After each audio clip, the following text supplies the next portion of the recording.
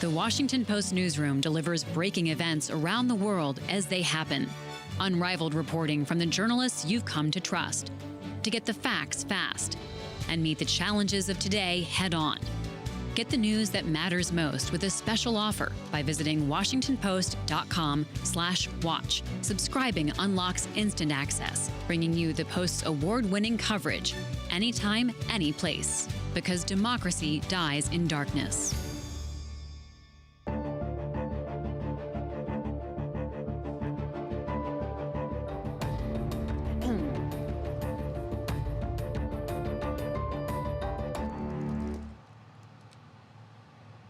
President-elect Donald Trump's pick to be the Secretary of Defense faces the Senate today in a hearing that's sure to come with fireworks from Democrats. They're scrutinizing the nomination of Pete Hegseth over allegations of excessive drinking and mistreatment of women, his track record leading organizations, and his opinions, including whether women should serve in combat roles.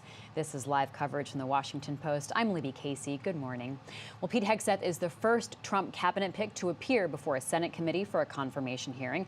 We'll bring it to you live this morning, starting at 9:30 Eastern Time. With me now in the studio to preview what to expect, James Hohmann, columnist, and senior video journalist J.M. Rieger. On Capitol Hill, we're joined by senior video correspondent Rhonda Colvin. Well, James, we are still 6 days away from Donald Trump even taking office. So what is the significance of this hearing happening now? It is a major test for both parties. It is a loyalty test for Republicans.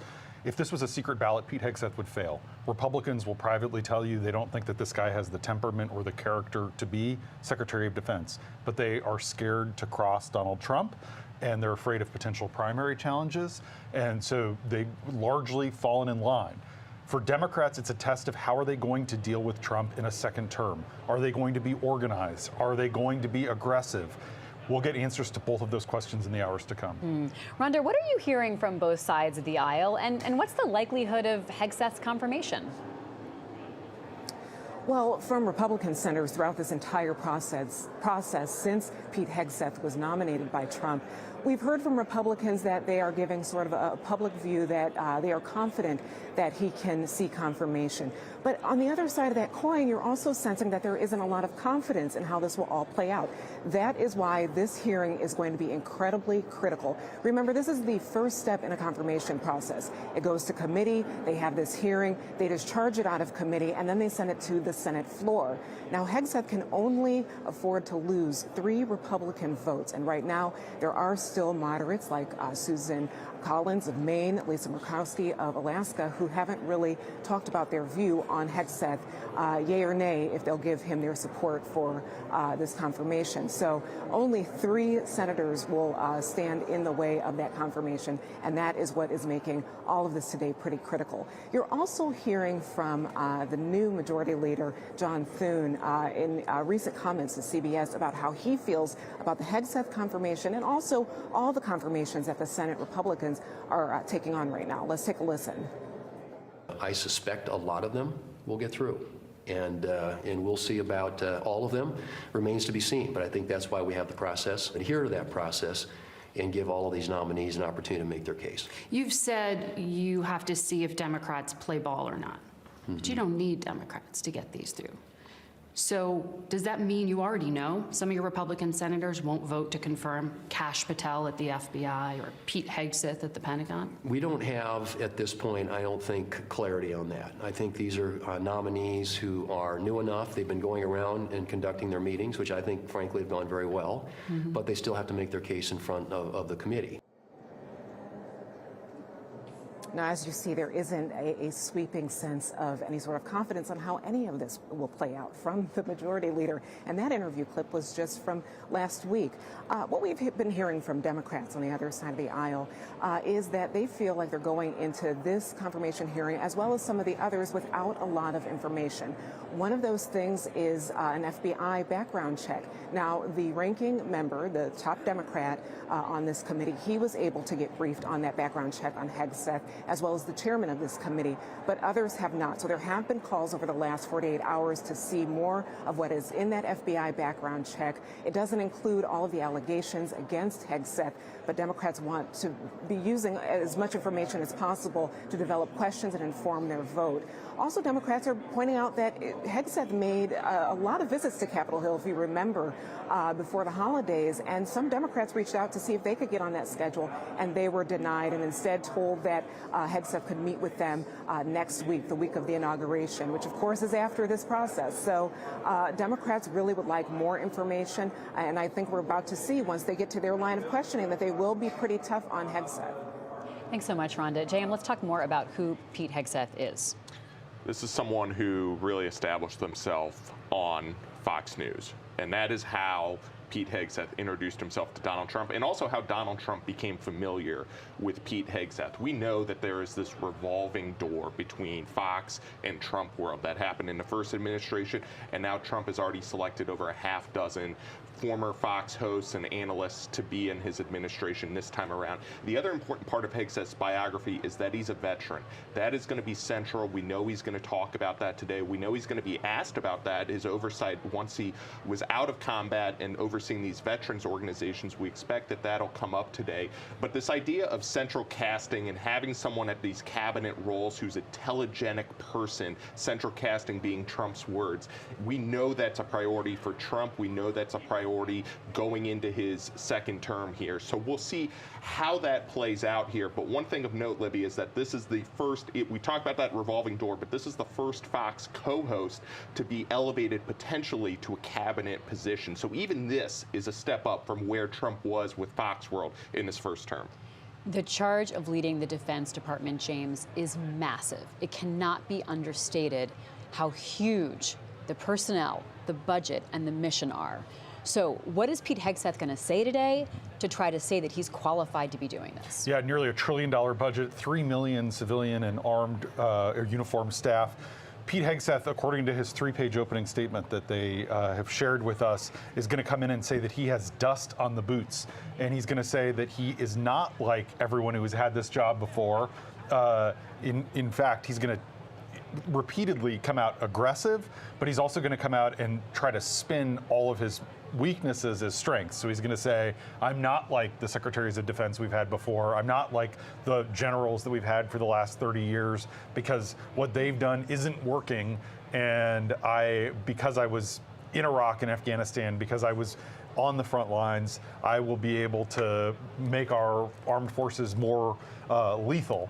And he's also even going to take his time at these veterans advocacy organizations where he was pushed out and say that he's very proud of them and going to basically cite those as assets rather than liabilities. It really is a reflection of what Trump wants, which is someone who's willing to fight back and punch hard. And he clearly isn't going to wait to counterpunch. He's going to come in swinging. Rhonda, who are the members of this Armed Services Committee that we should watch closely today? Yeah, there are a few. The first two that I would say would be one Republican, Joni Ernst. Now, if you remember, she was someone who was somewhat wavering when the Hegseth nomination came out. She was wavering about it. She had concerns about all of the misconduct allegations, the sexual assault. And then he met with her, and then she said that she was going to support him. But that's been a few weeks, so I would listen out to her line of questioning. Are we sensing any more wavering? The other person is a Democrat, Elizabeth Warren. Last week, she penned a 33-page letter to Hegseth telling him all of the questions she wants him to answer today. Now, senators do not get that much time when they are questioning unless there is a second round of questions, but she has a lot that she is coming at him with, and she's been very clear that that will run the gamut from any sort of financial misconduct at the veterans organizations that he led to potential alcohol abuse and, of course, the sexual assault allegations. So I would watch those those two. I'd also watch the chair of this committee. He's the new chair, Rieger. He's a veteran himself, as most of the committee members on this particular committee are veterans and actually have pretty long careers in the military, longer than Pete Hegseth, who they'll be interviewing for the job. So they do have a really intimate knowledge of some of the questions that they might be asking. But Rieger is important because when he first met with Hegseth, he told reporters in the hallway that it was a quick meeting and that when it came to the sexual assault allegations, since there were no charges made, there's really nothing this committee can do on that issue. They can bring it up, they can ask questions, but there's nothing you can do when there weren't any charges. So perhaps other Republicans will take Rieger's cue on that. And pretty much everyone on this committee will be interesting to watch. I think, especially with the Democrats, one of their strategies seemed to be to pull all sorts of different areas of concern over Hegseth into their questions. So you might hear someone on the role of women in combat. You might hear someone discuss the financial issues, financial misconduct. There's a lot Democrats are working with, and I think they're going to let that be known. Let's bring in national security reporter Dan Lamothe, who covers the military and the Pentagon. So, Dan, just a couple of weeks ago, Hegseth's nomination was like tanking. Even Donald Trump was floating other names to replace him. Let's review some of the controversies and how he's apparently been able to turn around support. Yeah, I mean, I think the most significant thing here and why he was able to turn around support is Donald Trump doubled down and said that that was his nominee. So a lot of the Republicans that were seemingly on the fence, whether they would support him, I think has become a bit more murky. There was a time where, people were counting votes, and it seemed like it would be hard for him to get over that hurdle to get to those 50-something votes that he needs. And I think we're in a world now where unless something goes wrong today, I think we're likely to see a party line vote with Hegseth confirmed in a week or so. James, what happened with Joni Ernst? Well, she really did get scared of a potential primary challenge. She's up for re-election next year, and Elon Musk and others sort of put out the word that they would fund a primary challenge. And also, Hegseth did shift his position on women in the military. Explain that, because that's very significant. So a week before Trump named him as his pick, he gave a podcast interview where he said women shouldn't have anything to do with combat. And then after his second meeting with Ernst, he said, well, women are some of our greatest warriors, and I'm looking forward to working with Senator Ernst on dealing with sexual assault, essentially saying that he would take her position. It's especially interesting because there are actually 7 women senators on the Democratic side, which is pretty remarkable. It did not used to be that way. The 7th is Elisa Slotkin, who just got elected from Michigan. And so this and is 2 Republican women. 2 Republican women, Deb Fischer and Joni Ernst. I mean, this used to be like one of the last redoubts of kind of the old boys club in the Senate. And so this is a big change. And so it is a reflection of that Hegseth did have to shift. And we have women military veterans, Joni Ernst, Tammy Duckworth. I mean, it is part of the story now of the life experiences of some of the senators who will have to take this vote. So Dan, let's talk about like the different buckets of controversy surrounding Hegseth, and there's the questions of his like personal responsibility and his morals, and also allegations against him regarding sexual assault. But then there's the question of like leading an organization and what his background and qualifications would be on that front. Can you talk to us about those 2 things? Yeah, I mean, I think in the first bucket, his past behavior is pretty well documented at this point. And there are pieces that are still in question. There are pieces that the incoming Trump administration would dispute, whether or not it was a sexual assault, for instance. But at the bottom line here, there were pretty well documented problems in his marriages, pretty well documented problems with drinking, including in public to excess. And he himself, in podcast interviews, has talked in the past about how he drank too heavily after returning from Iraq. Had trouble with that, needed to get his arms around that. I think one question today that's likely to come up is it really in his past? One. And two, what kind of assurances will he make? He has made assurances kind of in that period where his nomination seemed to be in question that said he would simply not drink at all if he gets this job. Does that come up again today? I think is another question. And then I think, fundamentally, the second piece here is probably more significant today, which is, can someone who has never led an organization with more than a few dozen people involved full time run an enterprise that has 3 million people and a budget pushing $1 trillion? This is a massive job that typically has someone with CEO level experience or a general officer. This is simply a different ballgame. He will, as it's been said, he will try to turn that into a strength, but there's going to be some skepticism for sure. And Dan, you've written that Hegseth has said how he will shake up the Pentagon. What will he do? What's his vision for "quote unquote" shaking up the Pentagon?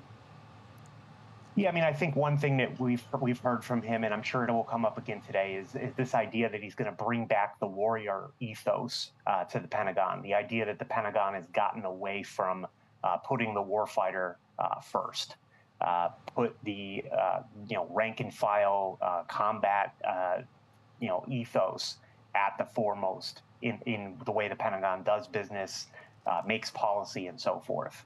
That's a debate to be had. I think there are things that, we could see him change. And one question that will certainly come up today is, what will he do with transgender policy? What will he do with women in combat units? And how do you manage that? And if you're going to make changes, what do you do with all the people that are caught in the middle now, currently in those positions?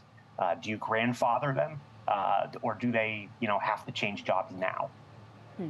Rhonda, just take a step back and talk us through what we're going to see today, how this process works, and how it goes on after the Armed Services Committee gets through all of its questions today. Yeah, well, once they gavel in, you're of course going to hear the opening statements from the chairman and also the ranking Democrat, the top Democrat on this committee. You're going to then hear from Pete Hegseth. We've talked about how the previews of his opening statement will appear to make him strong, and he is definitely going to show that he is defiant and not backing down and wants this job. So those are the first words you will hear in this hearing. Then it goes on we're not sure how long it will go on, but it will go on through a round of questioning from both sides of the aisle. And then after that, of course, the committee will vote to send this nomination to the Senate floor. That's really where the real action is, honestly. That's when we will see who will vote for him. We're expecting that Democrats will stand united and vote against him when it comes to the full floor vote. But of course, we don't know that yet. And again, that's going to apply to all of the confirmation processes, that it's a hearing and then it goes to the House floor, or the Senate floor, rather.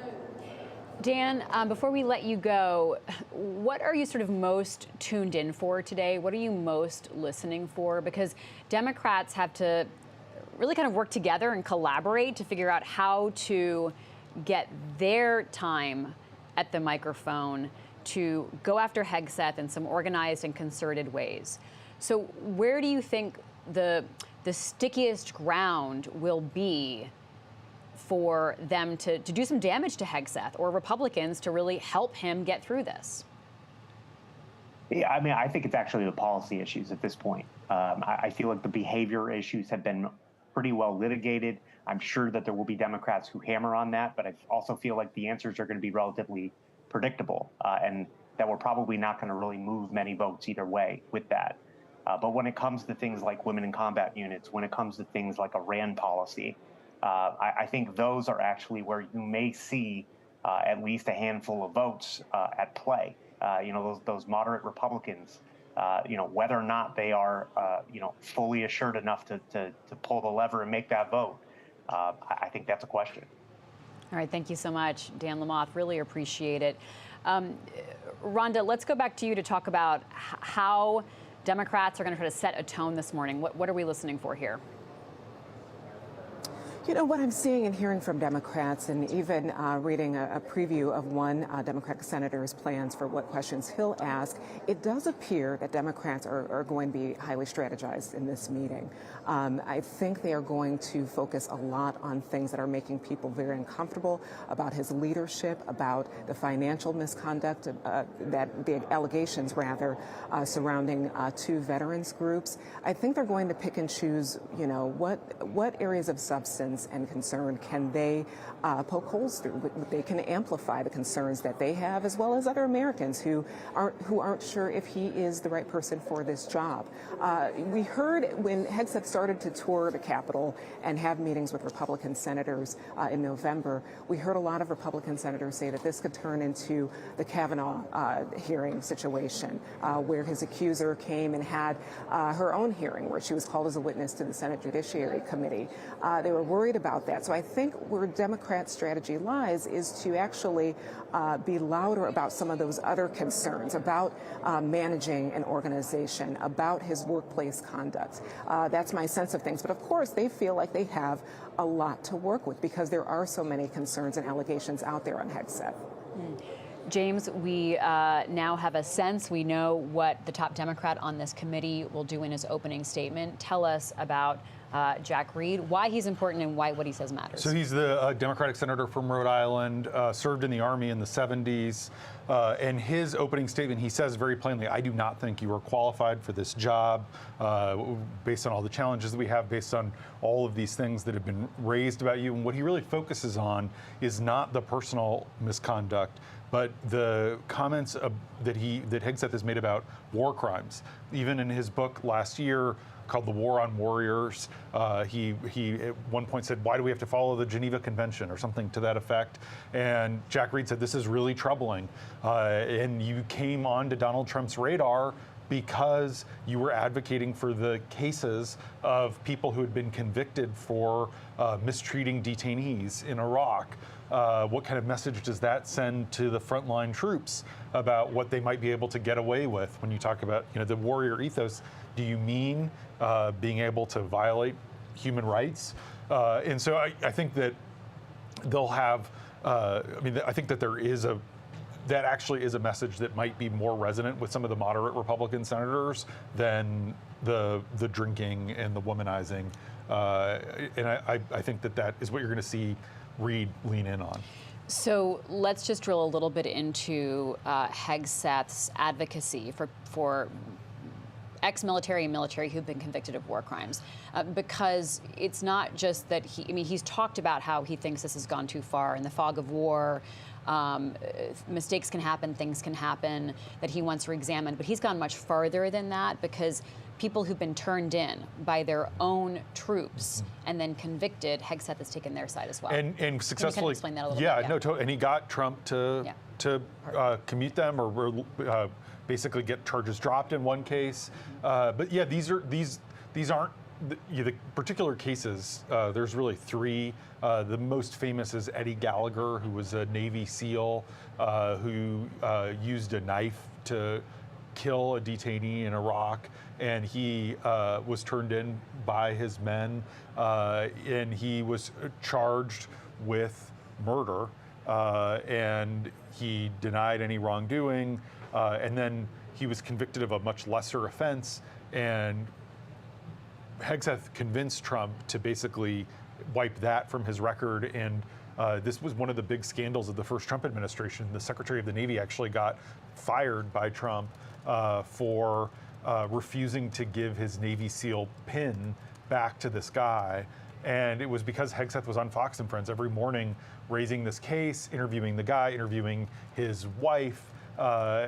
And meanwhile, a lot of his former unit mates, his former SEALs, were saying, no, this guy actually was a bad guy. And so it is really quite revealing about Hegseth's character that this was a cause he decided to take up. Also, I should say, it's at odds with how he was when he was in the Army in the 2000s. He actually publicly defended some of these requirements about rules of engagement, and then has moved to a kind of a much more sinister place. We just saw Dan Sullivan of Alaska head into the back area there to go into check out what's going to happen in this hearing room. He's one of the Republicans who has a military background, who serves on this committee. Jam, what is the loyalty test here for Republicans? Like, how pointed can they be in their questions if they have genuine and authentic concerns about some of this policy stuff? Is this the time to ask them? This is a test for both Republicans and Democrats today, and it does sort of set the tone of how these confirmation hearings, especially for the controversial nominees, are going to go. Think someone like a Tulsi Gabbard or Kash Patel or RFK Jr., right? And today is a situation where, as James pointed out off the top of the show, not all Republicans are comfortable with Hegseth, but I do think a central question here, to Dan and James's point, is what policy questions come up specifically, because Republicans like John Cornyn, Tom Tillis, a few others have compared this in terms of the personal stuff that's come up to the Kavanaugh hearings and circling the wagons around Brett Kavanaugh and the need to do that again for Pete Hegseth in this case. So how much of the hearing focuses on the personal stuff, the sexual misconduct allegations, the drinking allegations, the mismanagement, and how much focuses on those policy questions, the war crime questions? I think that's a central tenor of how this hearing goes. You see Senator Slotkin taking her seat, brand new member of this committee and of the Senate. You know, even though Trump has not been sworn in yet, the new Congress is in place. Rhonda, we also see Senator Elizabeth Warren there, and you were talking earlier about how Senator Warren has been very detailed in explaining her concerns. She put out a memo, a letter essentially, that's like footnoted and documented with references. So talk to us about what we learned from Warren's letter. Well, Lauren had a lot in the letter that surrounded a lot of the allegations that have already been reported. But she is, to the points that others have made, she is also going to plan to talk about policy issues as well. Her letter to him was 33 pages. It was pretty extensive. She was really the only Democrat to send him this, sort of a preview of the homework that she did on him. So I expect that exchange, when the questions get to her, to be pretty important. I also want to add on to the conversation, too, that while they may talk about policy issues that Hegseth has hinted at his support of, I'm also wondering about some of the new news that has come up in the last week, like the president-elect's comments about Greenland and the Panama Canal. Is that something that Democrats also may ask Hegseth? Do you support this? How will you use military coercion to go into Greenland or take over the Panama Canal? That also will be interesting, too. I wouldn't expect, having been in front of Hegseth before when he was here talking to reporters, that he would deviate from anything that the president-elect has said. But it will be an interesting moment if he is called upon to defend some of those policies and thoughts that Trump has about how the military should be used. Well, speaking of Donald Trump and his policies, the Washington Post will broadcast Trump's inauguration. That's next Monday. The inauguration of the 47th president will be live in the morning and preparing for previewing Trump's swearing in. That'll happen midday Monday. It always happens on January 20th. This year it falls on Martin Luther King Day. We expect to see large crowds down in Washington, and you can watch all of the coverage with the Washington Post on our homepage. It's WashingtonPost.com, or you can find us on YouTube by looking for Washington Post. We see there the committee chair, Roger Wicker of Mississippi, and the top Democrat, Jack Reed of Rhode Island. Rhonda, this is the moment where we see the committee switch over and Republicans take control. That's right. It just happens over the course of days, and usually the person who served as the ranking member will, if their party is in control, they will take over the chairmanship. But this committee is so interesting because it's not one of the, flame-throwing committees. I know we're often used to covering some of the House committees with a lot of electrifying moments, but this is sort of a very subdued committee. You don't really sense a lot of partisanship, even though it is there, and even though, especially in this hearing, you are going to see a divide among Democrats and Republicans. But oftentimes, I think when I'm interviewing some of these members who have served in the military, oftentimes that's the first thing that's at their forefront in their work. So I think that is going to come across in this committee. But do anticipate a lot of tough questions. And of course, we've been talking about how this is the first hearing that we're going to see in the confirmation process of Trump's nominees, and it's a pretty critical one. Rhonda, I'm just going to mention that Pete Hegseth is now in the committee room. He and his wife just walked in. That's his third wife, James. He will talk about her and his family in his opening statement. They're getting cheers because this is, I mean, they've packed the room as they often do with supporters. They're now chanting USA. If we hear questions about the FBI report, can you explain the holes that Democrats are concerned about? So the FBI, when it conducts a background check, does it based on what the client, which in this case is the president-elect, sets as the scope. And so they set a very narrow scope. We know from reporting that the FBI did not interview the woman who accused Hegseth of sexual assault in 2017, nor did they interview Fox News colleagues. They just talked to a PR person at Fox. They didn't even interview his second wife, with whom he had a very contentious divorce. And so I think that there's going to be a lot of mentions of this FBI report, but it doesn't say very much. We know from people who have sort of are familiar with it. It's going to be interesting here at the top. Hegseth, we know his opening statement, but he's a fighter, he's a counterpuncher, he's a performer. How is he going to try to use this crowd behind him to try and dismiss or brush aside very serious questions about his past conduct? And this is the first confirmation hearing, JM, of the new Trump administration. Which is very significant because it does set a tone and gets things on track for Donald Trump. The loyalty test and the tone setting is on the table. And one member, by the way, that we haven't talked about that I think could play a big role, Mark Wayne Mullen. He's been the biggest GOP champion for Hegseth. Does he have a Lindsey Graham Kavanaugh moment today? All right.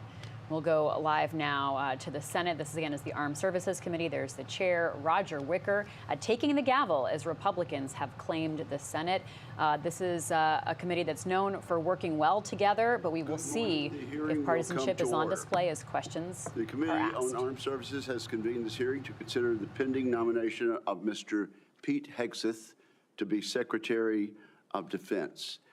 And at this point, in light of the continued suffering and death in and around Los Angeles, California, I'm going to ask my colleagues and those in the audience to observe a moment of silence.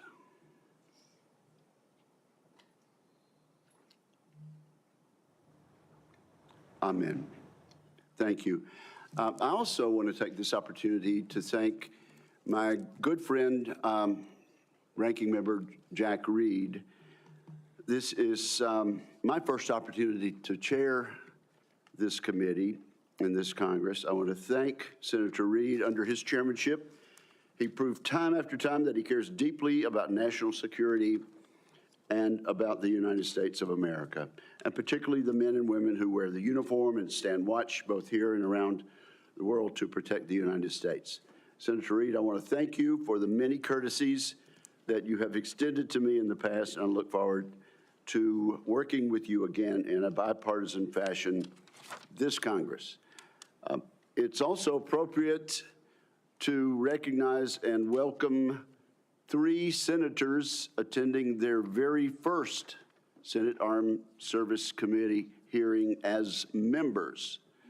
Senator Banks of Indiana, Senator Sheehy of Montana, and Senator Slotkin of Michigan. We are excited to have you as committee colleagues and look forward to many important contributions from each of you. And Senator Slotkin, as I look down at the end of the dais there, it seems that only a week or two ago I was sitting in that very chair being recognized by the chairman of the committee, the distinguished senator from Michigan. So time flies. Now, let me say this. We had a very appropriate expression of approval by the members of the, members of the audience as as our nominee and his family walked in. The distinguished ranking member and I sincerely hope that that is the last signal of approval or disapproval in today's hearing. People of the public are here. They're welcome to observe today's hearing, and Senator Reid and I agree, though, that no disruptions will be allowed. Audience members may not verbally or physically distract from the hearing, to include shouting, standing, or raising signage or gestures that block the view of the audience. And we're very serious about this, aren't we, Mr. Reid? And absolutely, sir. Those who do so will be immediately escorted from the room. Again, welcome to the witnesses, to his friends, and to interested members of the public. If confirmed, Mr. Pete Hegseth would assume the role in a moment of consequence. The United States faces the most dangerous security environment since World War II. We're witnessing the explosive growth and reach of China's hard power. We're also observing the emergence of an axis of aggressors.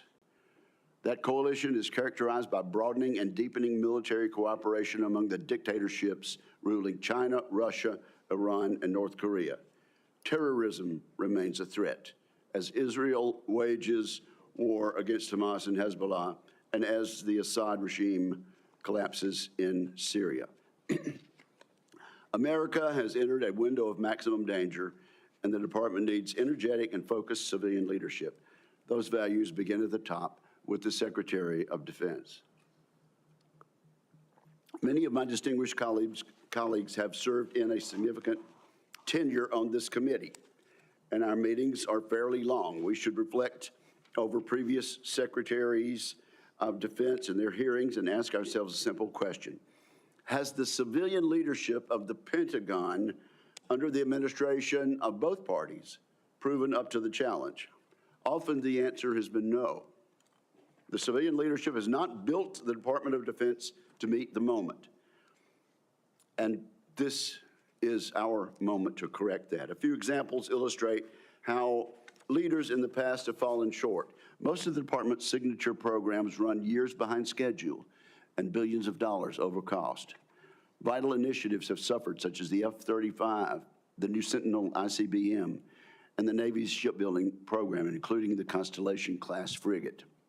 The Department of Defense desperately needs civilian leaders who listen to the advice of combatant commanders, many of whom would benefit from innovative systems. Yet a risk-averse DoD culture has kept too many promising technologies on the wrong side of the so-called valley of death. That tenuous period between experimental prototypes and production contracts. Defense companies backed by venture capital receive less than 1% of defense contracts. As we all know, the Pentagon still cannot even pass an audit. The department must simplify and streamline its bureaucracy so it can respond to innovation. Staffs have ballooned. Organizations are top-heavy. Civilian leaders have promised time and again to slim down the bureaucracy, and perhaps genuinely hoped to. Every day, men and women in uniform make tremendous contributions to U.S. security. They and the American people deserve a Pentagon that does the same. Today's Department of Defense is no longer prepared for great power competition. It is not a national defense institution ready to achieve and sustain technological supremacy across the range of operations. Admittedly, this nomination is unconventional. The nominee is unconventional, just like that New York developer who rode down the escalator in 2015 to announce his candidacy for president. That may be what makes Mr. Hegseth an excellent choice to improve this unacceptable status quo that I just described. He is a decorated post-9/11 combat veteran.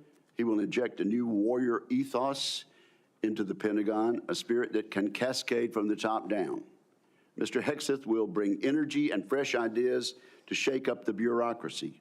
He will focus relentlessly on the warfighter and the military's core missions, deterring wars and winning the ones we must fight. He will bring a swift end to corrosive distractions such as DEI.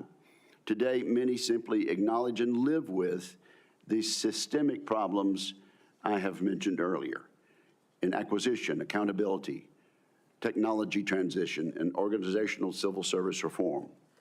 Mr. Hegseth will actually move to fix these issues decisively. In short, I'm confident that Mr. Hegseth, supported by a team of experienced top officials, will get the job done. The Secretary of Defense is an incredibly important position, but the Secretary's span of control is limited. The Pentagon is vast, with 3 million plus personnel, uniformed civilian and contractor. A successful secretary understands that steering the ship means focusing his attention on strategic level priorities. The secretary must be supported with exceptional subordinates who will run the day-to-day affairs of the Office of the Secretary of Defense, the military services, and the other DoD components. I'm also confident that as an infantryman, Mr. Hegseth understands the military principle of commander's intent. Communicate the clear objective, empower subordinates to use initiative and judgment, and hold everybody accountable. We must not underestimate the importance of having a top-shelf communicator as Secretary of Defense. Other than the President, no official plays a larger role in telling the men and women in uniform, the Congress, and the public about the threats we face and the need for a peace through strength defense policy. I have no doubt Mr. Hegseth will excel in a skill in which many of his predecessors have fallen short. Much has been made of both Mr. Hegseth's personal life and some of his policy pronouncements. Regarding his personal conduct, Mr. Hegseth has admitted to falling short, as we all do from time to time. It is noteworthy that the vast majority of the accusations leveled at Mr. Hegseth have come from anonymous sources. Contrast these anonymous accusations with the many public letters of support and commendation. We have seen letters from people who served with Mr. Hegseth. These individuals have worked with him professionally. They really know him and his character. These patriotic Americans have been willing to put their names and reputations on the line to support Mr. Hegseth. I look forward to sharing these testimonials with the American people. Let me mention one right now. It comes from David Bellavia, who earned the Medal of Honor for heroic actions in combat in Fallujah, Iraq. David Bellavia writes the following: Pete is fearless, unflappable, and confronts conflicts head-on. He's a leader to the core. When Pete is confirmed as the next Secretary of Defense of the United States of America, this country will finally know the privilege of having a true ambassador able to speak on behalf of this generation and its two-decade global war on terror. Washington doesn't build men like Pete. Combat builds men like Pete. As I said, there are more letters expressing the same endorsement. Today, we'll hear from the nominee directly. I want to thank Mr. Hegseth as well as his loved ones for being here today. I look forward to discussing his nomination. I look forward to hearing from Mr. Hegseth about the ways he hopes to rebuild the American strength that secures the peace. And so now I turn to my friend and colleague, Ranking Member Reed, for his opening remarks. Well, thank you very much, Mr. Chairman. I'd like to first congratulate you on your chairmanship. I look forward to continuing our committee's strong tradition of bipartisanship and collaboration. And thank you for your thoughtful and conscientious service to the committee over many years. Thank you very much, Mr. Chairman. I'd also like to take a moment to join Chairman Wicker in welcoming our new members, Senator Slotkin, Senator Banks, and Senator Sheehy. Welcome. We look forward to working with you. Mr. Hegseth, I welcome you and your family to today's hearing, and I'm also glad to recognize my former colleague, Norm Coleman, and Congressman Mike Waltz. Thank you, Congressman. Mr. Hegseth, I want to begin by saying that I respect and appreciate your military service in the Army National Guard. I know from experience that there is no greater privilege than to lead American soldiers, and I thank you for answering the call. You have been nominated to be the Secretary of Defense. The Secretary is responsible for leading a department of 3.5 million service members and civilians, an annual budget of nearly $900 billion, and hundreds of thousands of aircraft, ships, submarines, combat vehicles, satellites, and the nuclear arsenal. The Secretary also plays a powerful role with our allies, partners, and adversaries abroad. And as we speak, China is seeking to undermine our interests, intimidate our friends, and challenge our standing in the world. Russia's campaign against Ukraine threatens not only Europe, but the entire global order.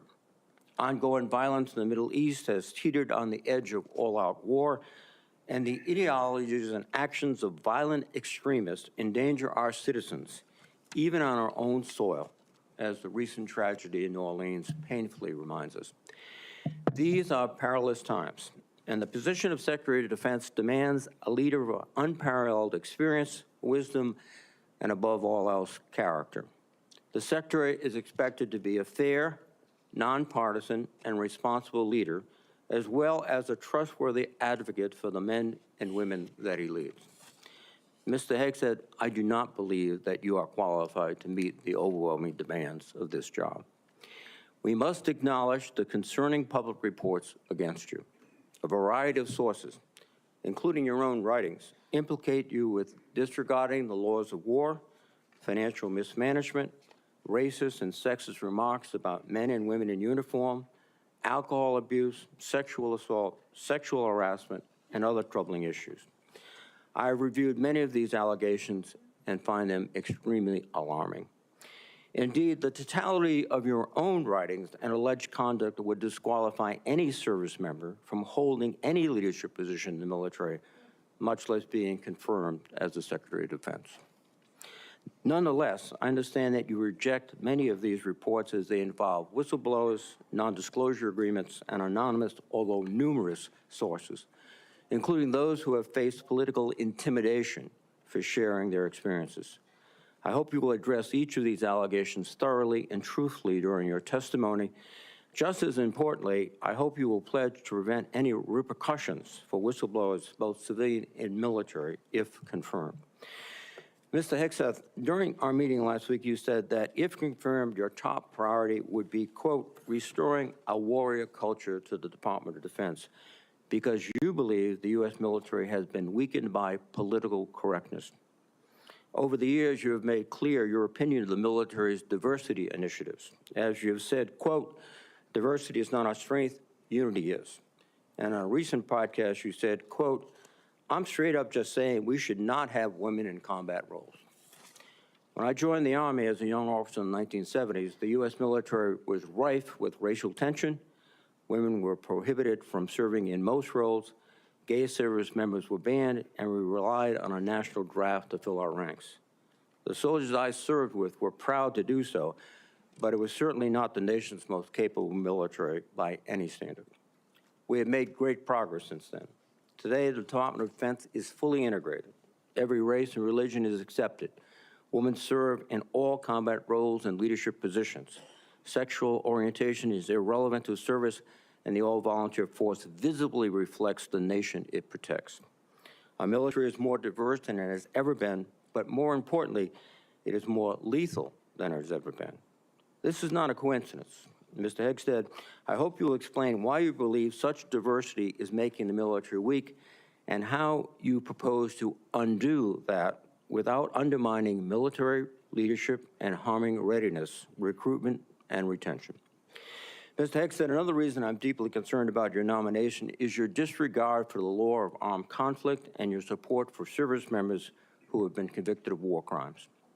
You have championed the pardoning of military members who were turned in by their fellow soldiers and SEALs. And let me emphasize that. They weren't discovered by reporters. They were turned in by fellow soldiers and fellow SEALs. And also pardoning of military contractors convicted of killing 14 Iraqi citizens without cause.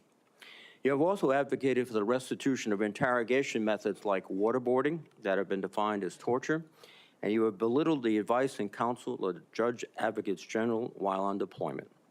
In your book, The War on Warriors, you write, quote, "Should we follow the Geneva Convention?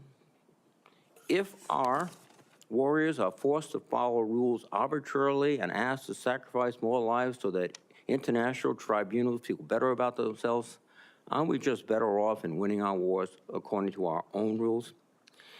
Mr. Hegseth, I would ask that you explain how you, if confirmed, would maintain good order and discipline within our forces and the support of our allies and partners by rejecting international law and the law of war.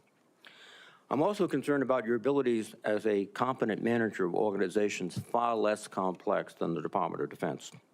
From 2008 to 2010, you led the organization Veterans for Freedom, which had an annual budget of less than $10 million. In each year you were in charge, expenses far exceeded revenues until the organization teetered on bankruptcy and had to be merged with another group. In fact, according to public reporting, an independent forensic accountant reviewed the organization's finances and discovered evidence of gross financial mismanagement. I would note that this report has not been made available to any government agencies, which is, I think, alarming. But a Republican advisor to you during your tenure at the organization who read the report stated, and I quote, "I watched him run an organization very poorly, lose the confidence of donors. The organization ultimately folded and was forced to merge with another organization who individuals felt could run and manage funds on behalf of donors more responsibly than he could. I don't know how he's going to run an organization with an $857 billion budget and 3 million individuals." And that is the only comment we've had and the only access we've had to the forensic report.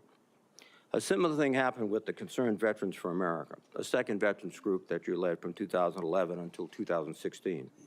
During those 5 years, tax records show that the organization spent more than it raised. Just as troubling are reports that a significant amount of debt was incurred from social events and parties filled with excessive drinking and questionable personal behavior. Mr. Hegseth, I hope you will explain what actions you will take, if confirmed, to be a better steward of Defense Department's large budget. Finally, while I appreciate our meeting last week, it is unacceptable that you did not meet with any other Democratic members of this committee before this hearing, as has been our bipartisan tradition. During my time in the Senate, I have voted for and worked closely with Secretaries of Defense appointed by Republican presidents. While we may disagree politically, there was always an understanding that rank partisanship should have no place when it comes to providing for the men and women who serve in uniform. And Mr. Hegseth, I am troubled by the many comments you have made both as a commentator and in your published writings. For example, in your book, American Crusade, you wrote, quote, "Modern leftists, who represent the soul of the modern Democratic Party, literally hate the foundational ideas of America." You also wrote, "The other side, the left, is not our friend. We are not esteemed colleagues, nor mere political opponents. We are foes. Either we win or they win. We agree on nothing else." Mr. Hegseth, if confirmed as Secretary of Defense, you would lead an organization that, like the country it represents, is composed of Democrats and Republicans. Yet your language suggests that you regard many of these men and women as foes. And I would ask you to explain why service members and civilians who do not share your political opinions can trust that they will not be targeted during your tenure. Indeed, the challenge of the Secretary of Defense is to remove partisan politics from the military. You propose to inject it. This would be an insult to the men and women who have sworn to uphold their own apolitical duty to the Constitution. Mr. Hegseth, you are the 9th nominee for Secretary of Defense that I've had the honor to consider as a member of the Senate Armed Services Committee. I have voted in favor of all your predecessors, including those in the first Trump administration. Unfortunately, you lack the character and composure and competence to hold the position of Secretary of Defense. Thank you. Thank you, Senator Reid. And now it's my privilege and honor and pleasure to recognize 2 witnesses who have come forward to introduce our nominee. First, I recognize my former colleague and former Senator Norm Coleman of Minnesota for the purpose of an introduction. Norm, we are glad to see you and glad to have you back, and you are recognized for an introduction. Thank you, Mr. Chairman, Ranking Member Reed, members of the committee, my former colleagues. I'm honored to introduce a son of Minnesota to you, Pete Hegseth. As a senator from Minnesota, I spent many hours with this young man as he walked the halls of Congress advocating on behalf of America's veterans. And he is young in the best sense of the word. He is strong, focused, intelligent, incisive, a great listener, and is almost supernaturally energetic, just what we need in a Secretary of Defense in times of massive change. He is the real deal. F. Scott Fitzgerald was a writer in my city of St. Paul, and said the problem with America is that there are no second acts. He was wrong. Pete was a brave soldier, has been an able communicator, and I believe is about to begin a great second act as our Secretary of Defense. He has struggled and overcome great personal challenges. Please don't give into the cynical notion that people can't change. We need the ones who can change to lead us, to be beacons of hope, and to remind us that grace can lead us home. 4 years ago, President Biden's nominee, Lloyd Austin, a good and honorable man, received 97 votes on the floor of the Senate. And we went through the debacle of the Afghanistan withdrawal. Putin invaded Ukraine. The Houthis endanger our shipping lanes. We witnessed Israeli miracles against America's enemies in the Middle East, where the United States was more of an impediment than a help. Our recruitment numbers have sunk dramatically, and our southern border has suffered a slow but dangerous invasion. Yes, Pete Hegseth is an out-of-the-box nominee, and I say it's high time to get out of the box. One more thought. The country longs for a government of less division and more respect and dignity. My hope is that this committee hearing provides what they are asking for. Disagree? Yes. Strongly if necessary.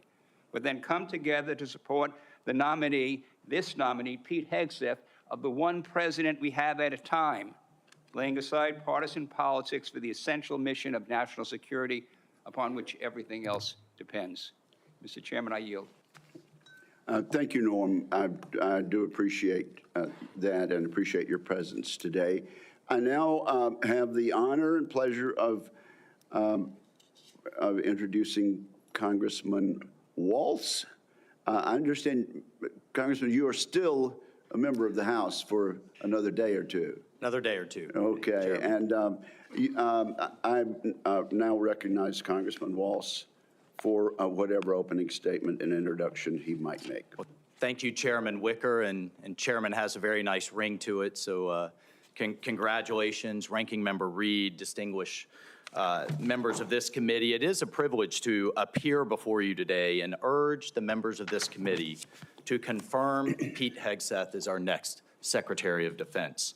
And I'm not here today just to advocate on behalf of a future colleague, but to speak on behalf of someone I consider a dear friend for over a decade now. Like Pete, I served in the U.S. Army. Like Pete, I'm a veteran. We deployed to Afghanistan and all over the world at the height of the war on terror, which is the war of our generation. And like thousands of other warfighters, we've witnessed the hardships of war. We've experienced the loss of friends in combat. We've endured too much time away from family and friends, and no one, I can promise you this, no one hates war more than those who have had to go fight it. No one does. Pete's story, though, isn't that much different from the millions of other veterans, and they know it, and they appreciate him for the experiences that he's gone through. And after our country was brutally attacked on 9/11, Pete Hegseth answered the call of duty like so many others. He put the interests of this country ahead of his own. And I can tell you firsthand, as can the heroes sitting in this audience behind me, Pete's character of country, his selflessness, his duty, These are the key tenets that have shaped him into the leader that he is today. These are the traits that President Trump recognized when making the decision to nominate Pete for this critical role. He will bring the perspective of being the first Secretary of Defense to have served as a junior officer on the front lines, not in the headquarters, on the front lines in the war on terror, and recognizes the human costs, the financial costs, and the policy drift that was discussed often in this very room that led us to decades and decades of war. So not only does he understand the threats he faces, but as the chairman mentioned, he is brilliant, in my mind, at communicating those to the American people in a way that is often not communicated in Washington, D.C., to reach out to the American people so that they understand why the military needs to do what it needs to do. And look, I have no doubt that he is going to get the Pentagon back to its primary mission, lethal readiness. That warrior ethos is what our enemies will respect. That warrior ethos is what our enemies will fear. And it's that warrior ethos that will keep the peace. And so, look, ladies and gentlemen, in my humble opinion, our military deserves better than it's getting. Our country faces a devastating recruitment crisis. Men and women are not volunteering to serve at the levels required. Our readiness is down. Our costs are up, and it seems like nearly every major weapon system, again, often discussed in this very room, is costing too much, delivering too little, and taking way too long. The bottom line is the status quo is unacceptable. It's not working. And the members of this committee, you all know it. You know it's not working. And the members of the House Armed Services know it's not working. And we have hearing after hearing, year after year. And here we are, decades later, describing the same problems. The Pentagon has continuously failed audits. The businesses that want to do business with the Pentagon have to pass an audit, but the entity itself fails an audit. Innovation is stalled, morale is down, standards have been weakened, and meritocracy is less valued. And as a result, our adversaries have been emboldened all over the world. Ladies and gentlemen, it's time for change. It is time for change. You all have literally seen thousands of veterans, as the chairman cited one amazing Medal of Honor recipient. But we have seen thousands of veterans expressing their support for Pete. This is a man who can reinvigorate that warrior ethos, and this is a man that will lead. I can't imagine having a more capable partner in my position as National Security Advisor. Pete is a man of family, of faith, and he's committed to making our country strong again. And most importantly, and brother, I know this in my core, he will always have as a first principle the service members that are out there on the front lines for all of us at the heart of every decision he makes. So senators, I urge you to support this confirmation. It is critical that President Trump has his national security team in place for the challenges ahead, and I thank you. Thank you, Mike, for your testimony, and I'm guessing that each and every member of this committee will want to have you on speed dial for the next few years. So thank you both. Our two guests may stay, or I know they have other engagements and responsibilities also, but thank you both for your testimony. At this point, Mr. Hegseth, I'm required to ask you as a nominee a series of questions that the committee asks all civilian nominees who appear before it. If you would, please simply respond in the affirmative or negative to each question. Have you adhered to applicable laws and regulations governing conflicts of interest? Yes, sir. Have you assumed any duties or taken any actions that would appear to presume the outcome of the confirmation process? No, sir. Exercising our legislative and oversight responsibilities makes it important that this committee, its subcommittees, and other appropriate committees of Congress receive testimony, briefings, reports, records, and other information from the executive branch on a timely basis. Do you agree, if confirmed, to appear and testify before this committee when requested? Yes, sir. Do you agree to provide records, documents, and electronic communications in a timely manner when requested by this committee, its subcommittees, or other appropriate committees of Congress, and to consult with the requester regarding the basis for any good faith delay or denial in providing such records? Yes, sir. Will you ensure that your staff complies with deadlines established by this committee for the production of reports, records, and other information, including timely responding to hearing questions for the record? Yes, sir. Will you cooperate in providing witnesses and briefers in response to congressional requests? Yes, sir. Will those witnesses and briefers be protected from reprisal for their testimony or briefings? Yes, sir. All right. So at this point, Mr. Hegseth, you are recognized for your opening statement. Well, thank you, Chairman Wicker, Ranking Member Reed, and all the members of this committee for this opportunity today. I'm grateful for and have learned a great deal from this advise and consent process. Our founders knew what they were doing. Should I be confirmed, I look forward to working with this committee, senators from both parties, to secure our nation.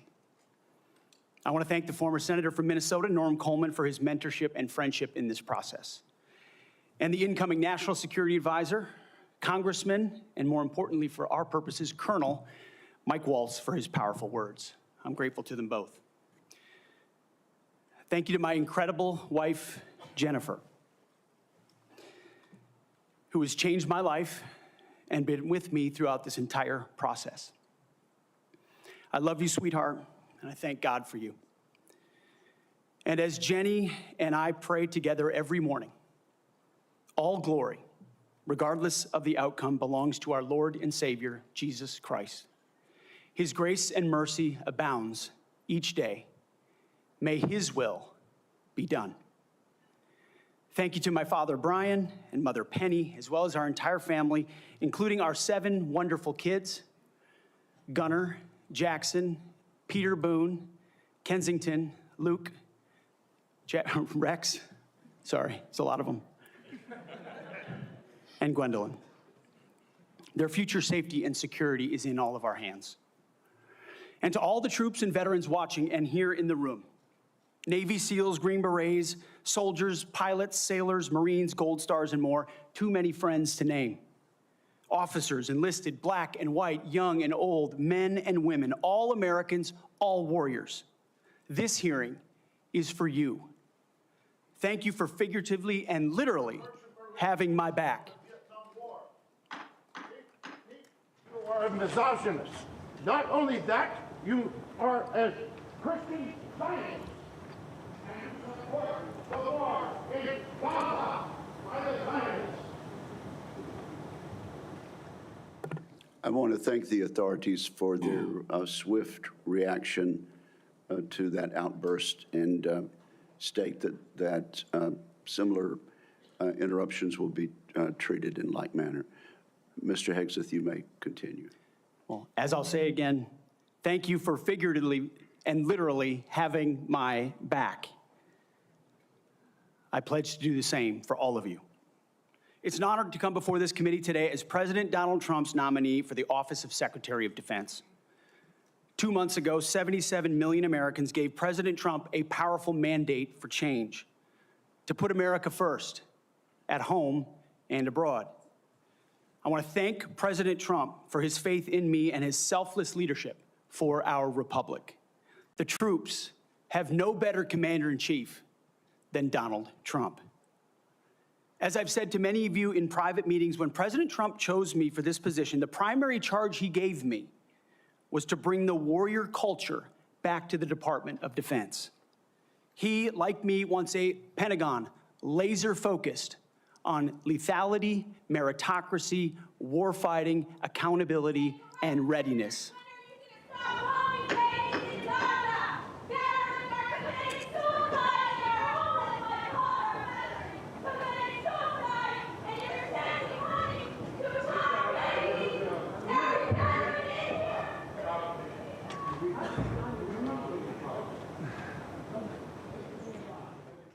You may continue, sir. Returning the Pentagon back to warfighting, that's it. That's my job. Mr. Hegseth, suspend your remarks. Let me just say this. The Capitol Police are going to remove immediately individuals that are disrupting the hearing. I see a pattern attempted to be inflicted on the committee, and we're simply not going to tolerate that. You may proceed. To bring back warfighting, if confirmed, I'm going to work with President Trump and this committee to, one, restore the warrior ethos to the Pentagon and throughout our fighting force. In doing so, we will reestablish trust in our military, addressing the recruiting crisis, the retention crisis, and readiness crisis in our ranks. Members of the security force will remove members.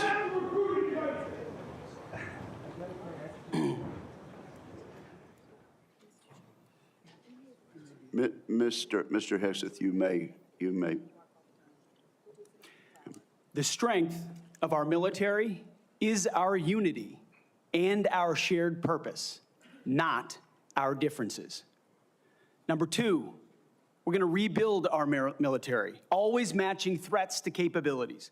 This includes reviving our defense industrial base, reforming the acquisitions process. As you mentioned, Mr. Chairman, no more valley of death for new defense companies, modernizing our nuclear triad, ensuring the Pentagon can pass an audit, and rapidly fielding emerging technologies. And number three, we're going to reestablish deterrence. First and foremost, we will defend our homeland, our borders, and our skies. Second, we will work with our partners and allies to deter aggression in the Indo-Pacific from the Communist Chinese. And finally, we will responsibly end wars to ensure that we prioritize our resources to reorient to larger threats. We can no longer count on reputational deterrence. We need real deterrence. The Department of Defense under Donald Trump will achieve peace through strength. And in pursuing these America First national security goals, will remain patriotically apolitical and stridently constitutional. Unlike the current administration, politics should play no part in military matters.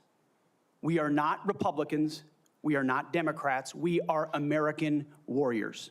Our standards will be high and they will be equal, not equitable. That's a very different word. We need to make sure every warrior is fully qualified on their assigned weapons system, every pilot's fully qualified and current on the aircraft they are flying, and every general or flag officer is selected for leadership or promotion purely based on performance, readiness, and merit. Leaders at all levels will be held accountable, and warfighting and lethality and the readiness of the troops and their families will be our only focus. This has been my focus ever since I first put on the uniform as a young Army ROTC cadet at Princeton University in 2001.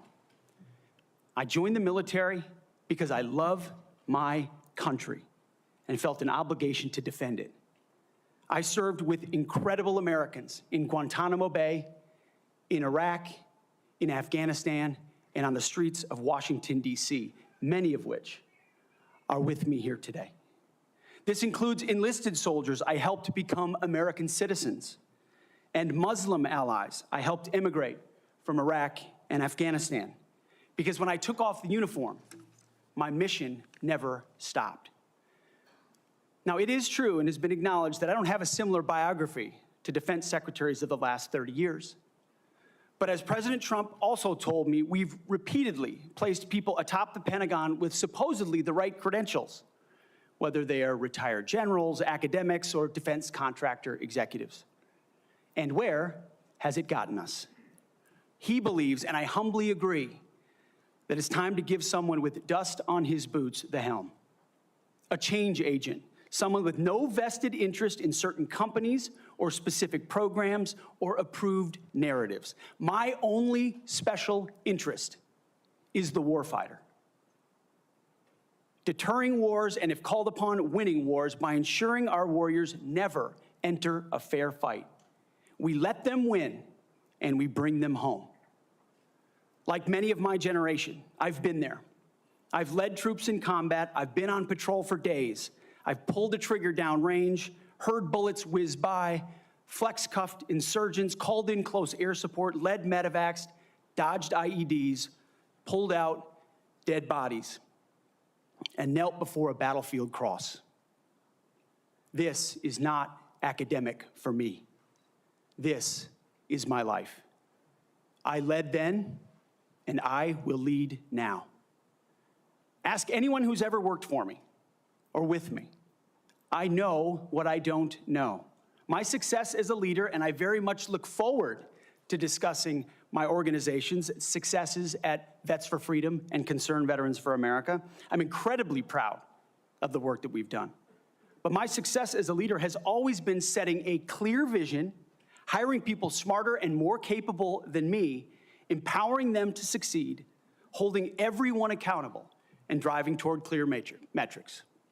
Build the plan, work the plan, and then work harder than everyone else around you. I've sworn an oath to the Constitution before, and if confirmed, I will proudly do it again. This time, for the most important deployment of my life. I pledge to be a faithful partner to this committee, taking input and respecting oversight. We share the same goals: a ready, lethal military, the health and well-being of our troops, and a strong and secure America. Thank you for the time, and I look forward to your questions. Thank you very much, Mr. Hegseth.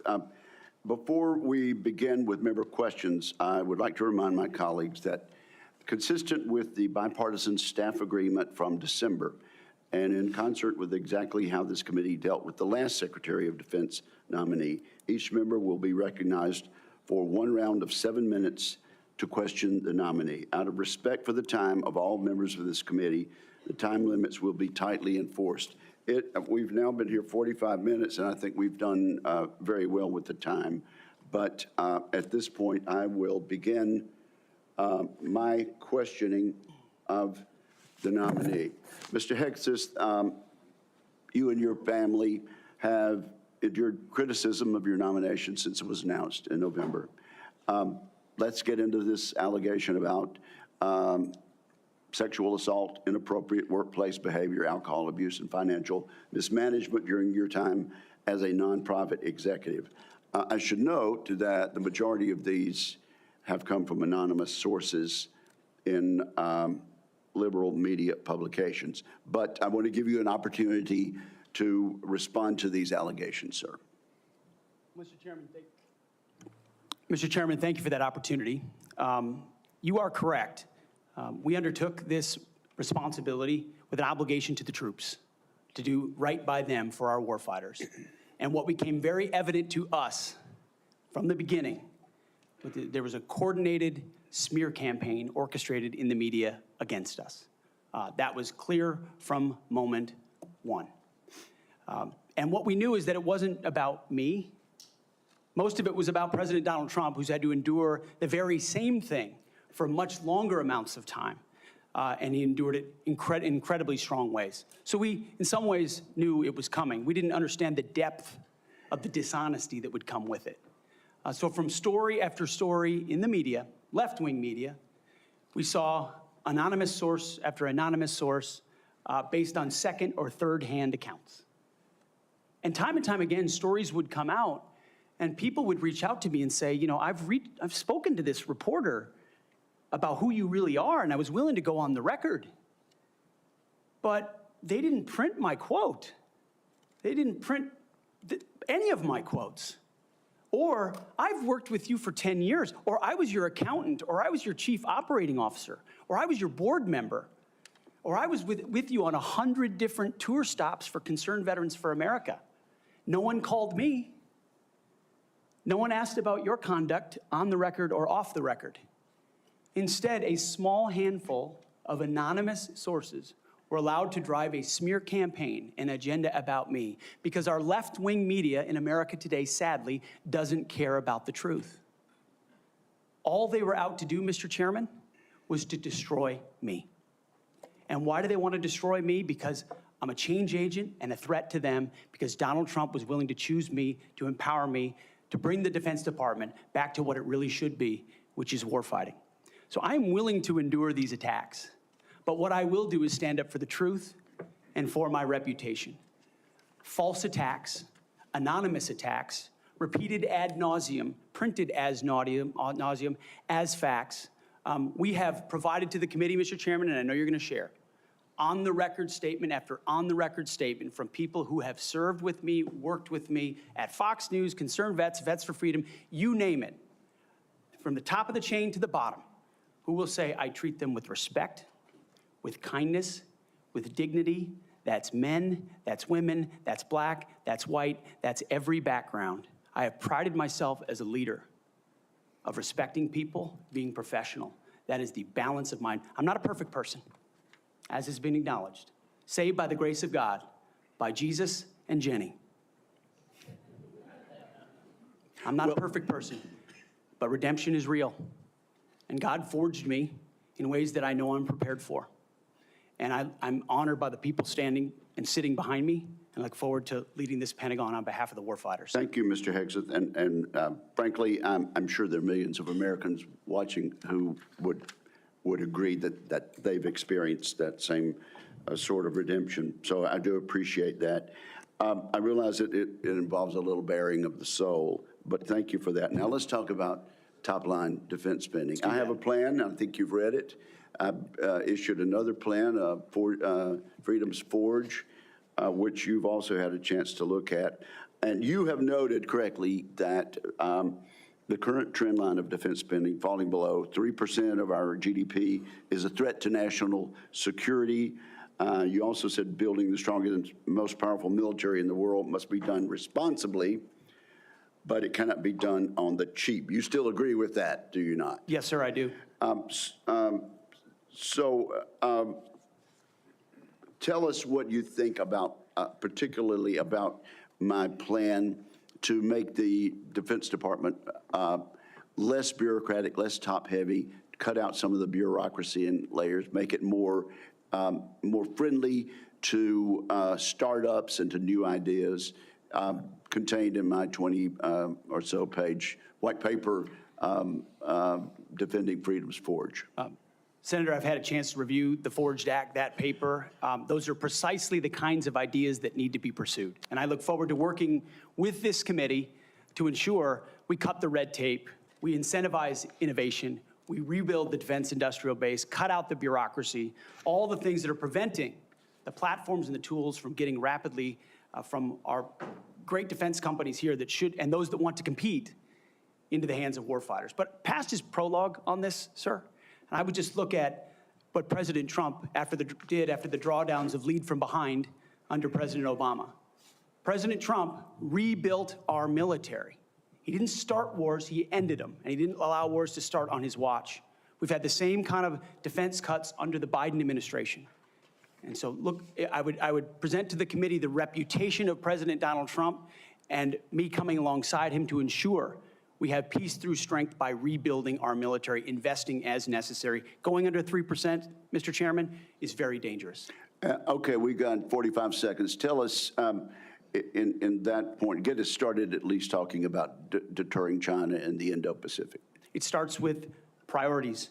The 2017 National Defense Strategy was the first step in reorienting away from simply entanglement in the Middle East, which our generation knows a lot about, and reorienting the behemoth that is the Pentagon toward new priorities, specifically the Indo-Pacific. So that strategy has started and was barely followed through on under the Biden administration. So we're going to start by ensuring the institution understands that as far as threats abroad, the CCP is front and center, also obviously defending our homeland as well. Thank you very much. Senator Reid, you're recognized. Well, thank you very much, Mr. Chairman. Before I begin my questioning, I would like to make 3 requests. First, many of my members would like a second round. That has been the custom Senator Hagel was afforded 3 rounds. Senator Ash Carter, 2 rounds. And that was done by a Republican chairman with the consent and the appropriate guidance of Democrats. I must say, too, my recollection is I've never denied anyone the opportunity to ask the second round of questions as I chaired. I would request the second round. And my time is running. I think these are administrative. Oh, yeah, you're using your time. No, if the timekeeper will pause the time. I must say, I think we're going to have adequate time for questioning. And I know Democrat members have coordinated their questions as much as we have. And we are following the same exact precedent on all things that we did with Secretary Austin. So I respectfully understand what you're saying, but I think we have an agreement. It's been known for quite some time, and I intend to stick with that agreement which we made last December. What is your second request? Second, as been publicly reported, you and I have both seen the FBI background investigation of Mr. Hegseth. And I want to say for the record, I believe the investigation was insufficient, frankly. There are still FBI obligations to talk to people. They have not had access to the forensic audit, which I referenced to, and the person who had access to was quite critical of Mr. Hegseth. And I think people on both sides have suggested that they get the report. I know your colleagues have asked for it. Senator Thune assured me personally that he thought it was an appropriate idea. So I would ask, and I would say too, as a precedent, one of President Trump's appointees had similar very complicated personal issues. The report was made available to all the members of the committee. We would be following precedent, and I ask that that be made possible. Again, there's been much discussion about this. And what I intend to do is follow the exact precedent that we've had for the last 2 hearings with regard to secretaries of defense. Not only Secretary Austin, but Secretary Mattis 8 years ago. And that was for the chair and the ranking member to see the report. And so that is my intention as chair of this committee. Finally, Mr. Chairman, I have several letters that I would include for the record. One from Count Every Hero, which is an organization of retired 4-star generals and former secretaries of defense that is critical of the proposed purge panels. One from an organization for domestic violence. One for a Council on American Relations. And also several letters that raise questions. I would ask they be submitted for the record. Without objection, they will be submitted. And Mr. Reed, your time has now expired. Just kidding. Yeah. You're recognized for 7 minutes. Thank you. You're a very understanding chairman. I like that. I like that. Ms. Hegseth, you've written, and it's quote, "Oh yeah, and fire any general who hasn't carried water for Obama and Biden's extra constitution and agenda-driven transformation for our military. Clean house and start over." It's come to my attention that current serving military personnel have received emails threatening them with being fired for supporting the current DOD policies. One mail that was sent to a military officer with the subject line, "Clean house," reminiscent of your specific comment, states, and I quote, "With the incoming administration looking to remove disloyal, corrupt, traitorous, liberal officers such as yourself, we will certainly be putting your name into the list of those personnel to be removed. We know you support the woke DEI policies and will ensure you never again influence anyone in the future. You and the redacted spouse's name will be lucky if you're able to collect your military requirement," end quote. Now, I want to remind everyone that these policies that are being referred to date back decades, the 1940s and 50s, with respect to racial discrimination particularly, and administrations of both parties, including the Trump administration and their first party, caused those policies to be enforced. Mr. Hegseth, are you aware of these emails being sent to officers?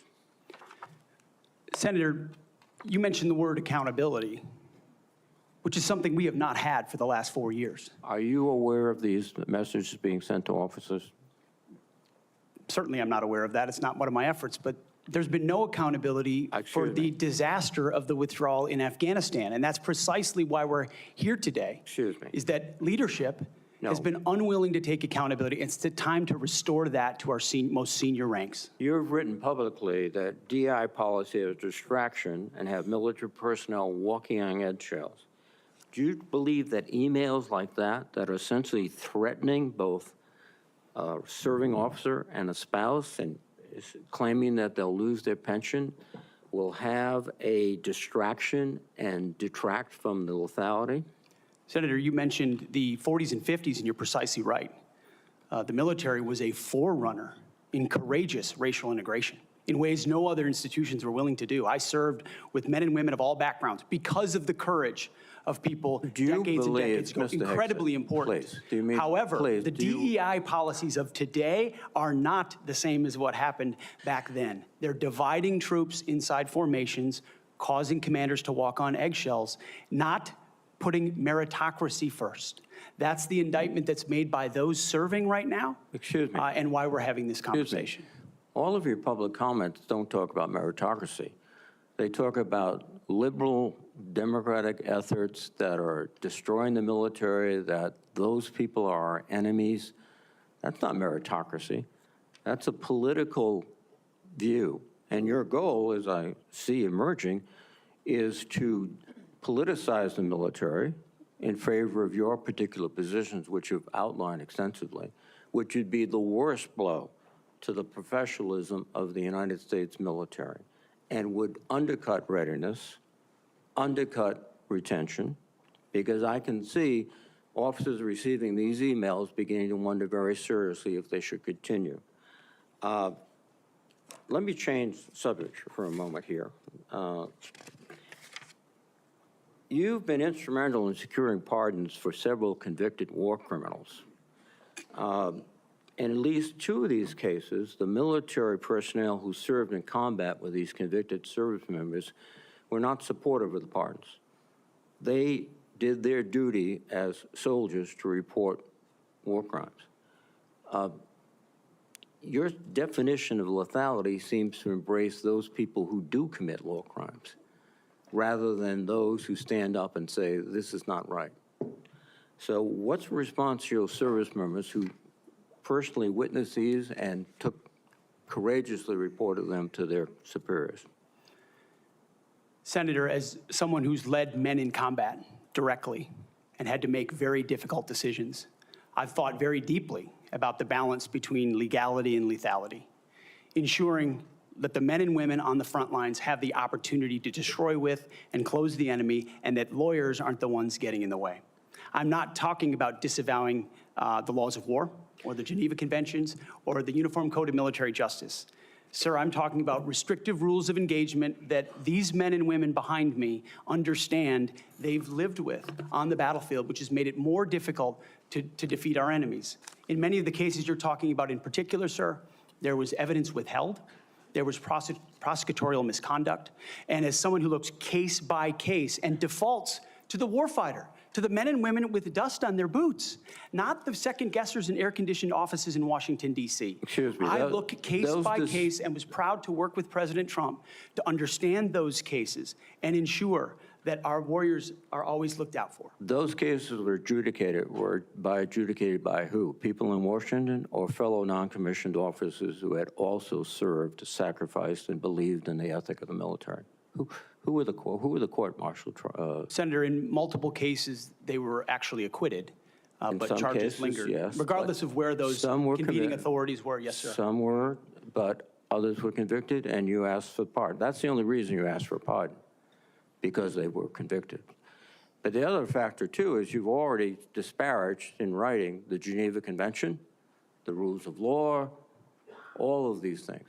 How will you be able to effectively lead a military in which one of the principal elements is discipline, respect for lawful authority? You have made statements to your platoon after being briefed by a JAG officer. Well, by the way, would you explain what a JAG-off is? I don't think I need to, sir, Why not? because the men and women watching understand. Well, perhaps some of my colleagues don't understand. It would be a JAG officer who puts his or her own priorities in front of the warfighters. Their promotions, their medals, in front of having the backs of those who are making the tough calls on the front lines. Thank you, Senator Reid. Interesting. Thank you, Senator Thank you Reid. very much. Senator Fisher. Thank you, Mr. Chairman, and welcome, Mr. Hegseth, to you and to your family. Thank you for the meeting that we had. We talked about a number of things.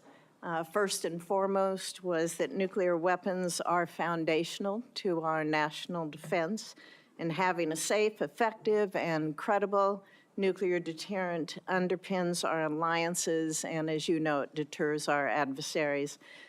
Nuclear deterrence has been, and you and I believe, agreed on this, it must continue to be unequivocally the highest priority mission of the Department of Defense. But deterrence only works if our adversaries believe our nuclear forces are effective and credible. All three legs of our triad are undergoing that generational recapitalization programs, and we cannot afford any more delays in those programs.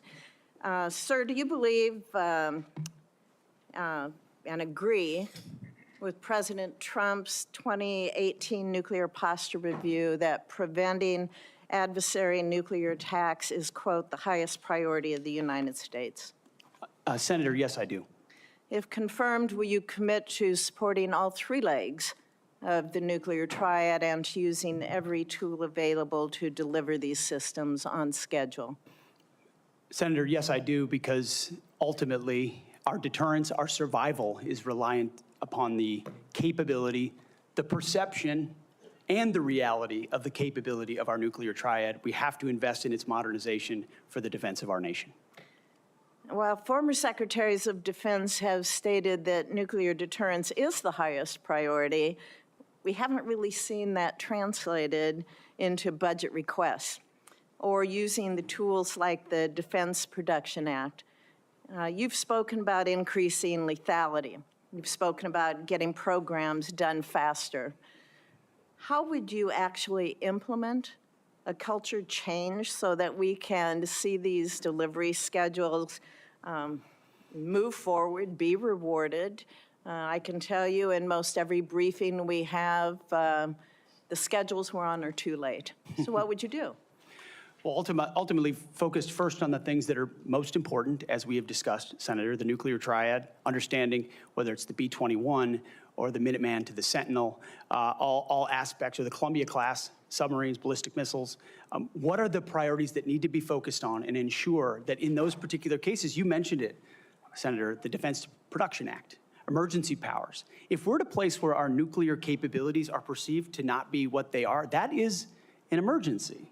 And we have an ally in our incoming commander-in-chief, in President Donald Trump, who has spoken about these things, understands the power and strength of nuclear deterrence, will not allow them It's the to be existential deprioritized. threat. It's the existential threat to this nation. How do you change the culture? It's not just the Production Act that's going to be able to do it. How are you going to move forward faster? Competition, Senator, is important, critically important. The Death Valley that was talked about, leveraging the innovation of Silicon Valley, which for the first time in generations has shown a willingness, desire, and capability to bring its best technologies to bear at the Pentagon, a Pentagon that has become too insular, tries to block new technologies from coming in.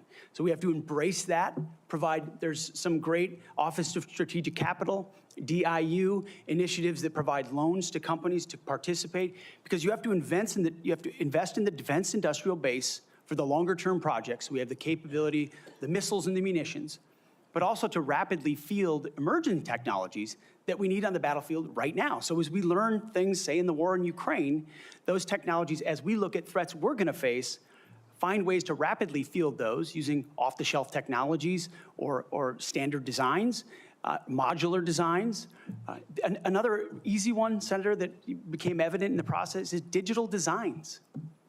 The Pentagon often builds entire systems without first using a digital design, which means you build prototypes and then scrap them and start over again.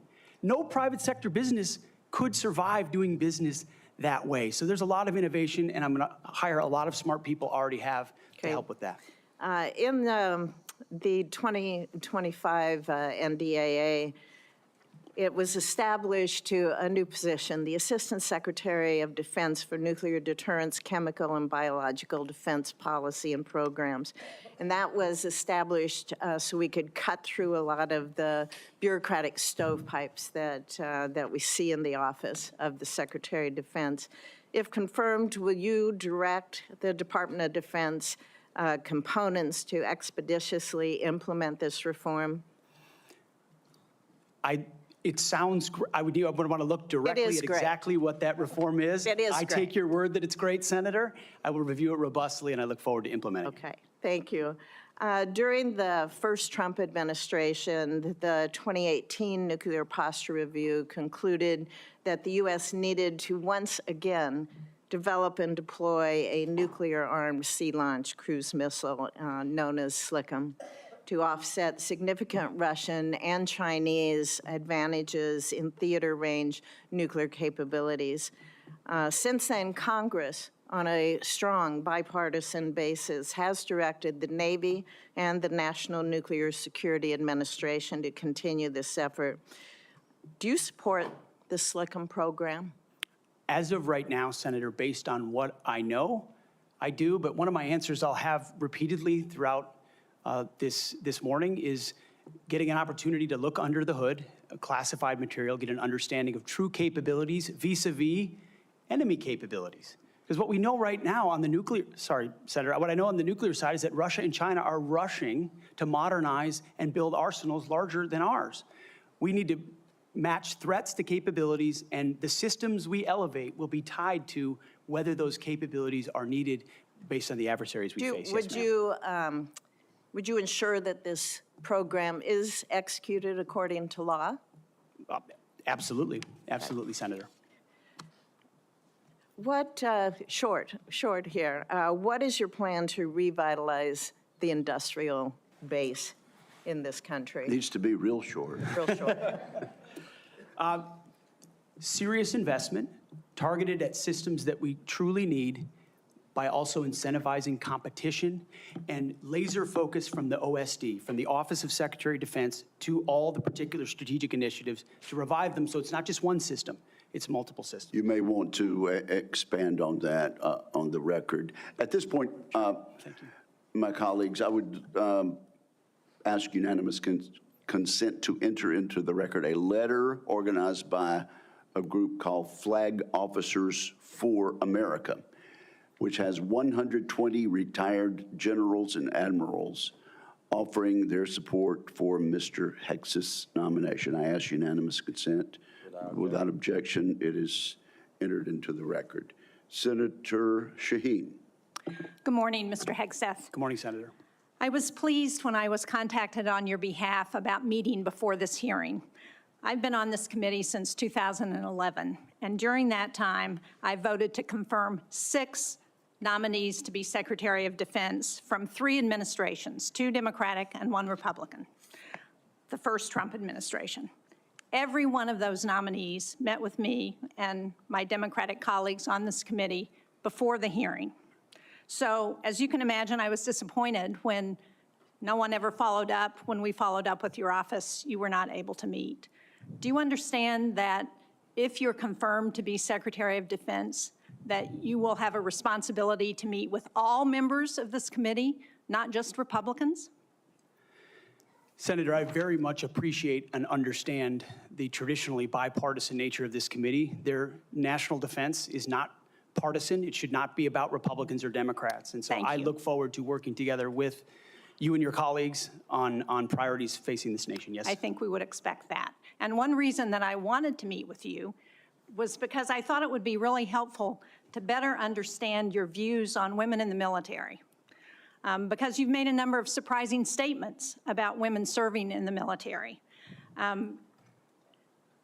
As recently as November the 7th of 2024 on the Sean Ryan Show, you said, and I quote, "I'm straight up saying that we should not have women in combat roles. It hasn't made us more effective." The quote went on a little longer, but that was the gist of it. That was before you were nominated to be Secretary of Defense. Mr. Hegseth, do you know what percentage of our military is comprised of women?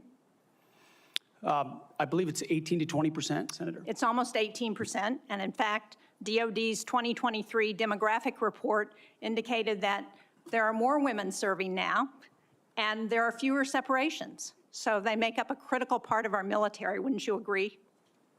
Yes, ma'am. Women in our military, as I have said publicly, have and continue to make amazing contributions across all aspects of our battlefield.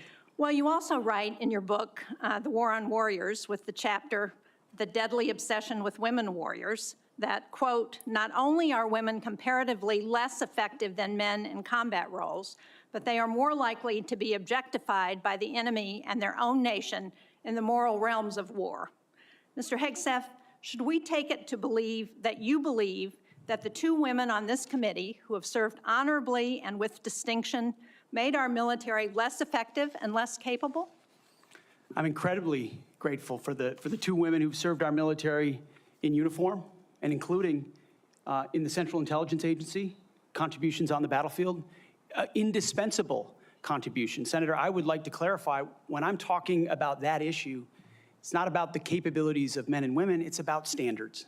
And this committee has talked a lot about standards. Standards that we, unfortunately, over time, have seen eroded in certain duty positions, certain schools, certain places, which affects readiness, which is what I care about the most, readiness on the battlefield. I appreciate that. And so my comments point time and time again to standards. Your statements publicly have not been to that effect. After your nomination, you did state to a group of reporters that you, quote, "support all women serving in our military today who do a fantastic job across the globe, including combat." So what I'm confused about, Mr. Hegseth, is which is it? Why should women in our military, if you were the Secretary of Defense, believe that they would have a fair shot and an equal opportunity to rise through the ranks? If on the one hand, you say that women are not competent, they make our military less effective, and on the other hand, you say, oh no, now that I've been nominated to be the Secretary of Defense, I've changed my view on women in the military. What do you have to say to the almost 400,000 women who are serving today about your position on whether they should be capable to rise through the highest ranks of our military?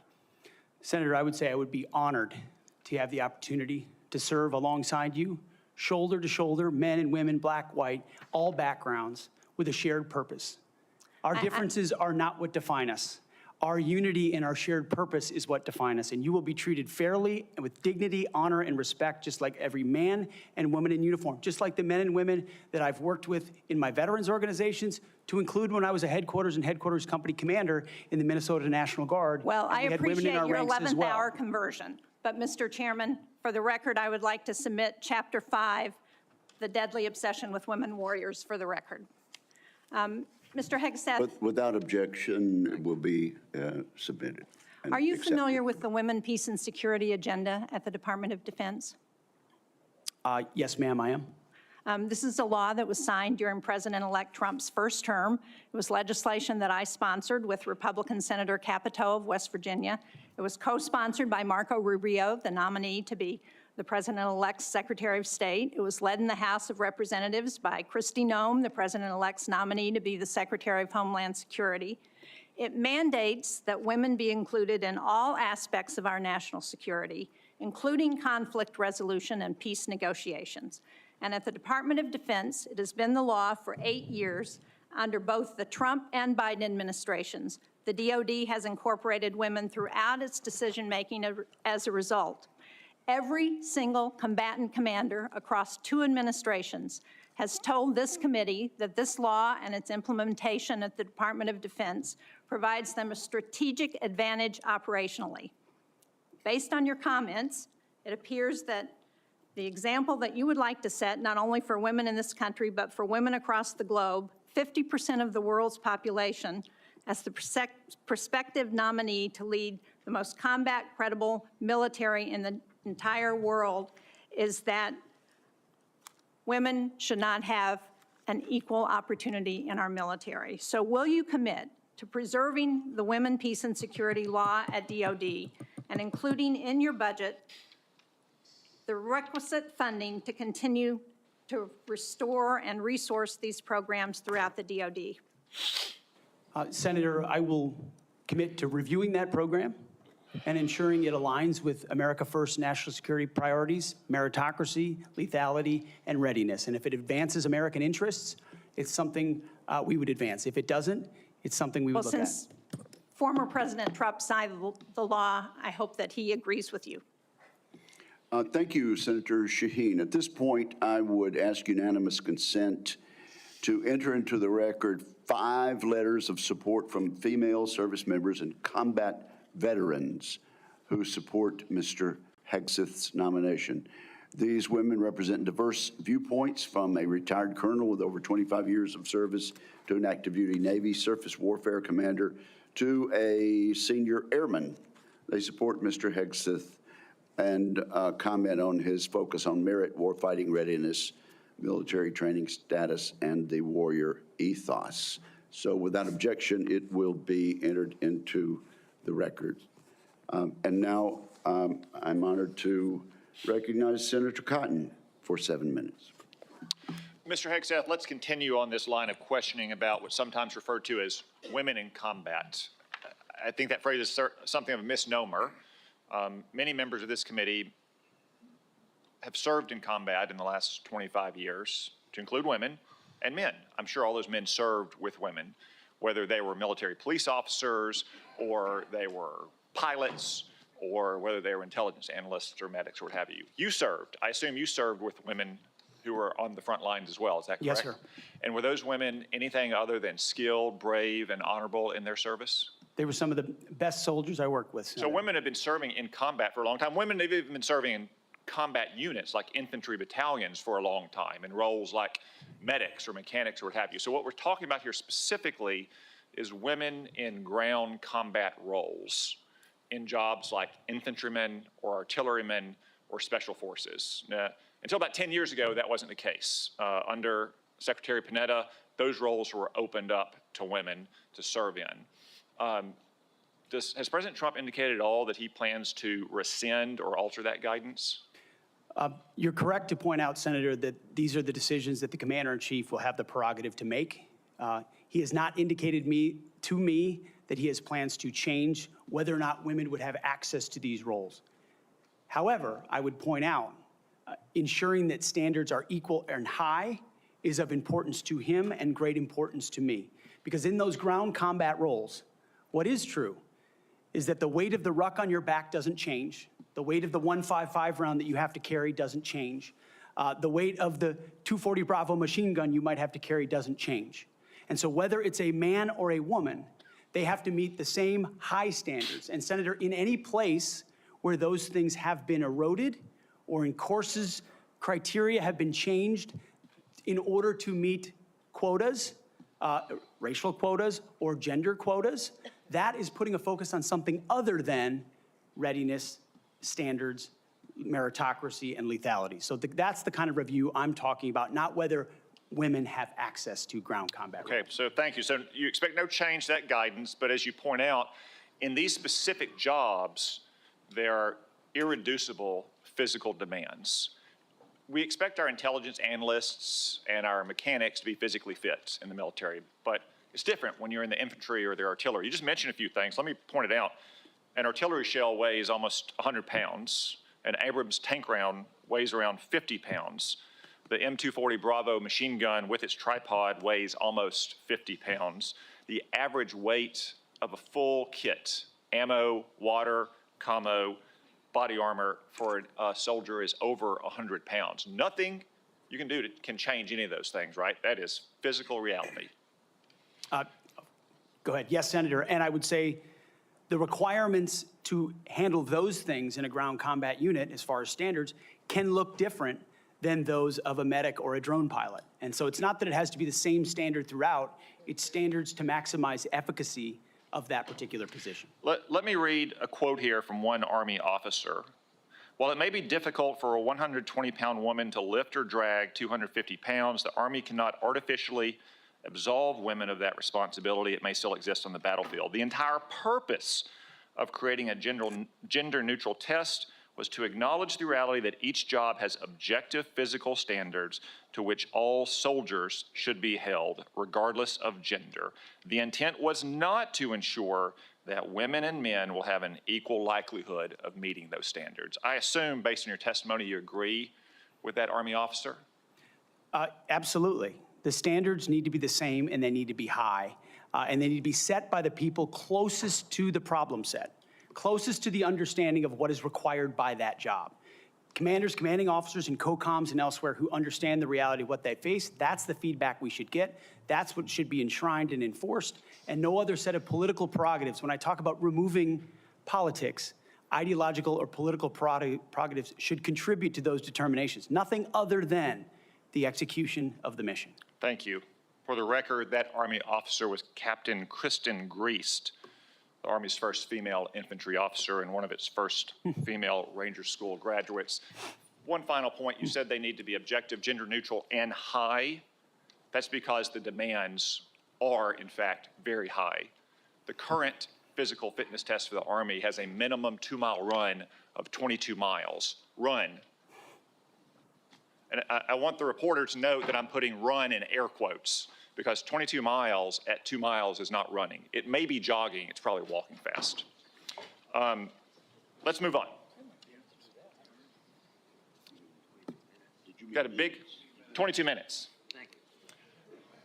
We've got a big audience here. Many of them seem to be patriotic supporters of you, Mr. Hegseth. Some of them seem to be liberal critics of you. I would note that it's only the liberal critics that have disrupted this hearing. As was my custom during the Biden administration, I want to give you a chance to respond to what they said about you. I think the first one accused you of being a Christian Zionist. I'm not really sure why that is a bad thing. I'm a Christian. I'm a Zionist. Zionism is that the Jewish people deserve a homeland in the ancient Holy Land where they've lived since the dawn of history. Do you consider yourself a Christian Zionist? Senator, I'm a Christian, and I robustly support the state of Israel and its existential defense, and the way America comes alongside them is their great ally. Thank you. Because another protester, and I think this one was a member of Code Pink, which, by the way, is a Chinese Communist front group these days, said that you support Israel's war in Gaza. I support Israel's existential war in Gaza. I assume, like me and President Trump, you support that war as well, don't you? Senator, I do. I support Israel destroying and killing every last member of Hamas.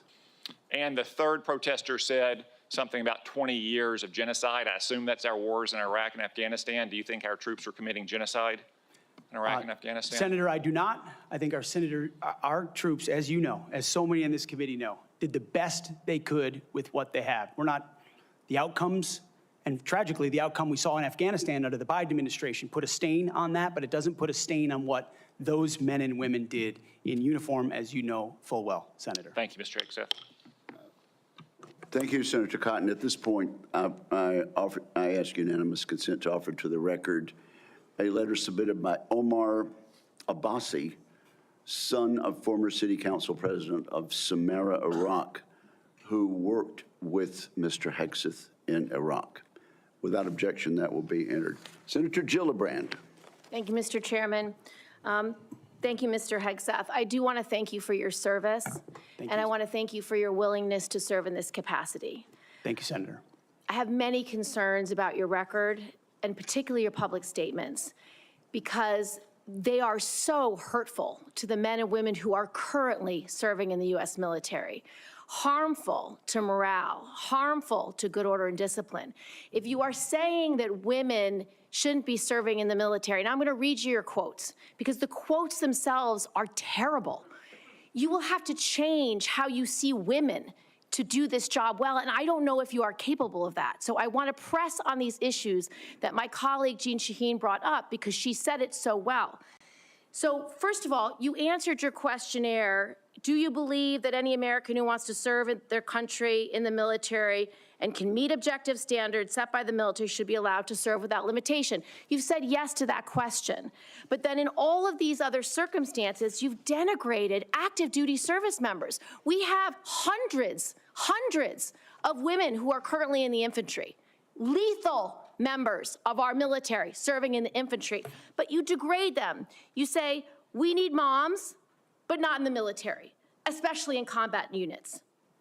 So specific to Senator Cotton's question, because Senator Cotton was giving you layups to differentiate between different types of combat. And specifically, as Secretary, would you take any action to reinstitute the combat arms exclusion for female service members, knowing full well you have hundreds of women doing that job right now? And the standards, your 2-mile run, Tom, is about the Army Combat Fitness Test. It is not the requirements to have an MOS 11 Bravo, which is the infantry. These are the requirements today for people serving in the industry, men and women. They are gender neutral, and they are very difficult to meet. They have not been reduced in any way, and our combat units, our infantry is lethal. So please explain specifically, because you will be in charge of 3 million personnel. It is a big job. And when you make these public statements, and I get you were not Secretary of Defense then, I get you were on TV, I get you were helping veterans, I get it was a different job. But most recently, you said this in November of 2024, knowing full well you might have been named as Secretary of Defense. So please explain these types of statements, because they're brutal and they're mean and they disrespect men and women who are willing to die for this country. Well, Senator, I appreciate your comments. And I would point out, I have never disparaged women serving in the military. I respect every single female service member that has put on the uniform, past and present. My critiques, Senator, recently and in the past, and from personal experience, have been instances where I've seen standards lowered, and you mentioned 11 Alpha, 11 Bravo, MOS, places in units, and the book that has been referenced multiple times here, The War on Warriors.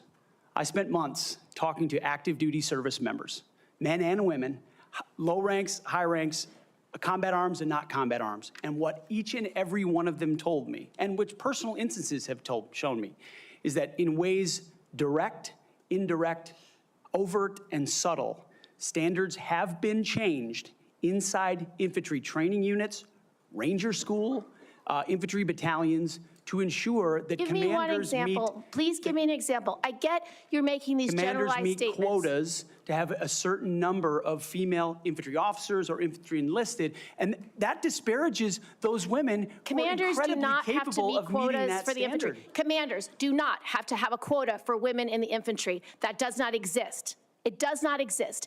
And your statements are creating the impression that these exist, because they do not. There are not quotas. We want the most lethal force. But I'm telling you, having been here for 15 years, listening to testimony about men and women in combat and the type of operations that were successful in Afghanistan and in Iraq, women were essential for many of those units. When Ranger units went in to find where the terrorists hiding in Afghanistan or in Iraq, if they had a woman in the unit, they could go in, talk to the women in a village, say, where are the terrorists hiding? Where are the weapons hiding? And get crucial information to make sure that we can win that battle. So you cannot denigrate women in general, and your statements do that. We don't want women in the military, especially in combat.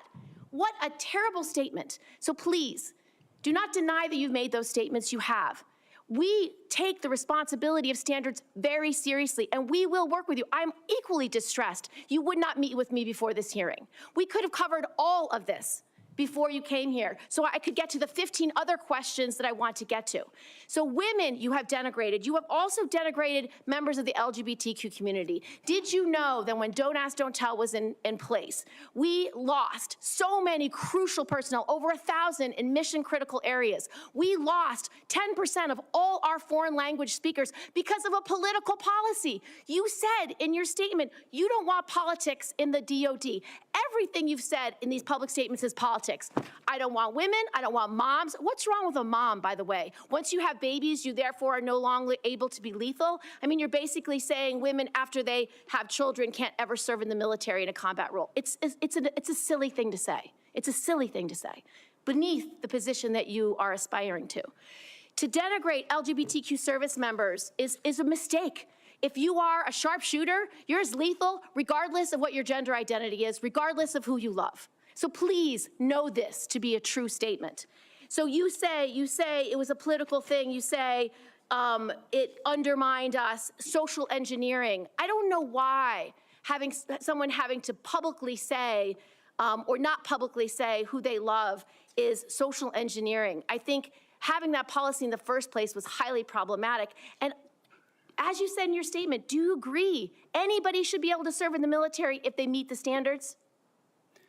Senator, as the president has stated, I don't disagree with the overturn of Don't Ask, Don't Tell. Great, because I don't want you thinking, can't serve if you're a mom, can't serve if you're LGBTQ, and then last, can't serve if you're a leftist. The statements you said about people who have views differently than you, that we're the enemy, are you saying that 50% of the DOD, if they hold liberal views or leftist views or are Democrats, are not welcome in the military? Are you saying that? Senator, I volunteered to deploy to Afghanistan under Democrat President Barack Obama. I also volunteered to guard the inauguration of Joe Biden, but was denied the opportunity to serve because I was identified as an extremist by my own unit for a Christian tattoo. Thank you very much. Senator Gillibrand, you held up a document and referred to it during your questioning. Would you like that entered into the record? It may be one without my marks. Okay, yeah, okay, we'll delete. We'll submit a clean copy. Without objection, that will be admitted at the point of your question. And I would like to enter into the record at this point a letter of support from retired Air Force Colonel Melissa Cunningham. Colonel Cunningham supports Mr. Hegseth and mentions his warrior ethos, combat effectiveness, and maintaining military training standards. So without objection, both of those will be admitted, and I now recognize Senator Rounds. Thank you, Mr. Chairman. First of all, good morning. I'd like to thank you for your service to our nation in uniform and also your work on behalf of your fellow veterans and for your willingness to enter into this maelstrom of public service. I think the presence of so many veterans who have showed up to support you speaks volumes. I also want to recognize your family's service and sacrifice. You know as well as anyone that it's not just the man that enters the arena, but it's the entire family who also works their way through this process as well. I appreciated our meeting with you and with your wife, Jennifer, this last month. I thought that we had an excellent conversation, and I appreciate your statement and your answers to the advanced policy questions, especially your desire to bring a renewed focus on warfighting and lethality back to the Pentagon.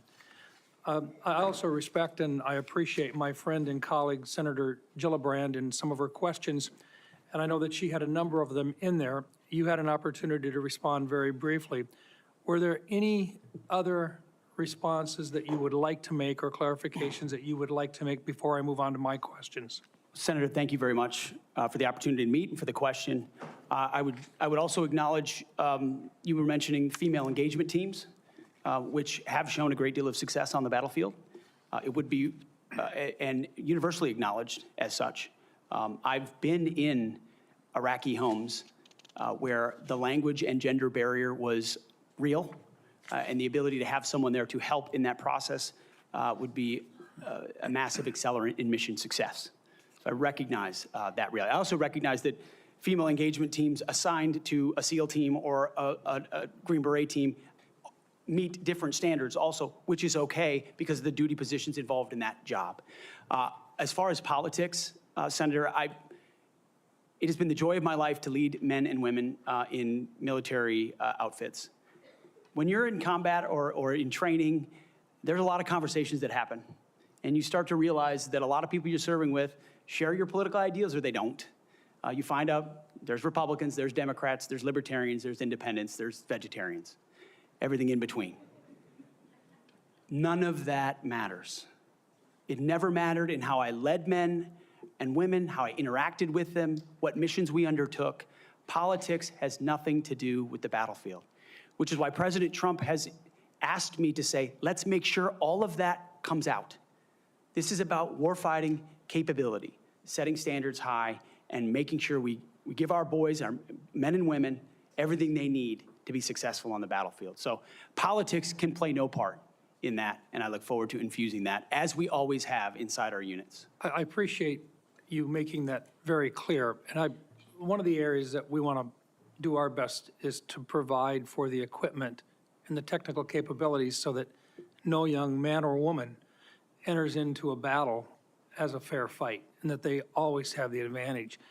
Those are the types of questions that I'd like to get into right now, and I want to start by talking about something that sometimes gets a little bit into the weeds, but I think it's critical.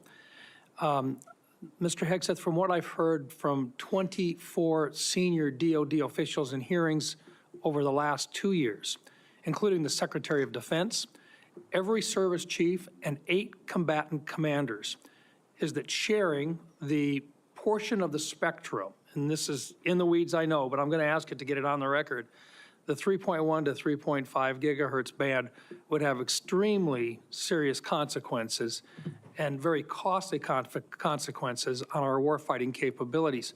In fact, the Department of the Navy alone has estimated that relocating their systems to a different part of the spectrum band would cost them $250 billion. That's just for the destroyers that defend our coasts with the radars that they have in them. If confirmed, what will you do to make sure that the Department of Defense can maintain its access to and the use and to be able to maneuver within the electromagnetic spectrum at home and abroad? And would you be willing to literally go to the mat with the interagency to protect warfighter requirements for the use of the spectrum? Well, Senator, thank you for the question. And my job, in part, will be to go to the mat when necessary for things I believe are an absolute requirement for the Department of Defense and the men and women in uniform. There's no doubt about that. In this particular case, as far as spectrum, I look forward, as I've said before, getting a full class of, because this issue has come up a number of times in meetings. It's critically important with how our warfighters communicate across all services. So I'm going to get a classified briefing immediately about what that would, how it would impact the spectrum if it were to allow other companies or it to be auctioned off. Rest assured, China would love to have our ability to use that part of the spectrum restricted. They would love that.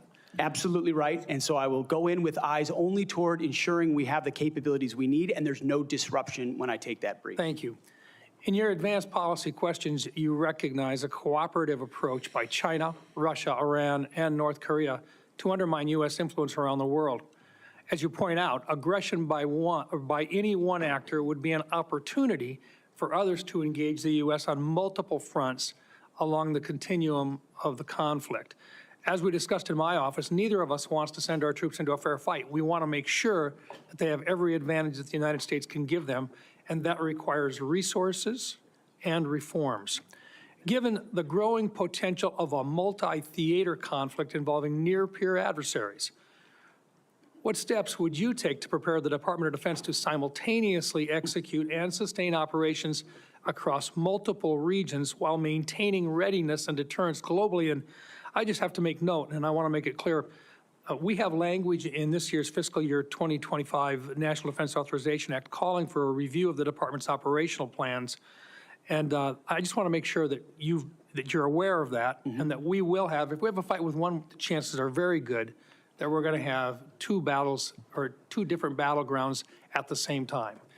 Senator, which is why I believe our country's incredibly fortunate to have a new commander-in-chief in Donald Trump, who through the strategic approach he has taken with allies and against foes has prevented wars and is determined to do the same. That's our chief job, is deter and prevent wars. My job, should I be confirmed at the Secretary of Defense, is to ensure we have the right prioritization of assets and strategy, and then the tools in the toolbox necessary, the pointiest possible spear for President Trump to wield if necessary as the last resort. So President Trump at the helm, I think, will go a long way in making sure our enemies know there's a new sheriff in town. Thank you. Thank you, Mr. Chairman. And thank you very much, Senator Blumenthal. Thanks, Mr. Chairman. Thank you for having this hearing. Thank you for being here, Mr. Hegseth. And I want to join in expressing appreciation and respect for your service to our country. And thanks to all the veterans who are here today. And thank you for your service as the ranking member of the Veterans Affairs Committee. I hope we can focus on doing better for our veterans and doing better in management of the Department of Defense. There's always room for improvement. I think what we need in that position is not just better, but the best in financial management, because those decisions are life and death decisions affecting the 3.4 million Americans who serve our national security and our national defense and put their lives on the line. I want to talk about financial mismanagement at the two organizations that you headed, which are the only test of your financial management that we have before this committee, the Veterans for Freedom and Concerned Veterans for America. You took over the Veterans for Freedom in 2007. In 2008, you raised $8.7 million, but spent more than $9 million, creating a deficit. By January 2009, you told donors that the organization had less than $1,000 in the bank and debts of $434,000. By 2010, revenue at the Veterans for Freedom had dropped to about $265,000. In the next year, it had dropped further to $22,000. You don't dispute these numbers, do you? Senator, I'm extremely proud of the work me and my fellow vets did at Vets for Freedom. A bunch of young vets with no political experience, a small group, working hard every single day. We raised donor funds. And and we have letters submitted for the record from almost everyone that worked with me every single day, including our chief operating officer, who will attest that every dollar we raised was used intentionally toward the execution of our mission, which is supporting the warfighters, exactly why we're here today, the warfighters in the Iraq surge. There was a campaign in 2008, Senator. If Barack Obama I can John just McCain. ask you another We believe question, John McCain would be the right person to win, and so we spent the tax more. returns from that organization. I'm glad they're in for the record. I am going to ask to be entered into the record, Mr. Chairman. Without objection. These tax returns are yours. They have your signature. And I'm going to ask that members of the committee review them because they're the only documents. I've asked for others. I've asked for the FBI report that would presumably document, it should have documented, this kind of financial mismanagement. And these are the 990s from that organization. By the year of 2011, donors had become so dissatisfied with that mismanagement, they, in effect, ousted you. They merged that organization with Military Families United, and thereafter, you joined a second organization as executive director. In between, Senator, I went to Harvard University for 2 years and Afghanistan. I want to ask you questions about Concerned Veterans for America. Again, another set of tax returns, the 990s from that organization. I ask they be made part of the record, Mr. Chairman. Without objection, both of those returns are now part of the record. 2011 to 2016. At the end of 2013, shortfall of $130,000. At the end of 2014, shortfall of $428,000. You had a surplus the following year, but then another deficit of $437,000. By the time you left, that organization had deep debts, including credit card transaction debts of about $75,000. That isn't the kind of fiscal management we want at the Department of Defense. We can't tolerate it at the Department of Defense. That's an organization with a budget of $850 billion, not 10 or 15 million, which was the case at those two organizations. And it has command responsibility for 3.4 million Americans. The highest number that you managed in those two organizations was maybe 50 people. Let me ask you, how many men and women now serve in the United States Army? What is Sen's strength? Senator, I would like an opportunity to respond to I've asked you a question. of my leadership of a veterans organization. Concerned Veterans for America. You're on the VA committee, sir, and I appreciate your service there. The VA Accountability Act and the Mission Act were all brainchilds of Concerned Veterans for America. We used our donor money very intentionally and focused to create policy that bettered the lives of veterans. Mr. Hegseth, I'm asking you a very simple question. How many men and women currently serve in the United States Army? Senator, the United States Army, 450,000 on active duty, sir. And how many in the Navy? And the Navy is 425, sir. Well, it's 337 this year. How many in the Marine Corps? 175,000, sir. 172,300. Those numbers dwarf any experience you had by many multiples. I don't believe that you can tell this committee or the people of America that you are qualified to lead them. I would support you as the spokesperson for the Pentagon. I don't dispute your communication skills, but I believe that we are entitled to the facts here. I've asked for more documents. I assume you'd be willing to submit to an expanded FBI background check that interviews your colleagues, accountants, ex-wives, former spouses, sexual assault survivors, and others, and enable them to come forward.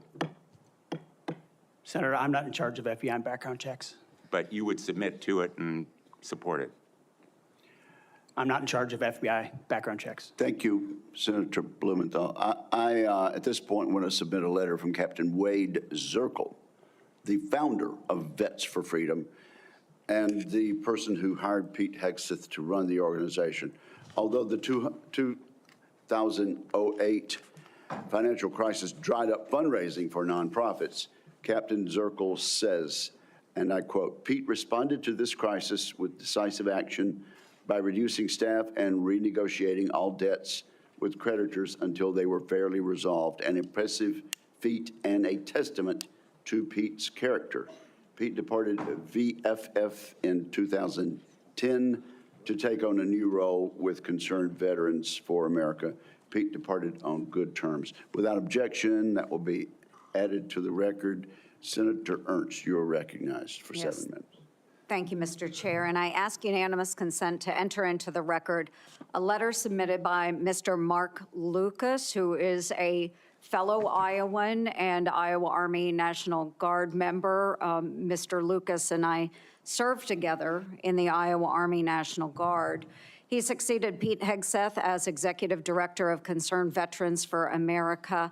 And in his letter, Mr. Lucas says that Mr. Hegseth, quote, laid a strong foundation that postured CVA for long-term success, end quote.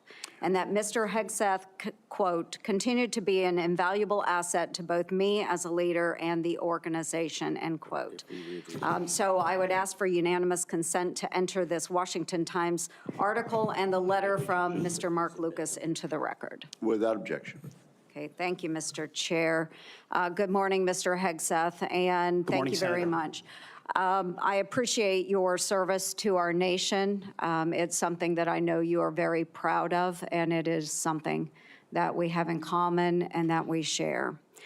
You and I have had many productive conversations.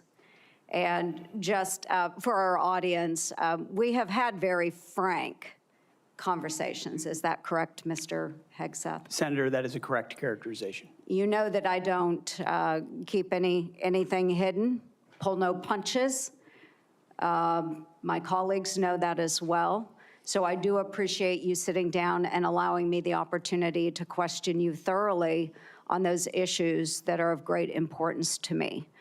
Just to recap those issues, 3 that are very important. One is the DOD and making sure that we have a clean audit. The second is women in combat, and we'll talk a little bit more about that in a moment. And the third was maintaining high standards and making sure that we are combating sexual assault in the military. Okay, so Mr. Hegseth, I'm going to address the issue because this will tie into some of the financial concerns that have been raised here as well. And it's why, you know, trusting my fellow Iowan, asked for unanimous consent of his letter to go into the record. But like me, a lot of Iowans are really, really concerned and upset about the wasteful Washington spending and of course, in our Pentagon. It's an issue that I have been combating for years. So there's significant room for greater efficiency and cost cutting within the department. And the DOD is the only federal agency that has never passed an audit. As the Senate DOJ caucus chair and founder, that's unacceptable to me, and it should be unacceptable to you as well. So I appreciate that you mentioned that in your opening statement. What are those steps that you will take to ensuring the Pentagon has a clean audit by the year 2028? Senator, I appreciate your work on this topic, which you've been involved in for a long time. You mentioned Concerned Veterans for America. I just want to clarify. We have very generous donors who set a very clear budget that we stuck to every single year. So the latitude there was restricted, and we worked very hard and diligently inside it. You've also been a leader on the Pentagon audit for a very long time. I think when we met, Senator, I said 2014 was the first year. Mm-hmm. We discovered a 2013 op-ed I wrote about the need for a Pentagon audit because an audit is an issue of national security and frankly, respect to American taxpayers who give $850 billion over to the Defense Department and expect that we know where that money goes. And if that money is going somewhere that doesn't add to tooth and instead goes to fat or tail, we need to know that. Or if it's wasted, we need to know that. So I think previous secretaries of defense, with all due respect, haven't necessarily emphasized the strategic prerogative of an audit. And myself, my deputy SecDef, and others already know that a Pentagon audit will be the comptroller, others central to ensuring we find those dollars that can be used elsewhere legally under the law inside the Pentagon. So you have my word, it will be a priority. Okay, thank you.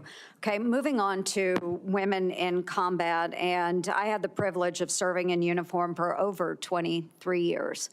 Between our Army Reserves and our Iowa Army National Guard, did serve in Kuwait and missions in Iraq. And so it is incredibly important that I stress, and I hope that if confirmed, you continue to stress, that every man and woman has opportunity to serve their country in uniform and do so at any level as long as they are meeting the standards that are set forward. And we talked about that in my office. I do believe in high standards.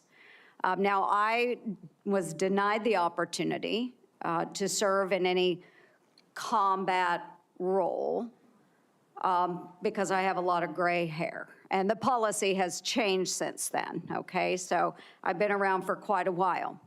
But for the young women that are out there now and can meet those standards, and again, I'll emphasize they should be very, very high standards. They must physically be able to achieve those standards so that they can complete their mission. But I want to know, again, let's make it very clear for everyone here today, As Secretary of Defense, will you support women continuing to have the opportunity to serve in combat roles?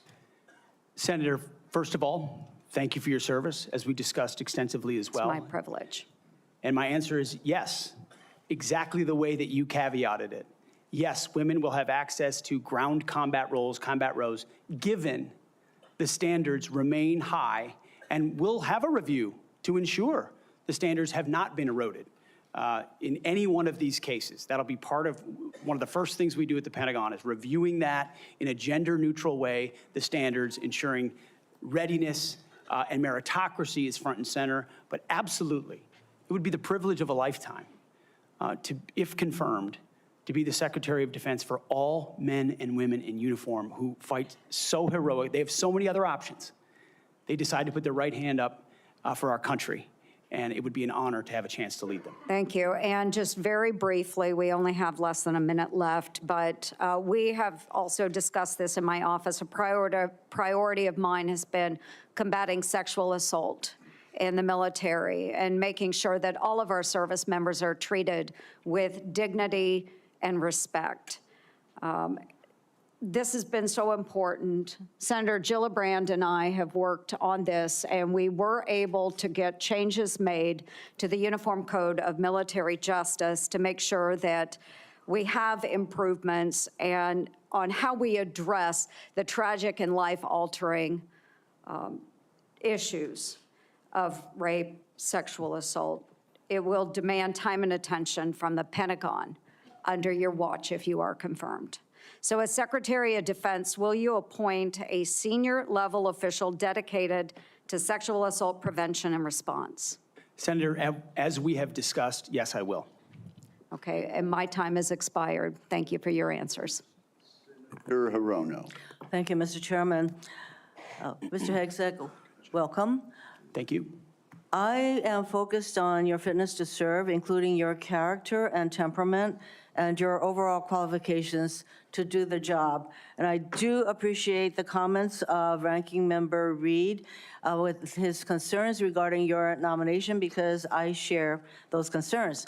As part of my responsibility as a member of this committee to ensure the fitness of all nominees to come before any of the committees on which I sit, I ask the following two initial questions. First, since you became a legal adult, have you ever made unwanted requests for sexual favors or committed any verbal or physical harassment or assault of a sexual nature? No, Senator. Have you ever faced discipline or entered into a settlement relating to this kind of conduct? Senator, I was falsely accused in October of 2017. It was fully investigated, and I was completely cleared. I don't think completely cleared is accurate, but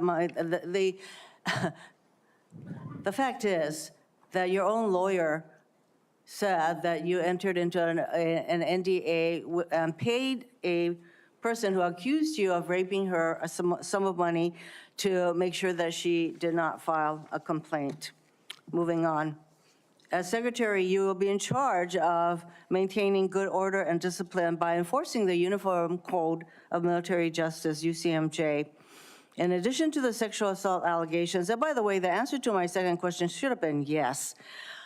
I have read multiple reports of your regularly being drunk at work, including by people who worked with you at Fox News. Do you know that being drunk at work is prohibited for service members under the UCMJ? Senator, those yes are no? multiple false anonymous reports peddled by NBC Do News you know that run directly contradictory to the dozens of men and women at Fox News Channel who I work with who came on the record and said they've in your never opening statement, Mr. Hegseth, you commit to holding leaders accountable at all levels. That includes you, of course. And frankly, as Secretary, you will be on the job 24/7. You recently promised some of my Republican colleagues that you stopped drinking and won't drink if confirmed, correct? Absolutely.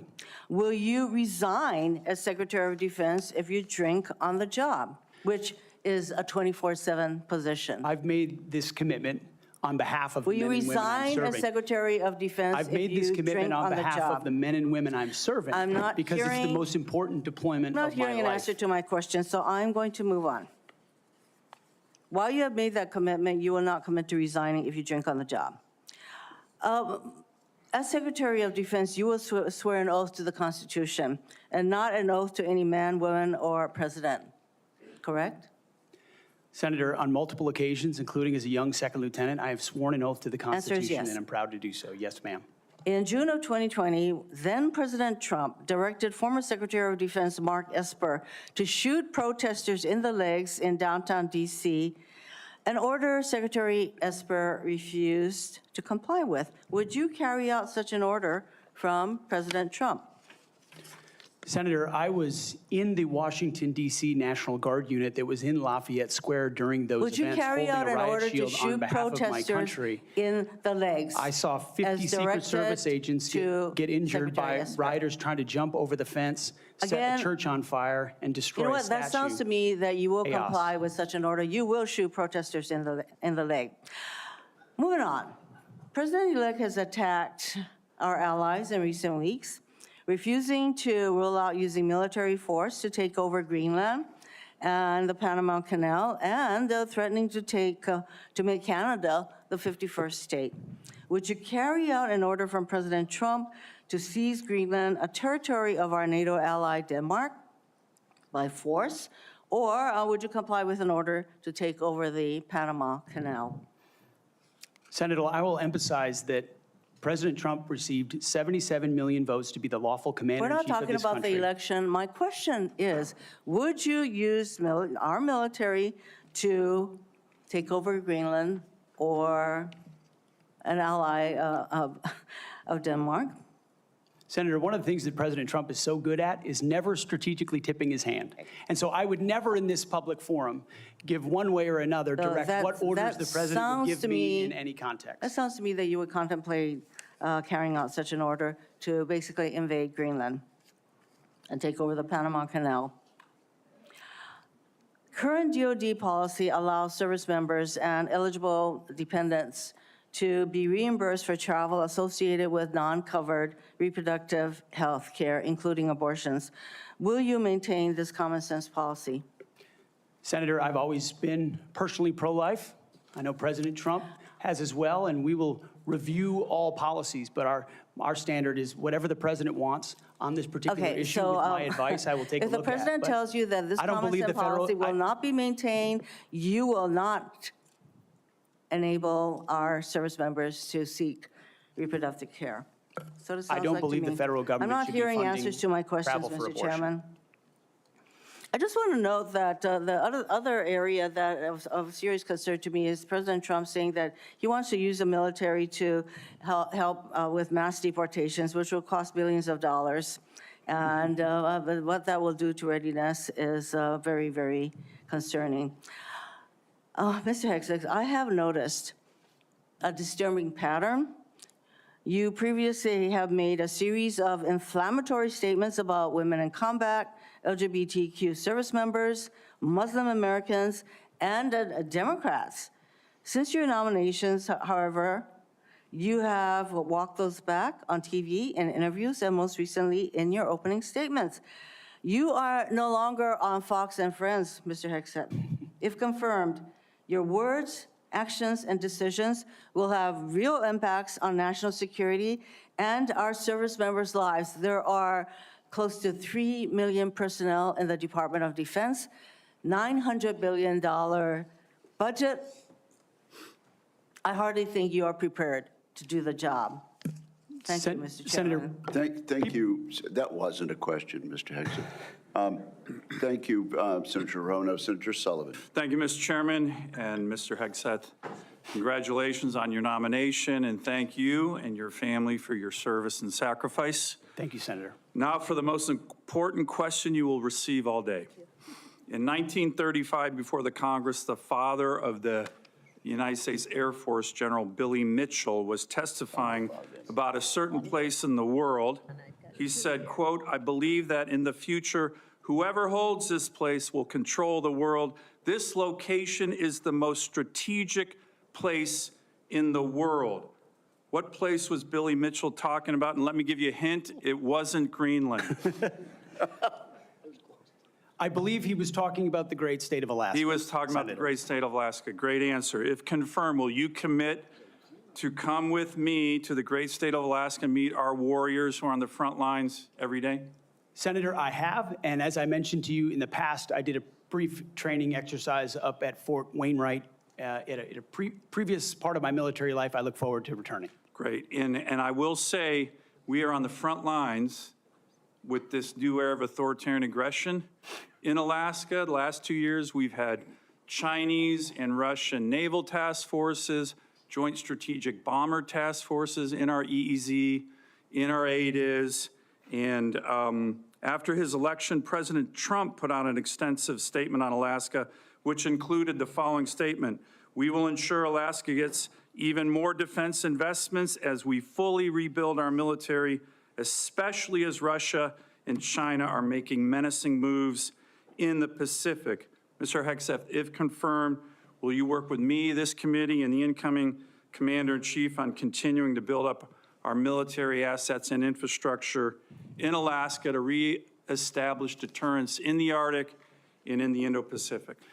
If confirmed, Senator, it would be a pleasure to work alongside you and this entire committee to recognize the very real threat in the Indo-Pacific, the very real ways, even these past couple of weeks, that Russia has attempted to probe and push in and around Alaska, and also the very real strategic significance of Alaska vis-a-vis shipping lanes through the Arctic. There are many, many ways in which Alaska is strategically significant, and with a necessary shift toward Indo-PACOM, Alaska, by necessity, will play an important role in that. Thank you, Ms. Hegseth. I very much appreciate your focus on lethality and warfighting. We desperately need it. I want to provide a few examples of the Biden woke military, which is not focused on readiness or lethality, and want to get your comments on it. Nobody wants an extremist or racist in our military, but one of the most disgraceful and shameful things I've seen over the past 4 years as a senator on this committee and as a Marine Corps Reserve officer was on day one, the Biden administration played up a false and insulting narrative that our military was chock full of racist and violent extremists. This reached a pinnacle in this committee when Biden's Undersecretary of Policy, Colvin, the #3 guy at the Pentagon, testified that one of his top goals would be to, quote, ending violent extremism and systemic racism within the ranks of the military. He had no data on this. The media loved it, fanned the flames, wrote baloney stories on this false narrative.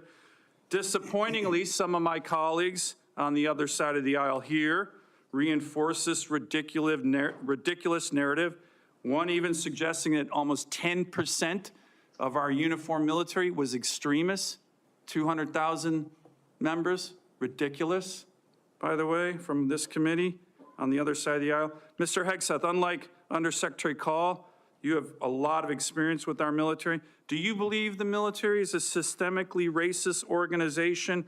And if confirmed, will you commit to defend, not denigrate, our troops?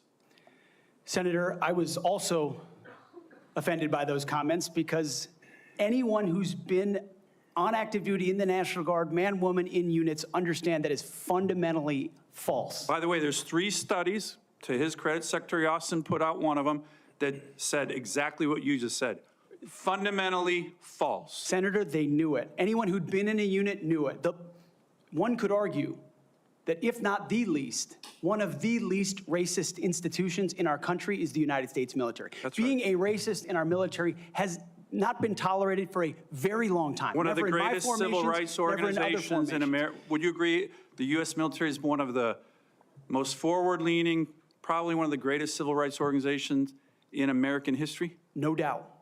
Let me turn to another one. Last year at a hearing before this committee, I called on the Biden Secretary of the Navy to resign because he's failing in his ability to build ships. We are being completely outbuilt in terms of ships by the Chinese, and yet this Secretary of the Navy has been focused on climate change, not building ships in lethality.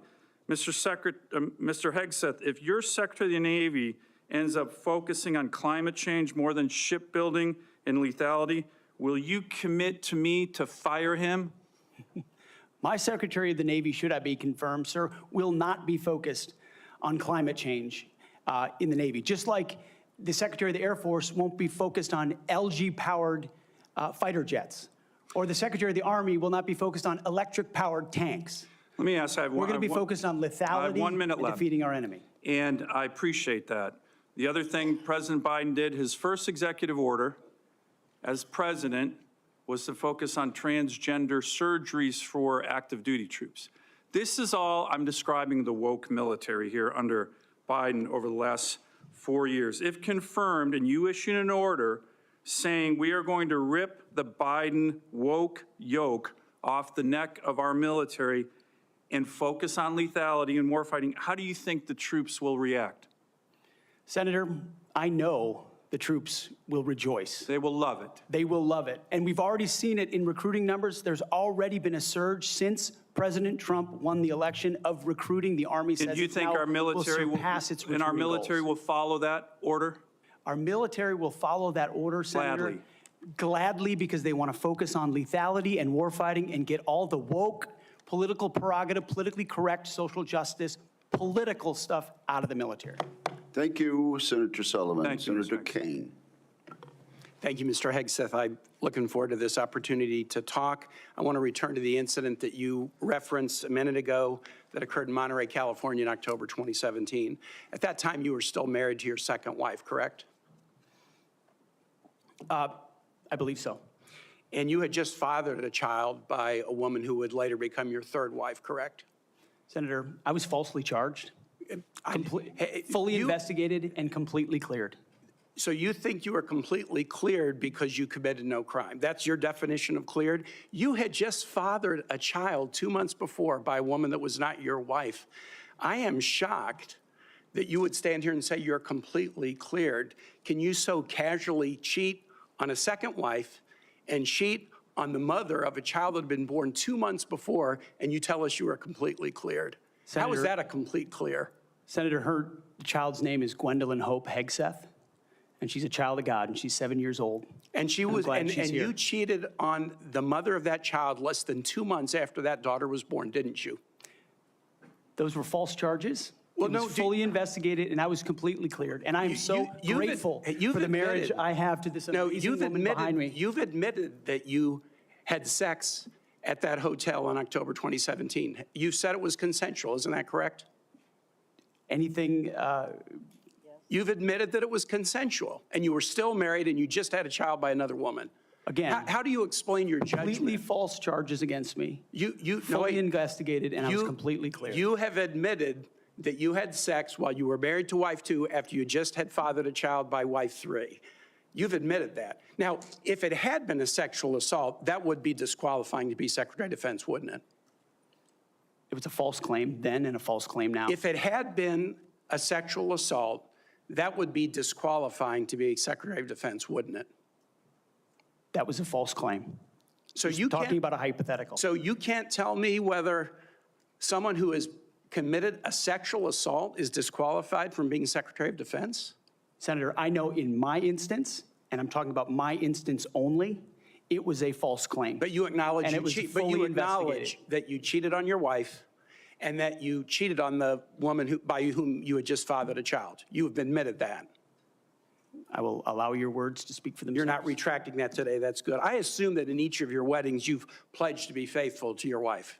You've taken an oath to do that, haven't you?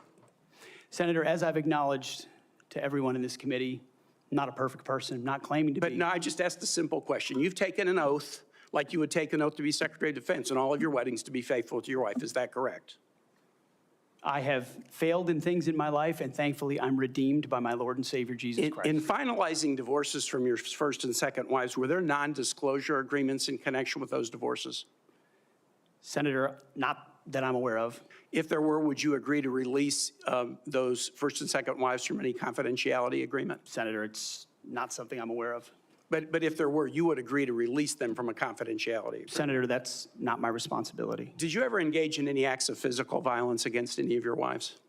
Senator, absolutely not. But you would agree with me that if someone had committed physical violence against a spouse, that would be disqualifying to serve as Secretary of Defense, correct? Senator, absolutely not have I ever done that. You would agree that that would be a disqualifying offense, would you not?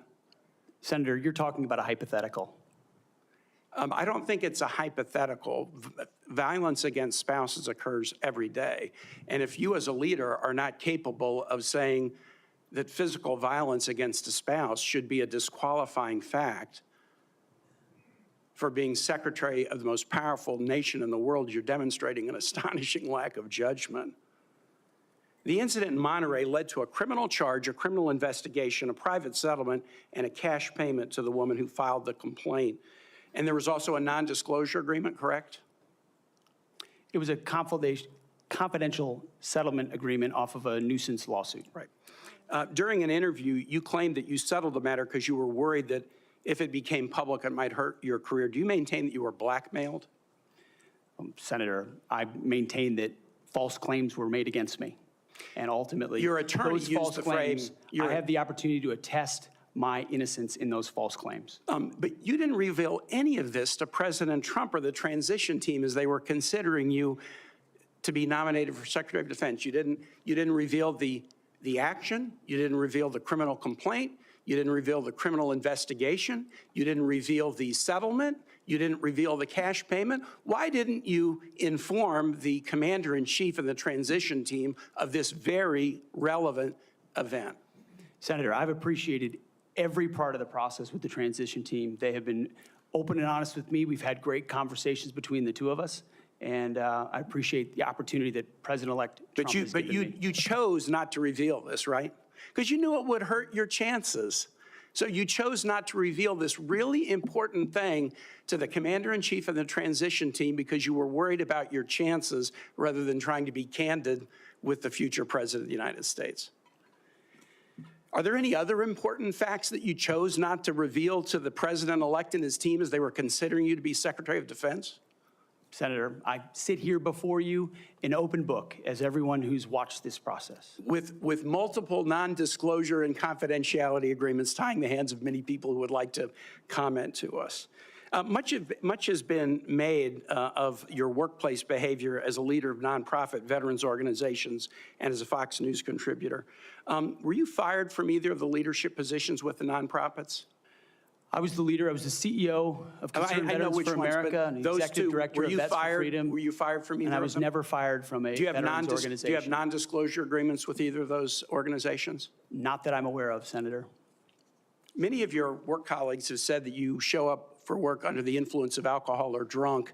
I know you've denied that, but you would agree with me, right, that if that was the case, that would be disqualifying for somebody to be Secretary of Defense. Senator, those are all anonymous false claims, and the totality they're not anonymous. The letters on the record here. They're not anonymous. On the record, people we've seen records with names Vets attached for Freedom, to them. Concerned Vets for America, and Fox News attributing to me working hard every day on behalf of one of your mission. colleagues said that you got drunk at an event at a bar and chanted, "Kill all Muslims." Another colleague, not anonymous, we have this, said that you took coworkers to a strip club. You were drunk, you tried to dance with strippers, you had to be held off the stage, and one of your employees in that event filed a sexual harassment charge as a result of it.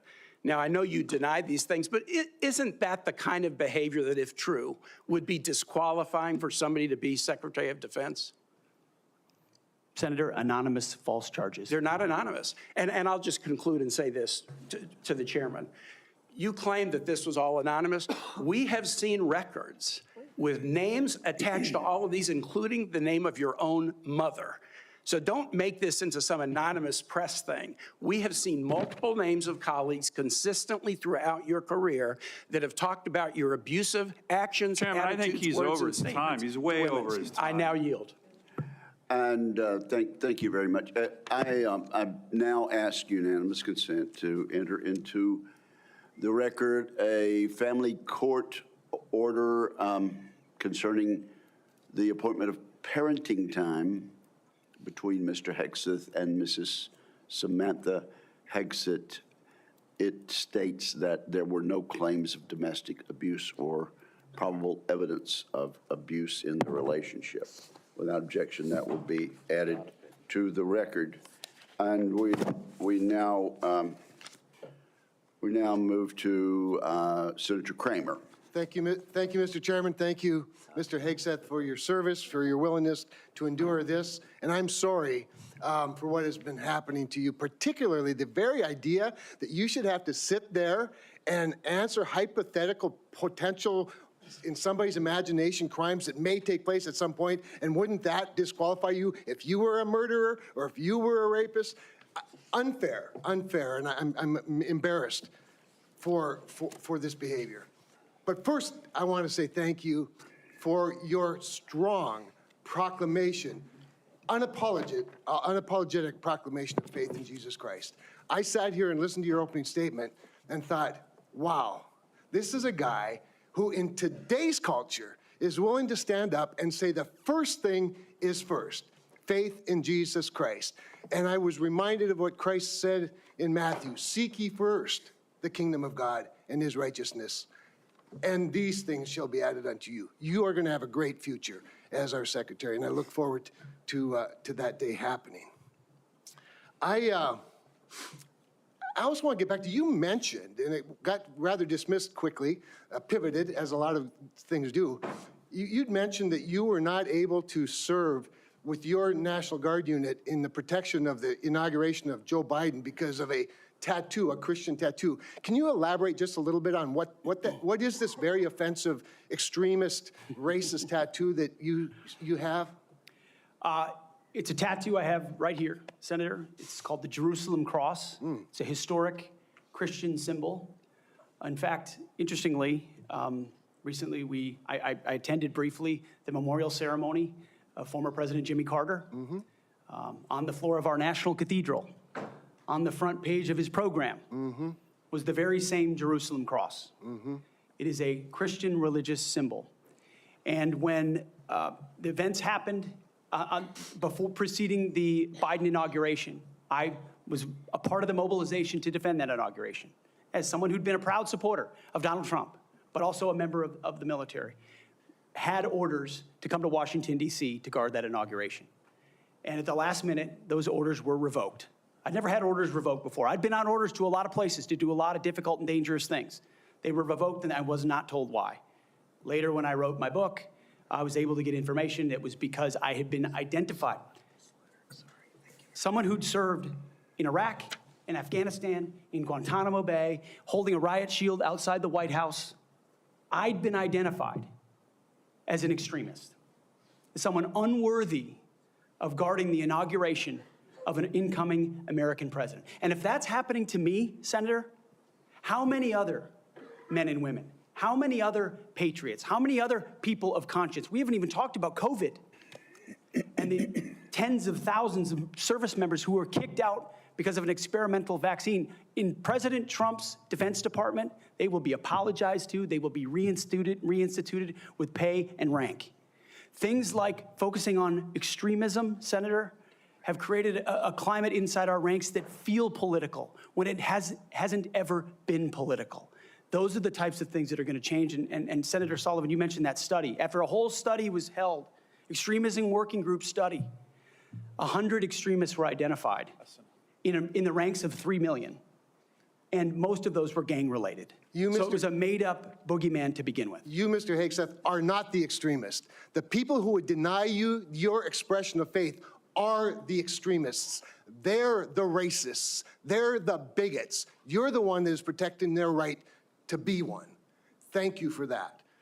I want to go to another point in your opening statement, and it's summarized in this beautiful one-sentence paragraph. You said, quote, leaders at all levels will be held accountable, and warfighting and lethality and the readiness of the troops and their families will be our only focus.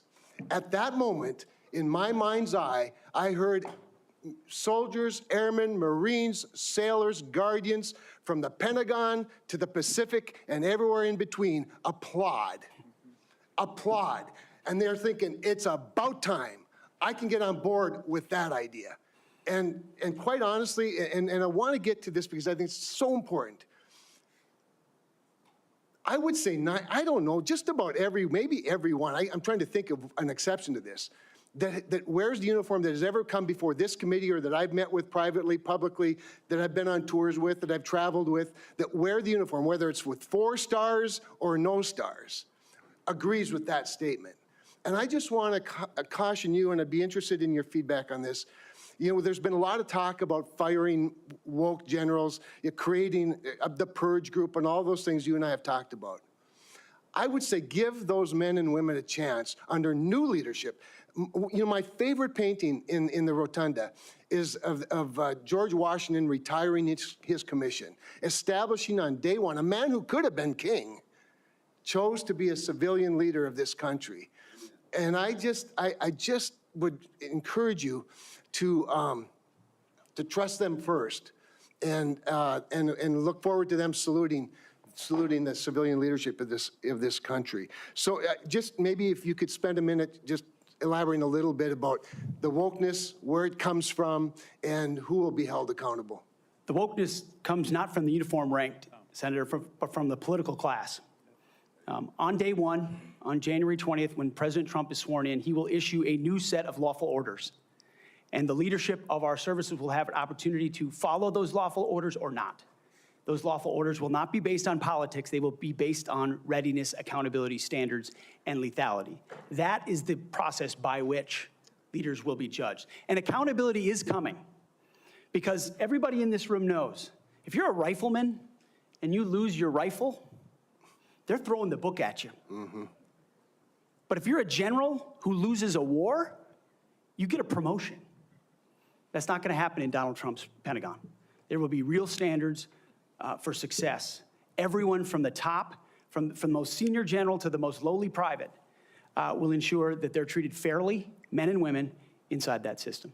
I also just want to commend you for your answers to Senator Fisher's questions about nuclear deterrence, but I also appreciate the fact that you emphasize reputational deterrence, because deterrence is not a weapon system, it is an attitude, and you project an attitude of deterrence. Thank you. Thank you, Mr. Chairman. Thank you, Senator Kramer. Senator King. Thank you, Mr. Chairman. Mr. Hegseth, welcome to the committee. Thank you, Senator. You've made several references to your religion today. I share that devotion to Christianity, but I must say I've been reminded somewhat of Saul on his way to Damascus. You seem to have been converted over the last several weeks and several months. You wrote in your book just last year that, but if we're going to, this is the book War on Warriors, but if we're going to send our boys to fight, and it should be boys, we need to unleash them to win. Later on, our boys should not fight by rules written by dignified men. Which is it? Is it only boys can fight? I mean, you've testified here today that you believe in women in combat, but you didn't just last year. How do you explain your conversion? Senator, my testimony is clear. Writing a book is different than being Secretary of Defense, and I look forward to leading the men and women of our military. And my comment there, Senator, was about the burdensome rules of engagement that members of our generation, men and women, have seen on the battlefield. And one thing President Trump changed in meaningful ways that led to meaningful developments on the battlefield. When President Trump took control in the first term, ISIS was raging across Iraq. And as someone who spent a lot of time there with other men and women who invested in that mission, it was a very difficult moment to see the black flag of ISIS fly. And what President Trump did was untie the hands of warfighters. He changed the rules of engagement, untied the hands of warfighters, and allowed them to complete their mission and crush ISIS. It has not just tactical implications, operational and strategic implications, how you allow warfighters to go about winning and fighting their wars. President Trump understands that, and within the laws of war and the Uniform Code of Military Justice, we are going to unleash warfighters to win wars so that wars don't drag on forever, as our generation has seen. So are you rejecting Title 18 and Title 42, I think, also has provisions that incorporate the Geneva Convention and the laws of armed combat? Are you saying that those laws should be repealed? That is the law of the land right now. Senator, we have laws on the books, from the Geneva Conventions into the Uniform Code of Military Justice, and then underneath that, you have layers in which standard or temporary rules of engagement are put into place. We fight enemies also, Senator, as our generation understands, that play by no rules. They use civilians as human shields. So are you saying they target that women and children? the Geneva Convention should not be observed? We follow rules. We follow rules, but we don't need burdensome rules of engagement that make it impossible for us to win these wars. And You're that's saying what two different President things. Trump You're saying we follow understands. rules, but we don't have to follow the rules in all cases. Is that correct? Senator, I'm making burdensome rules. Senator, I'm making an important tactical distinction that warfighters will understand. That there are the rules we swear an oath to defend, which are incredibly important, and this committee understands and helps set them. And then there are those echelons above reality, from, corps to division to brigade to battalion, and by the time it trickles down to a company or a platoon or a squad level, you have a rules of engagement that nobody recognizes. And then it makes you incredibly difficult to actually do your job on the battlefield. That's the kind of assessment and look that an Army major will give to this process if I was confirmed to be the Secretary of Defense. Your quote is true understanding of that. Your quote in 2024, our boys should not fight by rules written by dignified men in mahogany rooms 80 years ago. That would be the Geneva Convention. America should fight by its own rules, and we should fight to win or not go in at all. Are you saying that the Geneva Convention provisions, which clearly outlaw torture of prisoners, should not apply in the future?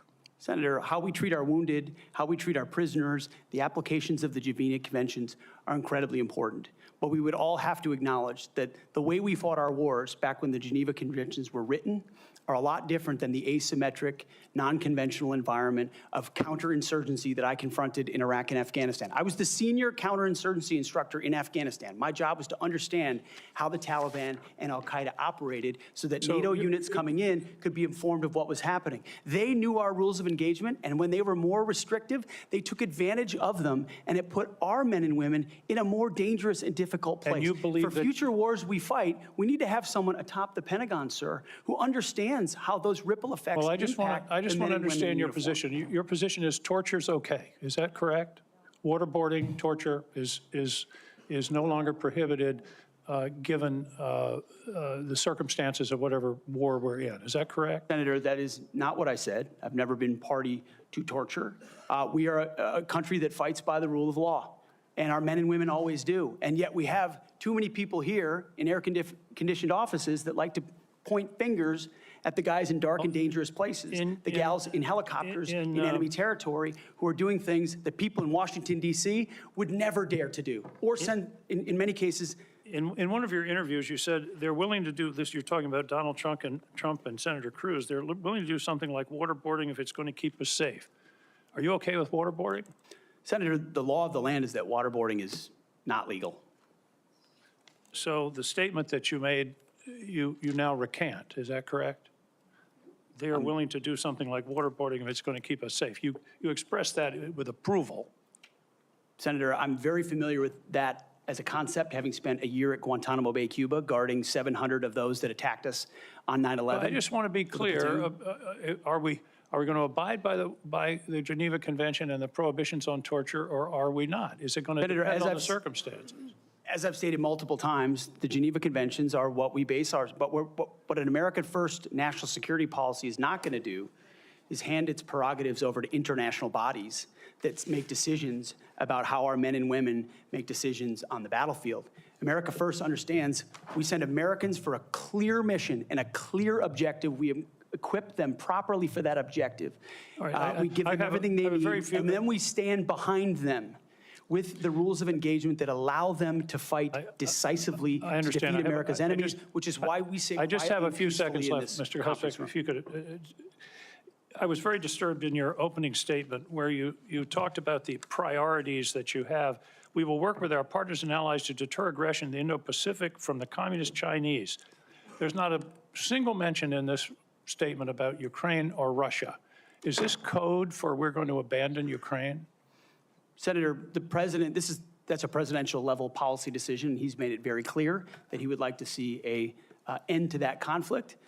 We know who the aggressor is. We know who the good guy is. We'd like to see it as advantageous for the Ukrainians as possible, but that war needs to come You to talk an a end. lot about deterrence of China. I would submit that Xi Jinping is watching what we do very carefully. If we abandon Ukraine, that would be the strongest signal possible to Xi Jinping that he can take Taiwan without significant resistance from this country. Thank you, Senator King. Senator Scott of Florida. Mr. Chairman, I'd like to enter into the record 2 letters which testify to Mr. Hegseth's leadership record at Concerned Veterans for America. The first letter submitted by Mr. Darren Selnick, a senior advisor at CFA, stated that there's been no better leader, policy champion, or fighter for the military and veterans than Pete. He was instrumental in 2014 and 2017 in ensuring that veterans had health care choice. The second letter submitted by Mr. Kason Spiro, Digital Media Director of CVA from 2015 to 2017, stated, Pete brought incredible energy, focus, and a clear vision to the organization and showed everything that the team accomplished together. And I similarly asked to submit to the record a letter from Paul J. Roberts, retired Colonel, U.S. Army Special Forces, speaking to the unwavering integrity of Mr. Hegseth. Is there objection? Without objection, those 3 will be admitted. Senator Scott. All right. First, congratulations on your nomination. Thank you, Senator. And thank you for being willing to serve our nation. I served in the Navy. I'm really proud of my dad. He was crazy. He did all 4 combat jumps with the 82nd Airborne. He, after that, survived all that and fought in the Battle of the Bulge. And what they went through, it was hell.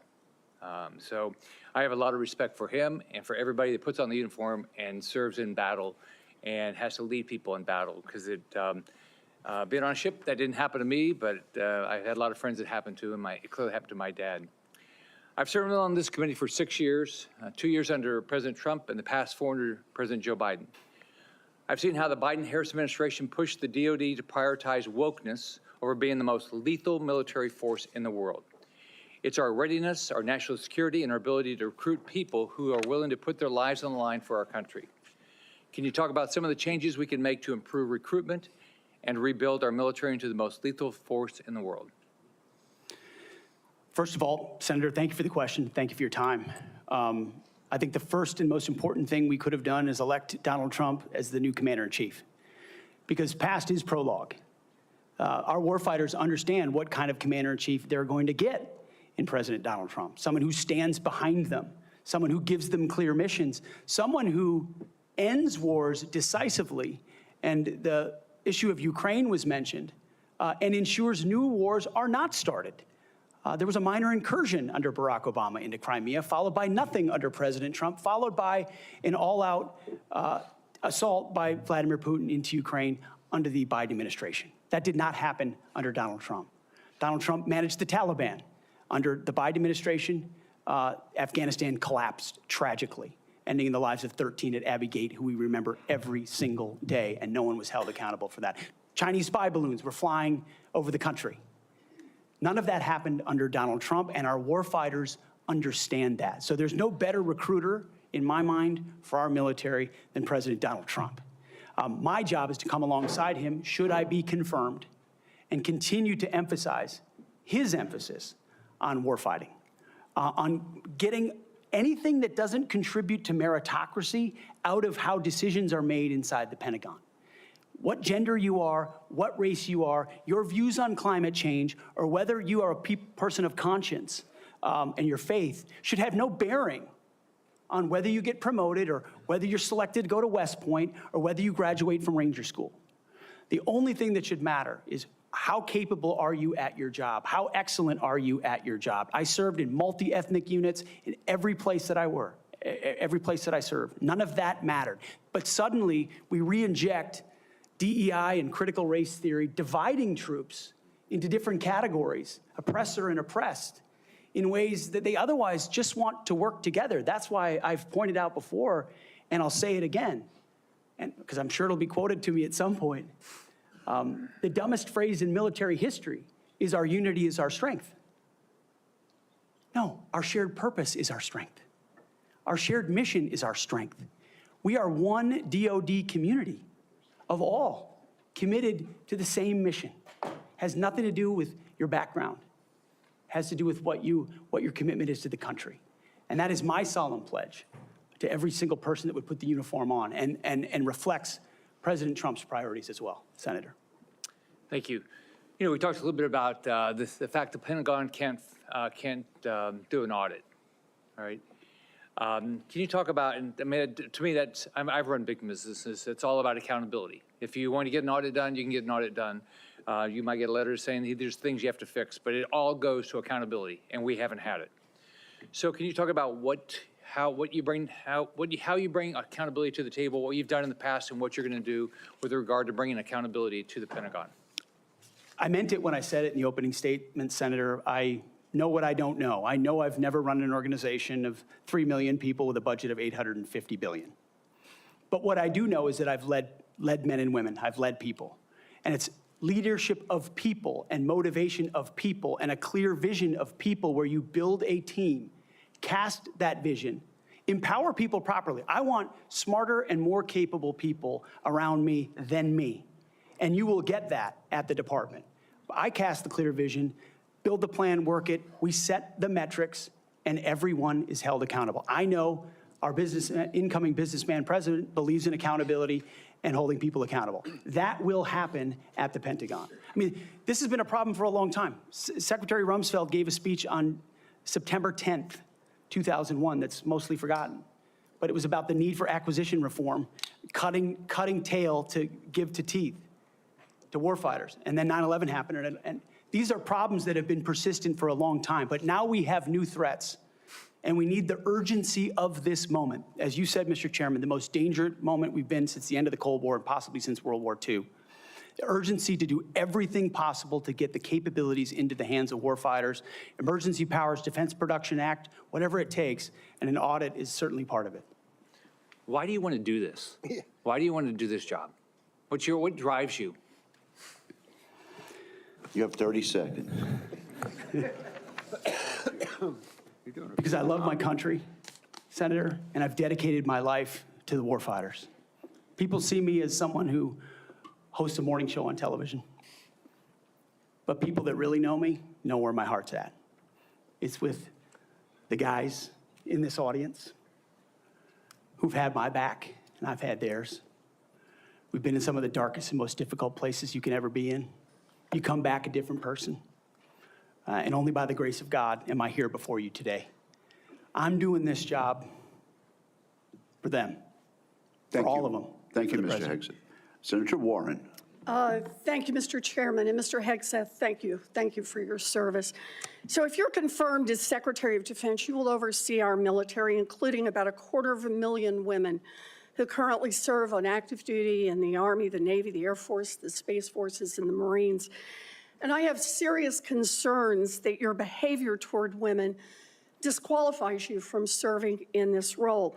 Now, I've been trying to get answers from you for quite some time on this. You haven't wanted to meet or to answer any of my questions, so we'll just have to do it here and dive in. I want to pick up on some of the questions asked by Senators Shaheen and Gillibrand and Hirono. And I just want to make sure we have a list of some of the facts that I think are undisputed.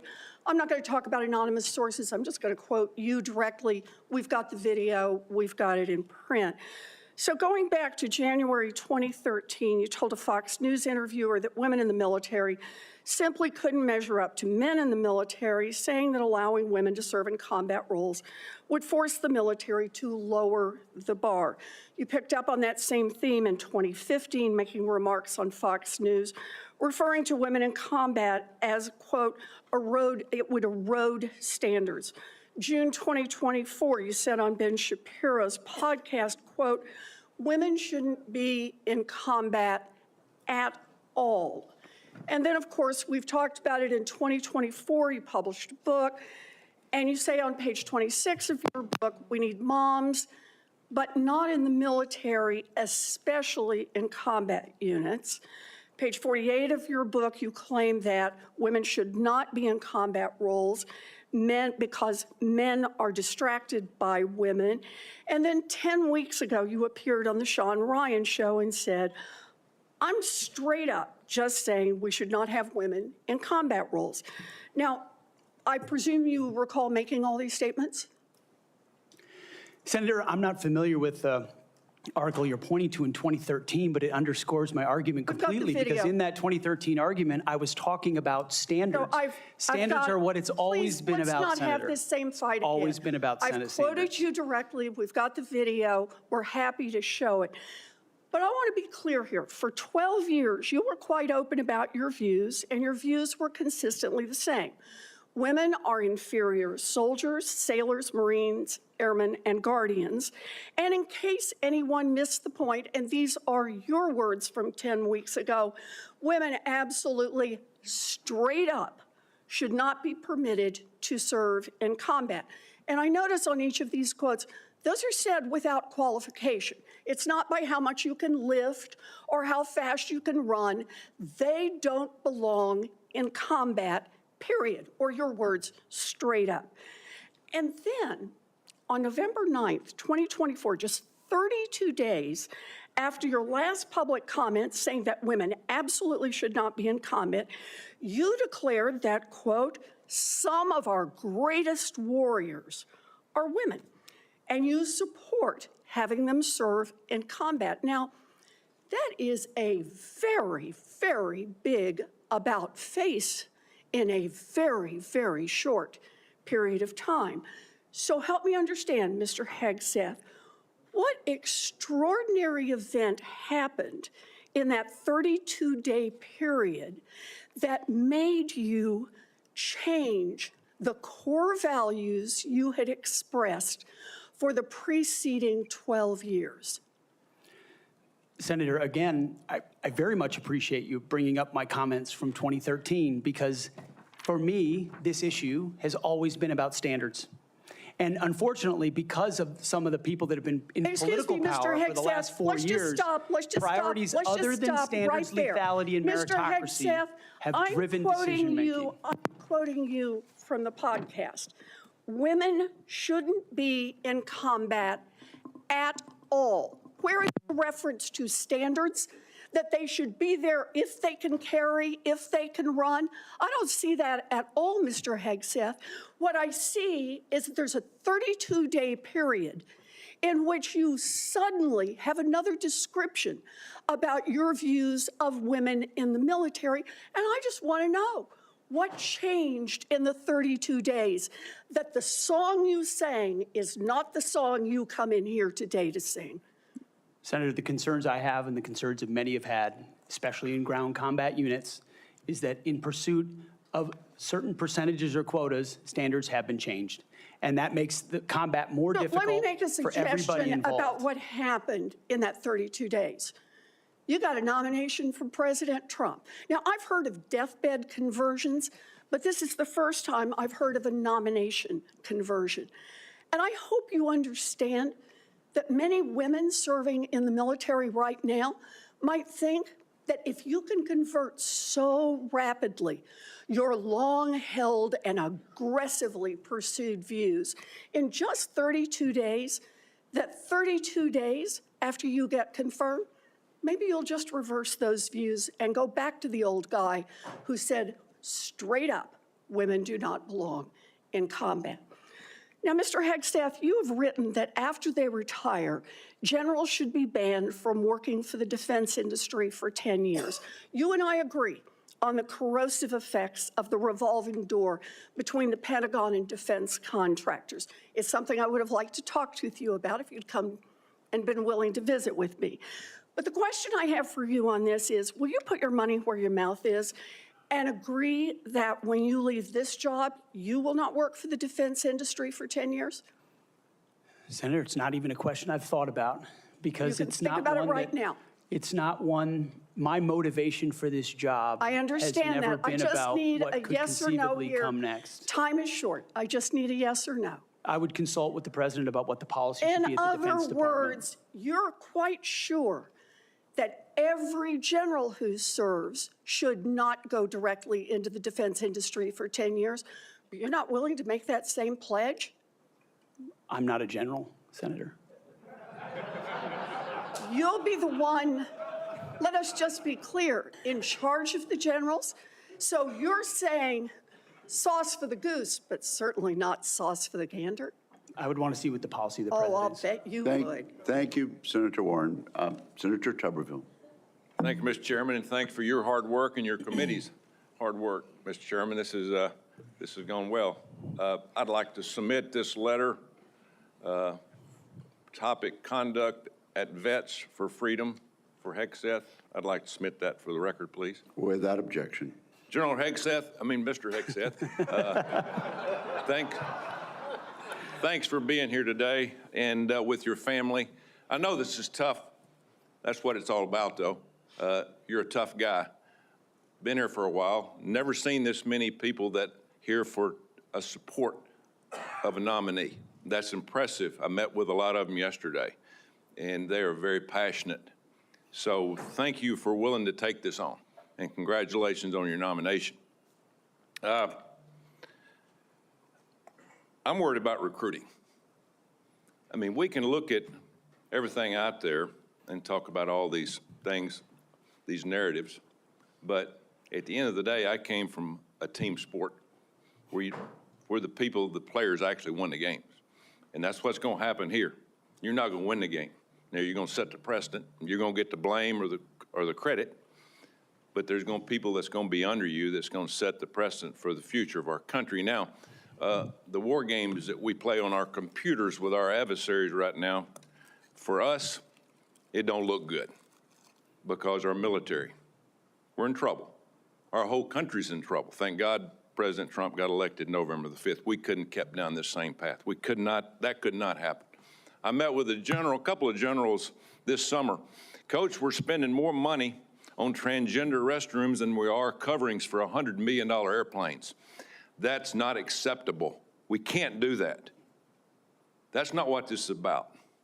Met with a couple of Navy SEALs not too long ago. They just got back from crawling around in the mud and the muck, overseas, unknown places. Couldn't tell you where they've been, carrying a weapon, obviously protecting us and our allies.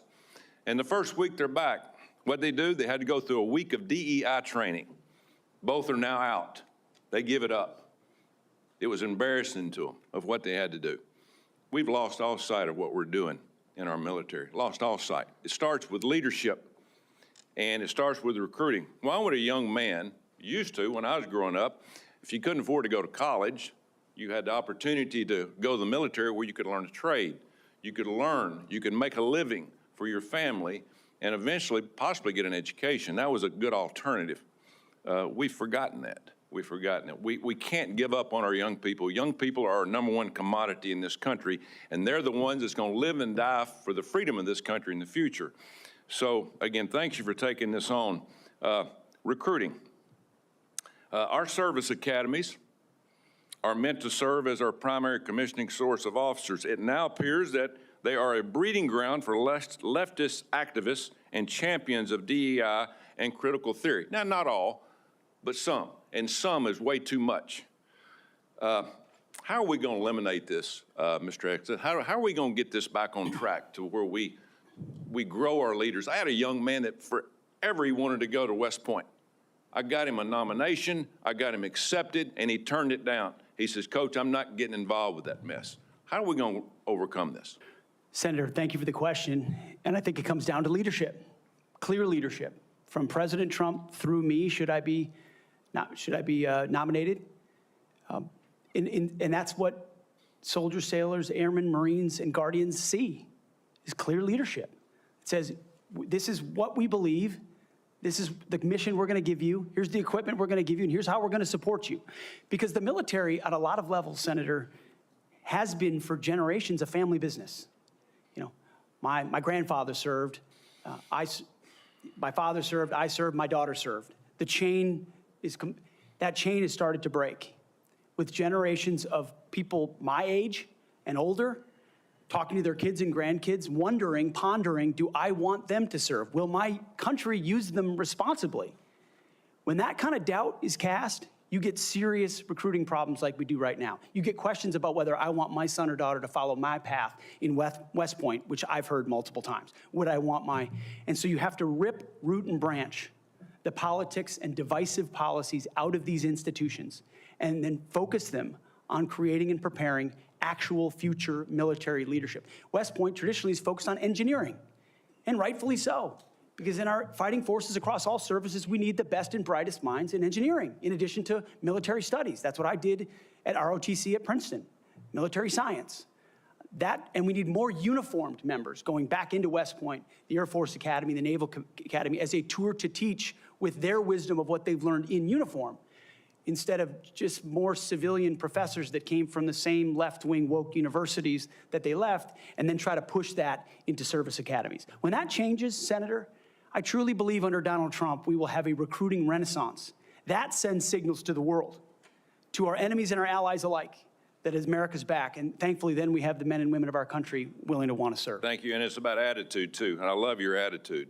You've got to be motivated. You've got to understand that people, they will hook up with you. They will understand and learn under their leaders. Why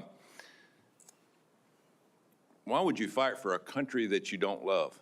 That's what I keep hearing from a lot of our college kids that they're getting from these woke universities that they go to. Now, and I worked at a lot of them. That is one of the excuses I get from our kids. We've got to break that.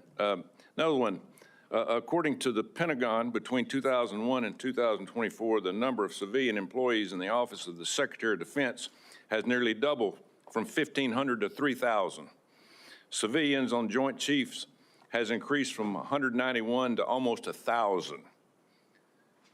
Our military end strength goes down. Our staff numbers are exploding. What are you going to do about that? Senator, we're going to address that. We won World War II with 7 four-star generals. Today, we have 44 four-star generals. There's an inverse relationship between the size of staffs and victory on the battlefield. We don't need more bureaucracy at the top. We need more warfighters empowered at the bottom. So it's going to be my job working with those that we hire and those inside the administration to identify those places where fat can be cut so it can go toward lethality. Thank you, Senator Tuberville. Senator Peters. Thank you, Mr. Chairman. Mr. Hegseth, welcome to this committee. Thank you. You know, we have far too much partisanship in our country right now. I think it's eating away at the fabric of what has always made this country great, about bringing people together from all sorts of backgrounds, all sorts of experiences. And we know that in our motto, together as one, we are strong. And so we in this committee, and certainly I speak for myself, but I think I speak for many of my colleagues, want to take partisanship out of this proceeding as much as we can. I'm not naive. It's out there. I get it. But we've got to try to take that out. And I want you to know that as a member of this committee, I have voted in a bipartisan way for secretaries of defense. I voted for 2 secretaries of defense when Donald Trump was previously president. We had those 2. We had, I think, 5 total secretaries of defense during that 4-year period. So we want to keep that in mind as to what we might see in this coming administration.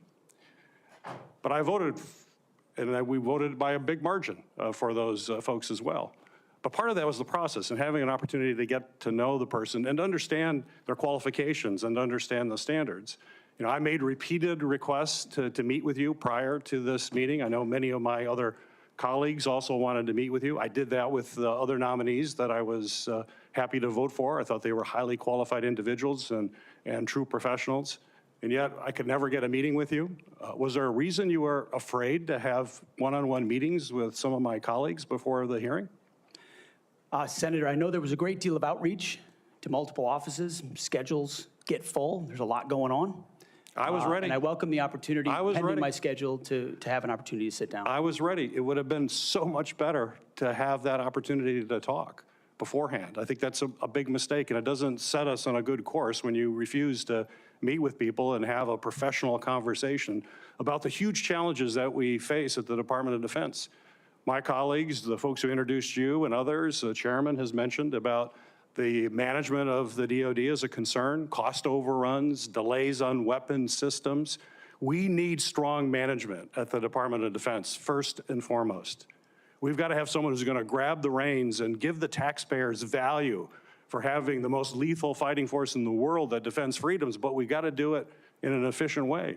I've heard about the jobs you've had in the past. Let's just talk about qualifications. I know you had 2 previous positions. How many people reported to you in those positions?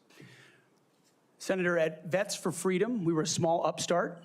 Our focus was just the number, working please. on Capitol Hill, going back to the battlefield to Just the support number. warfighters. Just the number, please. We probably had 8 to 10 full-time staff and lots of volunteers. So you had 8. Has there been any other, we've heard about the 2, and certainly there's been a lot of talk about the mismanagement, et cetera, et cetera. I'm just curious, I won't go into that, just curious. So you had 8 there. What's the largest number of people you've ever supervised or had in an organization in your career? Not 3 million. Senator. No, I don't expect that. No one, very few people have ever had that experience, but how many? It's a straight up question. I think we had over 100 full-time staff at Concerned Vets for America, roughly, with thousands of volunteers. So 100 people. I was also a headquarters company commander, which would have been Okay, that's fine. a couple of hundred. So nothing remotely near the size of the Defense Department, Right. I would acknowledge that. Actually, Senator. not remotely near even a medium-sized company in America, let alone a big company in America, especially a major corporation. And we're hiring you to be the CEO of one of the most complex, largest organizations in the world. We're the board of directors here. I don't know of any corporate board of directors that would hire a CEO for a major company if they came and said, you know, I supervised 100 people before. They'd ask you, well, what kind of experiences you had? We need innovation. Can you give me an experience or your actual experience of driving innovation in an organization? Give me an example of where you have done that. Oh, my goodness, Senator, absolutely. At Concerned Veterans for America, we created the Fixing Veterans Healthcare Task Force, a bipartisan task force that never been done before, to create policy, to drive policy change on Capitol Hill that organizations fought ferociously against. We got the VA Accountability Act passed and the Mission Act passed in a way that a nonprofit of our size, veterans organization, has never done. And it's testified in all the letters that we put forward to the committee, which are on the record. I have limited time. Thank you for that. Give me an example of where you've driven down cost.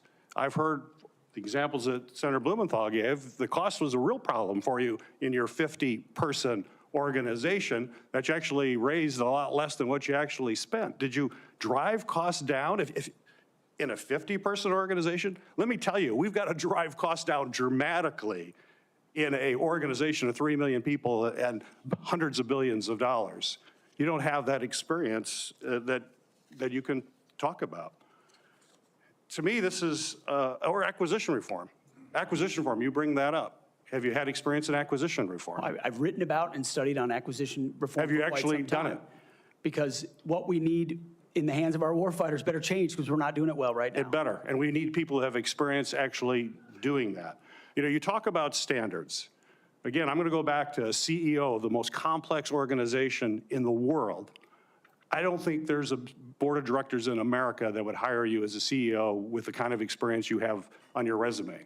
You talk about standards. You talk about raising or lower, we have a problem of standards in the DOD, and we have to raise standards for the men and women who serve.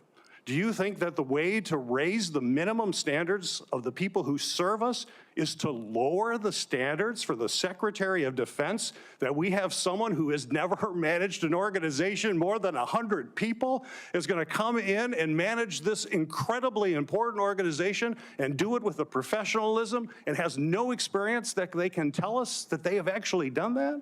I have real problems with that. This is not about other issues that are brought up. They're all very important. I'm just about trying to get things done, managing efficiently, and having the best people who have demonstrated that in a large organization.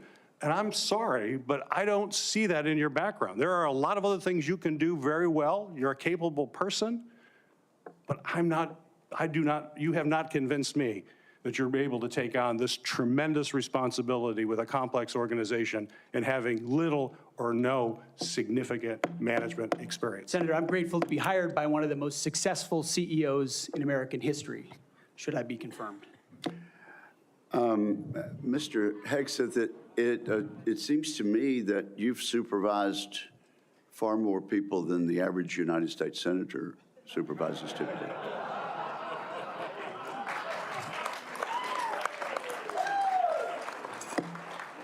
And except for former governors, Mr. Chairman. Senator Mullen, I understand you are yielding back your time and do not wish to ask questions. I was misinformed. Am I? Senator Mullen, Okay. that's right. Caught me totally off guard there. I'd like to submit for the record signatures by 32 members of the House of Representatives who are veterans. The signatures call on the Senate to honor the constitutional duty of advise and consent by conducting a fair, thorough confirmation process that evaluates his nomination solely on the substance and merits. His distinguished military service, academic credentials, and a bold vision for revitalizing the national defense. I ask unanimous consent to enter into the record. Without objection. You know, there's a lot of talk going about, talking about qualifications and then about us hiring him if we are the board, but there's a lot of senators here I wouldn't have on my board because there is no qualifications except your age, and you got to be living in the state and you're a citizen of the United States to be a senator. Other than the fact we got to convince a lot of people to vote for us. And then when we start talking about qualifications for if you're qualified for it, could the chairman tell me what the qualifications are for the Secretary of Defense? Mr. Chairman, could you tell me what the qualifications are for the Secretary of Defense? I'd be happy I'll read it. for you to do that. Yeah. Let me read it for you because I Googled I was getting some advice from I my understand second that. in command. Yeah, but I'm just making a point because there's a lot about qualifications, and I think it's so hypocritical of senators, especially on the other side of the aisle, be talking about his qualifications, not being able to lead the secretary or be the Secretary of Defense, and yet your qualifications aren't any better. You guys aren't any more qualified to be the senator than I'm qualified to be the senator, except we're lucky enough to be here. But let me read you what the qualifications of the Secretary of Defense is, because I Googled it, and went through a lot of different sites, and really it's hard to see. But in general, the U.S. Secretary of Defense position is filled by a civilian. That's it. If you have served in the U.S. Army Forces and have been in the service for, you have to be retired for at least 7 years, and Congress can weigh that. And then there's questions that the senator from Massachusetts brought up about serving on a board inside the military industry, and yet your own secretary that you all voted for, Secretary of Austin, we had to vote on a waiver because he stepped off the board of Raytheon. But I guess that's okay because that's a Democrat Secretary of Defense.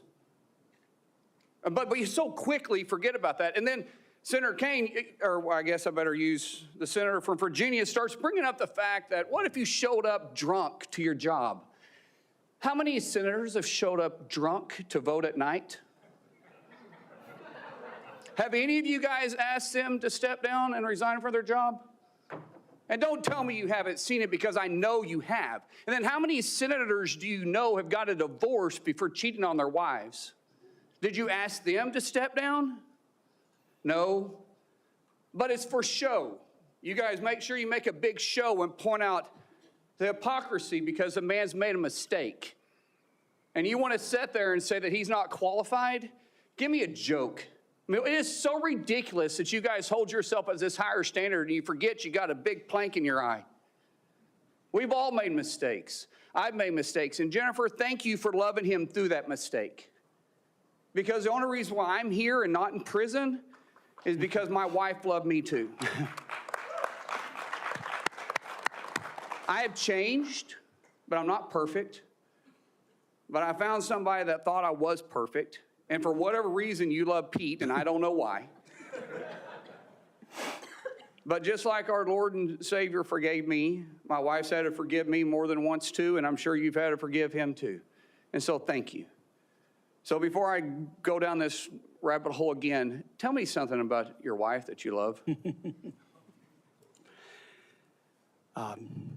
She's the smartest, most capable, loving, humble, honest person I've ever met.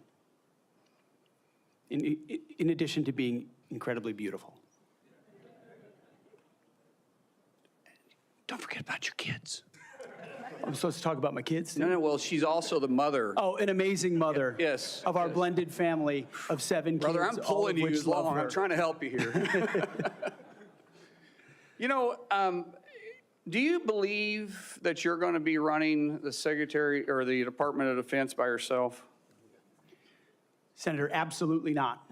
Just as President Trump is assembling his cabinet, I look forward and already am in the process of building one of the best possible teams you can imagine, with decades and decades of experience outside of the Pentagon, driving innovation and excellence, and also inside the building, knowing how to make it happen. Yes, sir. So, in your organizations that you did have the privilege of running, did you have a board that you? In both organizations, we had a board, yes. Okay, and what did you do with that board? What kind of decisions did you make with them? Those boards provided oversight and insight into decision-making. They all have special, unique sets that maybe filled gaps that you're not the expertise in? Yes, sir. So do you believe you're capable of surrounding yourself with capable individuals that you're going to be able to run those same ideas by, and surround yourself with people that are smarter and better equipped in maybe areas that you don't necessarily carry those expertise with? Senator, the only reason I've had success in life, to include my wonderful wife, is because of people more capable around me and having the self-confidence to empower them and say, hey, run with the ball, run with the football, take it down the field. We'll do this together. I don't care who gets the credit. And in this case, that's how the Pentagon will be run. Let's end with this, Mr. Chairman, about the qualifications. You got a man who has literally put his butt on the line. He served 20 years in the service, multiple deployments, has heard the bullets crack over the top of his head, has been willing to go into combat, been willing to see friends die for this country. And he's willing to still put himself through this. His wife is willing to still stand beside him, knowing he wasn't perfect, knowing that all this was going to be brought up, and he's still willing to serve the country. What other qualifications does he need? That I yield back. Thank you, Senator Mullen. Senator Duckworth. And again, we really are going to strictly enforce the rule about no demonstrations or noise. The distinguished ranking member. Just a point of personal privilege to make a correction. The reason that General Austin required a waiver was not because of his participation in a corporate enterprise. It was because he did not have 7 years of interruption between his service and his appointment. Second point is that if any of us were appointed as Secretary of Defense, we would be subject to the same types of questions. And the case in point is Senator John Tower was nominated for Secretary of Defense. It was discovered by his colleagues that his behavior was not commensurate with the responsibilities despite his service, and he was voted down. Thank you. Thank you, Mr. Chairman. Senator Duckworth, you are recognized. Thank you, Mr. Chairman. And also, Secretary Mattis had to have this waiver as well. Mr. Hegseth, this hearing is about whether you are qualified to be Secretary of Defense, and one of the qualifications, to answer my colleague's question, is to actually win the votes of every member of this committee and to be confirmed by the United States Senate. And you need to convince us that you're worthy of that vote, because the people of the state of Illinois voted for me to be their senator so that I could cast that vote when it comes to picking who is going to be the next Secretary of Defense. This hearing now seems to be a hearing about whether or not women are qualified to serve in combat, and not about whether or not you are qualified to be Secretary of Defense. And let me just say that the American people need a SecDef who's ready to lead on day one. You are not that person.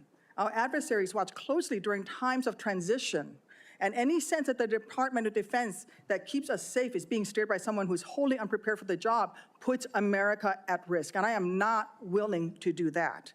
With that in mind, Mr. Hegseth, I want you to try to explain to the American people, this committee, who have to vote for you, and to our troops who are deployed around the world, why you are qualified to lead the Department of Defense. We already know that you've only led as large as a 200-person organization. We already know that you so badly mangled a budget that after you left, they had to bring in a forensic accountant to figure out what went wrong, and that the largest budget you ever managed was about $18 billion. You know, that is about 51,560 times lower than the Department of Defense budget of $825 billion. $16 million is 51,568 times smaller than the defense budget. Please describe to me, Mr. Hegseth, you talk about DOD passing an audit. Please describe to me a time or an organization when that you led underwent an audit, because you say you're going to hire smarter people than you to run this audit. I'm not asking you to be an accountant. I want you to be able to tell me what kind of guidance will be given to those employees, what will happen whether or not you pass that audit. Have you led an audit of any organization, yes or no? I don't want a long answer, yes or no. Have you led an audit of any organization of which you were in charge? Senator, in both of the organizations I ran, we were always completely fiscally responsible. Yes or with the no, money did that you we lead had. an audit? And the way my yes or leadership no, has did you lead been an audit? stated Yes or has no? been completely What are you afraid of? You mischaracterized. can't answer this question. Yes or no, did you lead an audit? Do you not know this answer? Senator, every Yes or part no? of my leadership Yes of these or no? organizations Yes has or been no, did you lead an audit? misrepresented I will from take top that to as a no. bottom. What were the findings? So there were no findings because you've never led an audit. What guidance did you give the auditors? None, because you've never led an audit. Nobody expects you to be an accountant, Mr. Hegseth. What we expect is for you to understand the complexity of this Pentagon budget process that is absolutely necessary to outfit our warfighters. Look, the Secretary of Defense is required to make quick decisions every single day that, well, with high-level information that's being provided for them. A Secretary of Defense has to have breadth and depth of knowledge. Right now, I am concerned that you have neither. Mr. Hegseth, what is the highest level of international negotiations that you have engaged in, that you have led in? Because the Secretary of Defense does lead international security negotiations. There are three main ones that the Secretary of Defense leads and signs. Can you name at least one of them? Could you repeat the question, Senator? Sure. What is the highest level of international security agreement that you have led? And can you name some that the Secretary of Defense would lead? There's three main ones. Do you know? I have not been involved in international security arrangements because I have not been in government other than serving in the military. So my job has been to So no, the answer is no. Can you name one of the three main ones that the You're Secretary talking of about Defense defense signs? arrangements. I mean, NATO might be one that you're referring to. Status of Forces Agreement would be one of them. Status of Forces Agreement. I've been a part of teaching about Status of Forces Agreements. But you don't inside remember to mention Afghanistan. it? You're not qualified, Mr. Hegseth. You're not qualified. You talk about repairing our defense industrial complex. You're not qualified to that. You could do acquisition and cross-servicing agreements, which essentially are security agreements. You can't even mention that. You've done none of those. You talked about the Indo-Pacific a little bit, and I'm glad that you mentioned it. Can you name the importance of at least one of the nations in the ASEAN, and what type of agreement we have with at least one of those nations? And how many nations are in ASEAN, by the way? I couldn't tell you the exact No, you amount of couldn't, nations because in you've that, not but I even know we have bothered to do- allies in South Korea and Japan and in AUKUS with Australia, and trying to work Okay. on submarines with them. Mr. and data Hegseth, transfers none with of those them. countries We are have in allies ASEAN. across. None of those three countries that you've mentioned are in ASEAN. I suggest you do a little homework before you prepare for these types of negotiations. Listen, Mr. Hegseth, we ask our troops to go into harm's way all the time. We ask them to go into harm's way. And this behind me is a copy of the Soldier's Creed, a copy that usually hangs over my desk here in the Senate, and you should be familiar with it. It's the same copy that hung over my desk at Walter Reed every single day that I woke up and fought my way back because I wanted to go back and serve next to my buddies who'd saved my life. This same copy, these words are repeated over and over and over again. And let me read out two things to you, two sentences.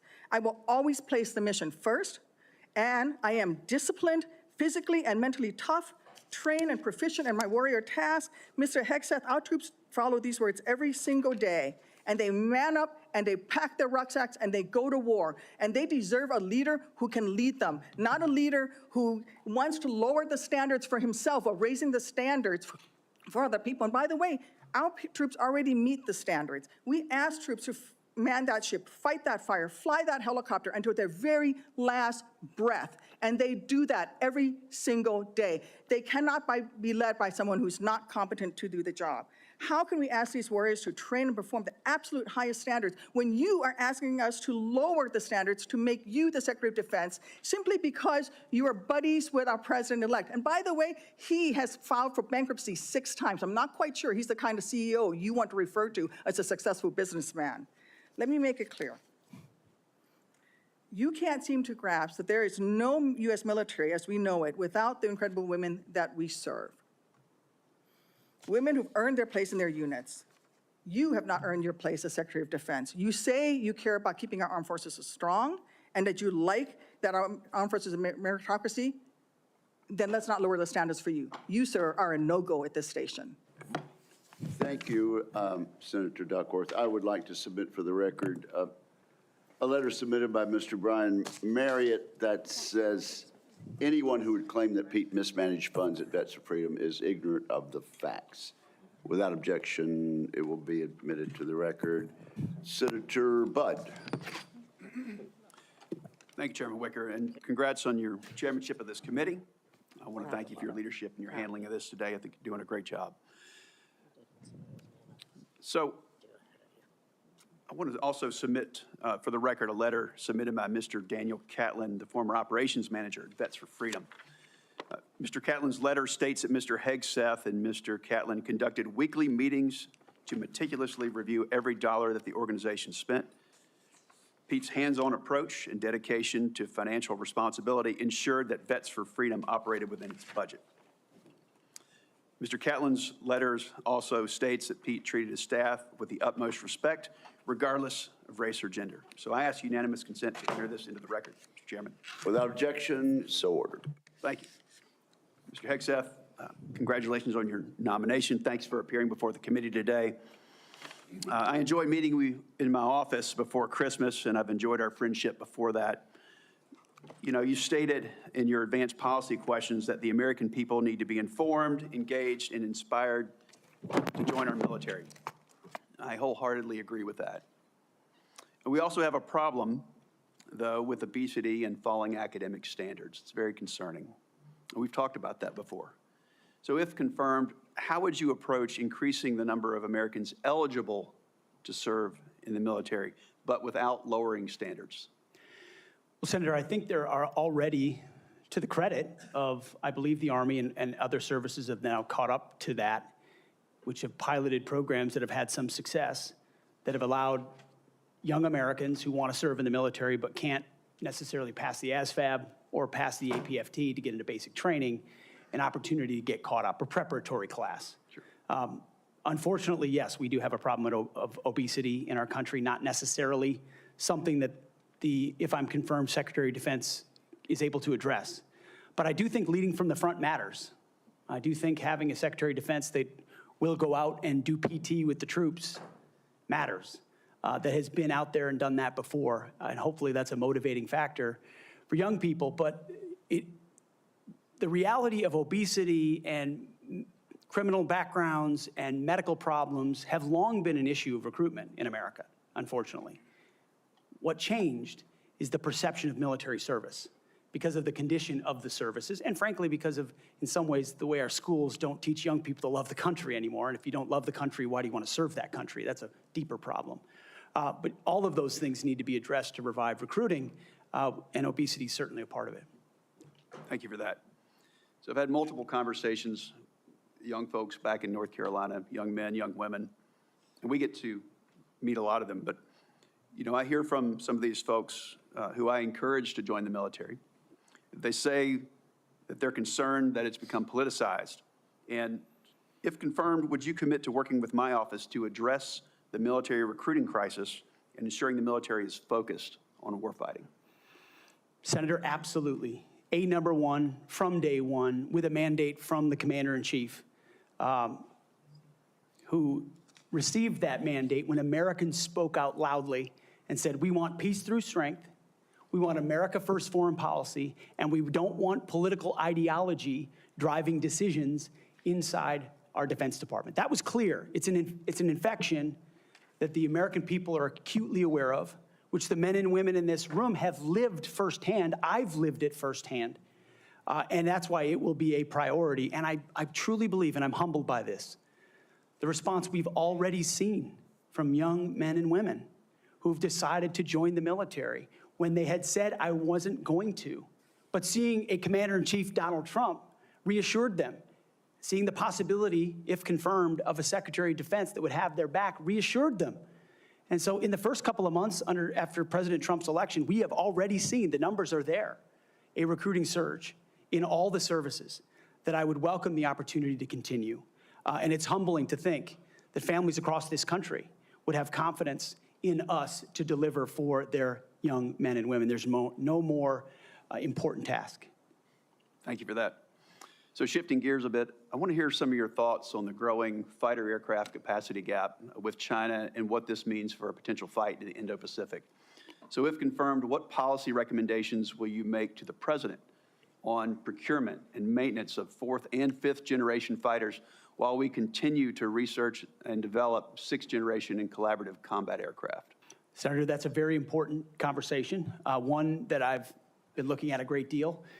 A lot of it, just to be clear, involves classifications and understanding precisely cost and capabilities, including capabilities of enemy systems, both not just 4th and 5th, but potential 6th generation, which we've already seen a prototype released from the Chinese. That's a dangerous development, considering at least the publicly understood condition of NGAD, which I look forward to the opportunity to looking underneath the hood on that.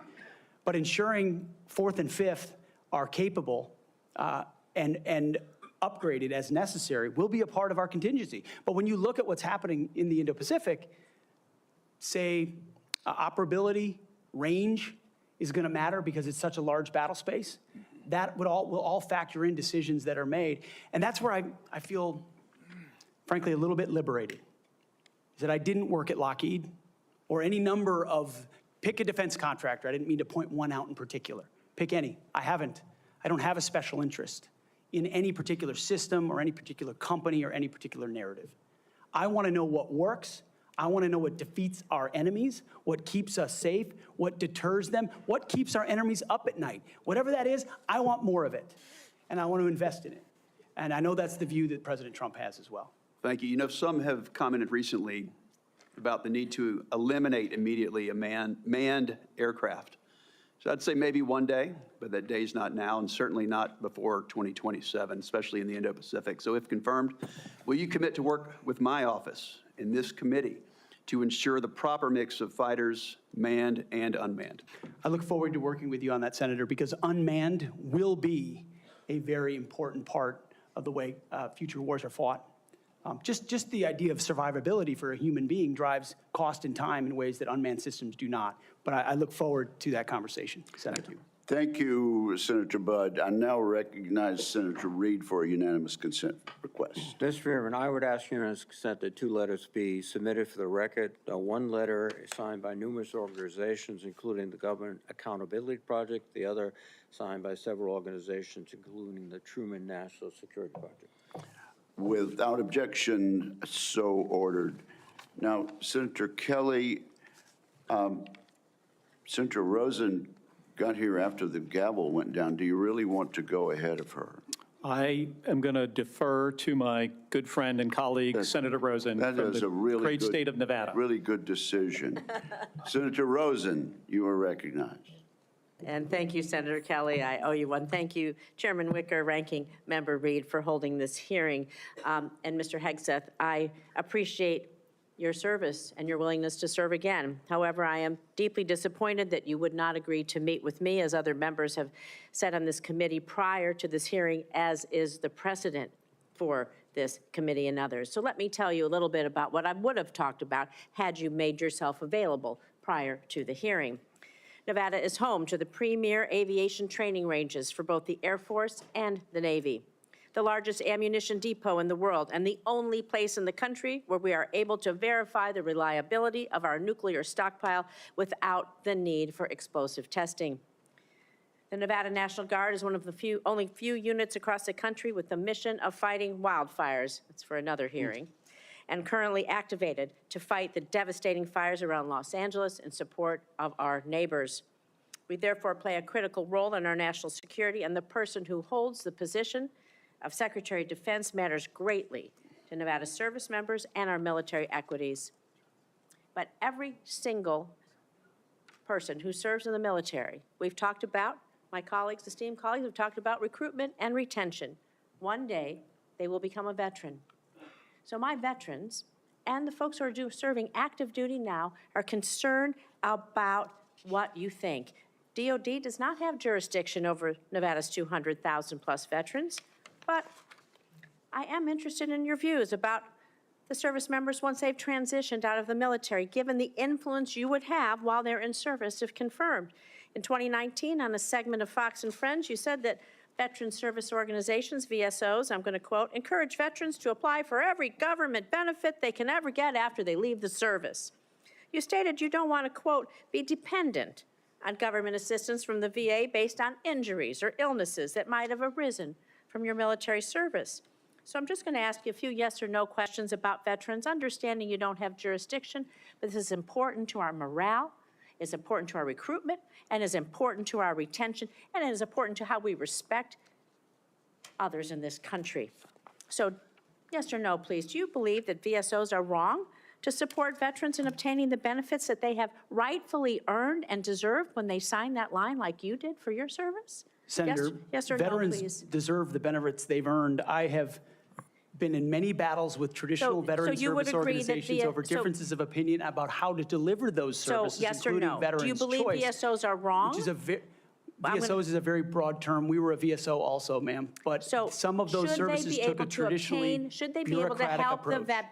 the veterans obtain the benefits that they have earned? Yes or no? Should anyone be able to help? Every veteran should have Right, rapid thank you. access to Do you all the believe that benefits veterans they've should be earned. ashamed for Absolutely. having sought and obtained the benefits that they have earned? Do you think veterans should be ashamed to seek out benefits? Senator, I think Yes or we no? should be ashamed as a nation of the amount of veterans that commit You think suicide veterans because they hit a brick should be wall. ashamed They because- commit suicide because This is they hit not a the brick question, wall sir. of the I'm going to bureaucracy move on. of the I'm going to VA. take that And as a reformers yes. are not courage enough. How about veterans who suffer lasting Take it on. injuries or illnesses due to their military service? Do you think they deserve our support and assistance?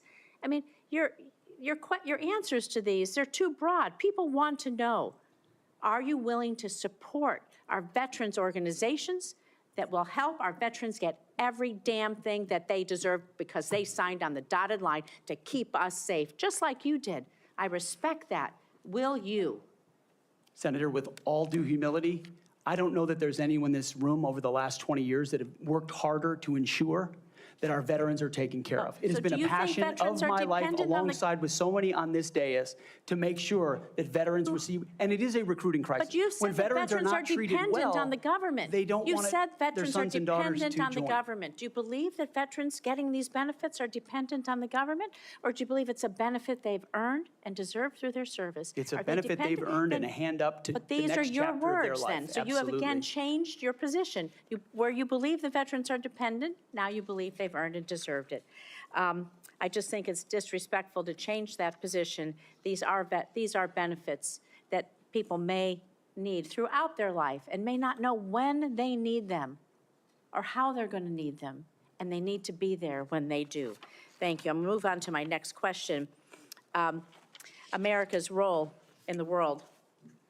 Our alliances, the threats America's facing, they're serious, they're wide-ranging, from China to Russia to Iranian-backed terrorism. So do you agree with the National Defense Strategy that the U.S. cannot compete with China, Russia, and their partners alone, and certainly cannot win a war that way? And this is a quote from the National Defense Strategy. Is your interpretation that American first foreign policy is America alone? Does that include abandoning our allies and partners such as NATO, Taiwan, Israel, and others? And if we can't win alone, and we don't strengthen our strategic partnerships, I would say that position, your position, places on a strategic path to lose to our adversaries.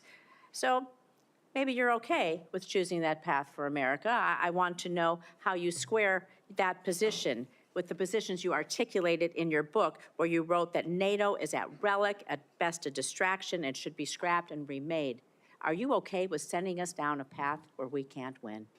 Senator, the world has had, our friends in the world have had no better ally. Our allies and partners have had no better friend than President Donald Trump, who's I'm not talking reinvigorated about a NATO President alliance, Donald Trump. who's I'm stood talking about behind your Israel words. in every way, in ways this administration has not. He has ensured that the NATO alliance has become far more robust. He worked, Donald he's Trump worked going to with stand allies behind in the Ukraine? Pacific as well.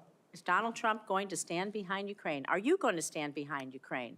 You say he's the strongest president. President-elect Trump said he will end the war in Ukraine before he takes office. Okay, so less than a week before he's inaugurated, to the best of your knowledge. Do you have knowledge of a plan that he's going to use to rapidly end the war with Ukraine? Do you believe it's feasible, that it does not make unacceptable concessions to Vladimir Putin, who is a brutal dictator? And are you going to give President-elect Trump the military advice that you have given others to achieve the objective of us winning the war in Ukraine? How do you think a rapid end to the war that Vladimir Putin started will affect the United States standing across the world? Senator, I will always give clear guidance, clear guidance, best guidance to the President of the United States on matters like that. Do you think that if we concede to Vladimir Putin that will hurt our credibility with our allies and partners? And do you not believe that our adversaries are watching? Perhaps you can take that for the record, Mr. Hegseth. Senator Schmidt. Thank you, Mr. Chairman. I'd like to submit for the record a letter submitted by Mr. Christopher Ahn, the former Director of Operations for Vets for Freedom. Mr. Ahn, his letter states that the suggestion, quote, the suggestion that funds were misused for personal gain, lavish parties, or other improper purposes is categorically false. Throughout my time working with Pete Hegseth, he consistently demonstrated exceptional integrity and leadership. I asked unanimous consent to enter this letter into the record. Without objection, so ordered. Senator Schmidt. Thank you, Mr. Chairman. Mr. Hegseth, good to see you here today. Thank you for your service. Thank you, Senator. And your willingness to serve. I also want to thank you for your clarity in articulating the vision you have for the Department of Defense in restoring an ethos, a warrior ethos, which is in stark contrast to the ethos we've seen the last 4 years, which is of weakness and wokeness. And I want to drill down on a few things specifically and exactly how we've gotten to where we've gotten with recruiting and morale. DEI. There's been a little bit of discussion about this, but for those watching at home, DEI is not about giving everybody opportunity. It is rooted in cultural Marxism. The idea that you pit the room, any room, with oppressor versus oppressed. It's race essentialism, and it is poison. It has no business whatsoever in our military. I think the American people have spoken loudly and clearly about this. They're tired of this. They're tired of woke ideology. And to my Democrat colleagues on the other side, if you haven't picked up on that, you missed the plot. Because that's what November 5th partially was about. And so let's talk specifically about some of these DEI programs that have been funded. In our academies, specifically the Air Force Academy, it was advised as disfavored language to refer to your mom and dad as mom and dad. Okay? Dear mom and dad, I'm writing home. Don't say that. That's insane. We're all just people. You can't say that either. And in an effort to police this, in a 1984 Orwellian novel, there was actually an eyes and ears program to rat on your fellow students who might say mom and dad. Or just say, in a tough situation, you know what, we're all just people, can't say that. This wasn't limited, by the way, to our academies. The Secretary of the Air Force, our current Secretary of the Air Force, in a memo from August of 2022, thought we had too many white officers, advocated for quotas. And if you crunch the numbers, that meant that 5,800 white officers who've worked really hard should be fired. In the United States of America, I don't know how we got here. And by the way, the Air Force isn't alone here. The Navy sort of touted a drag queen influencer. This stuff is insane. And people wonder why recruiting has dropped off. And let me just go through a few numbers, then I want to get your comments on how we fix this, because it's gone completely off the rails. In 2022, the Army missed their recruiting goal of 60,000 soldiers by over 15,000. In 2023, the Navy missed their recruiting goals by over 7,000. In 2022, the Air Force couldn't meet their standards, their numbers, even though they lowered their standards. They've lowered their standards to meet numbers they still can't get to. Mr. Hegseth, we got to fix this. I think what you've demonstrated today is that you have the talent and the ability and the desire to fix it. How are you going to fix it? Well, Senator, thank you for the question. First and foremost, up front, you have to tear out DEI and CRT initiatives root and branch out of institutions. 100%. And then you have to put in Army, Navy, and Air Force secretaries and others, civilian positions at the helm, who are committed to the same priorities that the President of the United States is, and if confirmed, the Secretary of Defense will be. Send a clear message that this is not a time for equity. Equity is a very different word than equality. Equality is the bedrock of our military. Men and women, duty positions in uniform, black, white, doesn't matter. We treat you equally based on who you are in the image of God as an individual. And we all get the same bad haircuts. You're not an individual, you're part of a group.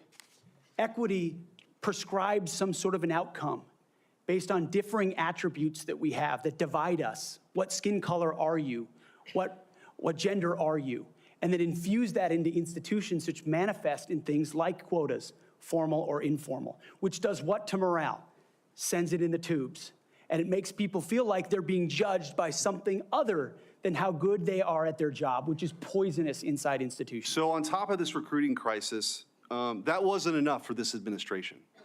During the COVID hysteria and in their attempt to fire 100,000 people who worked for bigger companies because they didn't get the COVID shot, or to mask 5-year-olds, they decided also to make this a central plank in their policy at the Pentagon. 8,000 well-trained, so we got a recruiting crisis, 8,000 well-trained men and women were fired. Will you commit today, Mr. Hegseth, to recruit these folks back, to give them back pay, and give them an apology from the United States government for how they were disrespected? Senator, I will commit to this because the Commander-in-Chief has committed to this, that not only will they be reinstated, they will receive an apology, back pay, and rank that they lost because they were forced out due to an experimental vaccine. Thank you, and I'm a limited time, but I just want to say, for all the talk of experience and not coming from the same cocktail parties that permanent Washington is used to, you are a breath of fresh air. And again, if you weren't paying attention to what this election was all about, it was about the disruptors versus the establishment. And the American people have had enough of business as usual for the same people that we line up for these same jobs who give us the same results. We need somebody who's going to go in there and fight for innovation, fight for change. I think you're that person, and I appreciate your willingness to sit here and listen to some of these undignified attacks. It's ridiculous. Thank you. Captain Mark Kelly, you're recognized. Thank you, Mr. Chairman. Congratulations on your chairmanship. I want to make a request to the committee that we have a second round of questions.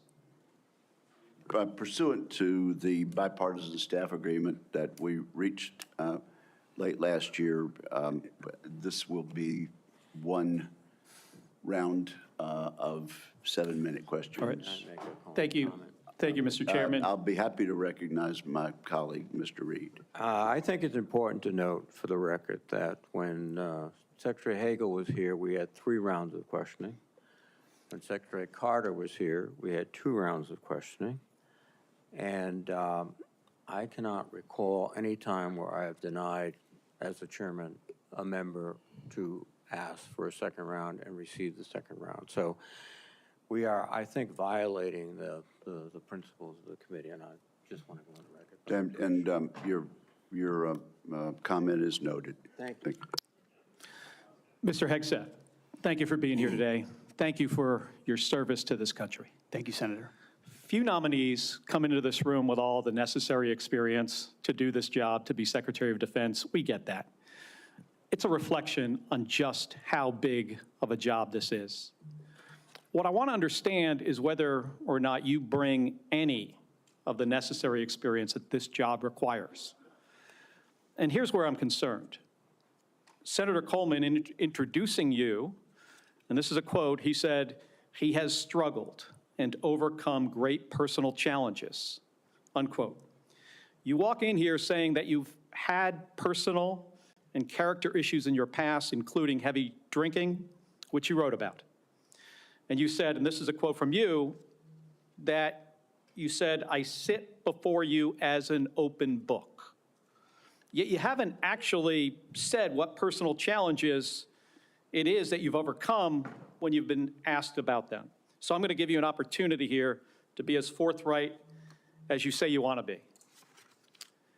So while leading Concerned Veterans of America, there were very specific cases cited by individuals about your conduct. I'm going to go through a few of them, and I just want you to tell me if these are true or false. Very simple. On Memorial Day 2014, at a CVA event in Virginia, you needed to be carried out of the event for being intoxicated.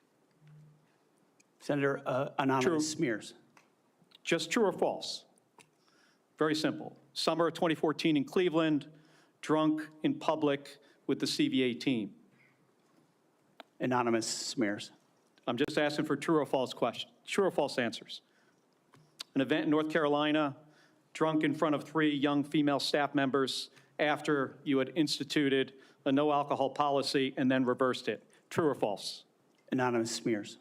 December of 2014 at the CVA Christmas party at the Grand Hyatt at Washington, D.C., you were noticeably intoxicated and had to be carried up to your room. Is that true or false? Anonymous smears.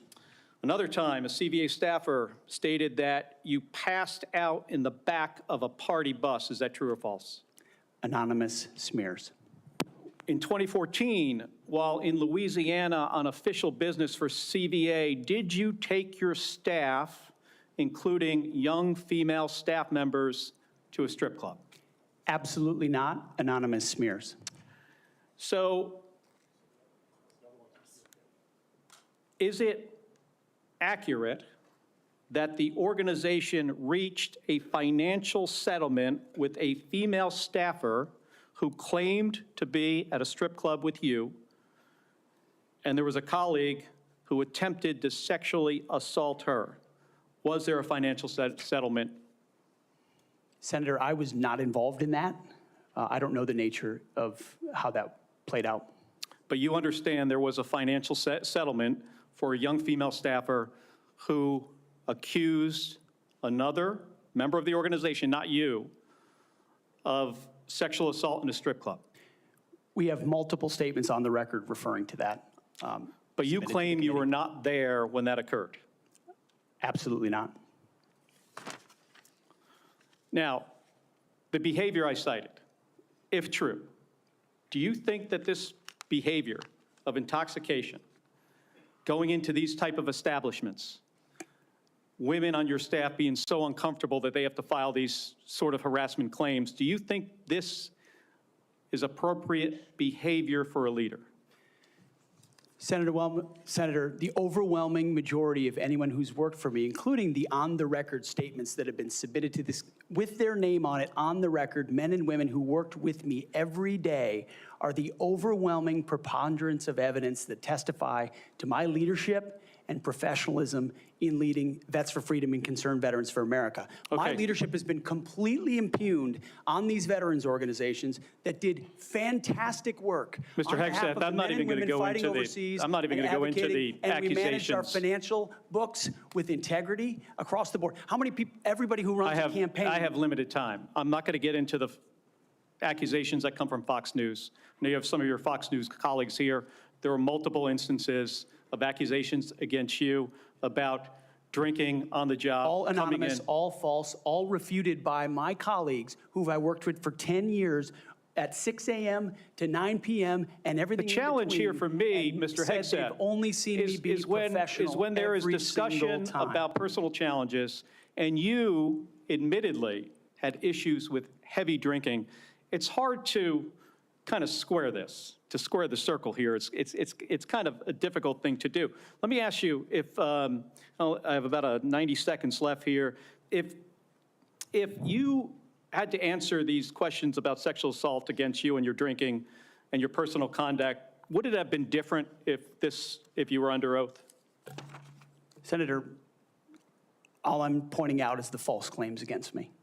Okay, I take it you do not want to answer that question. I walked into this hearing this morning concerned that you haven't demonstrated adequate leadership in your civilian roles.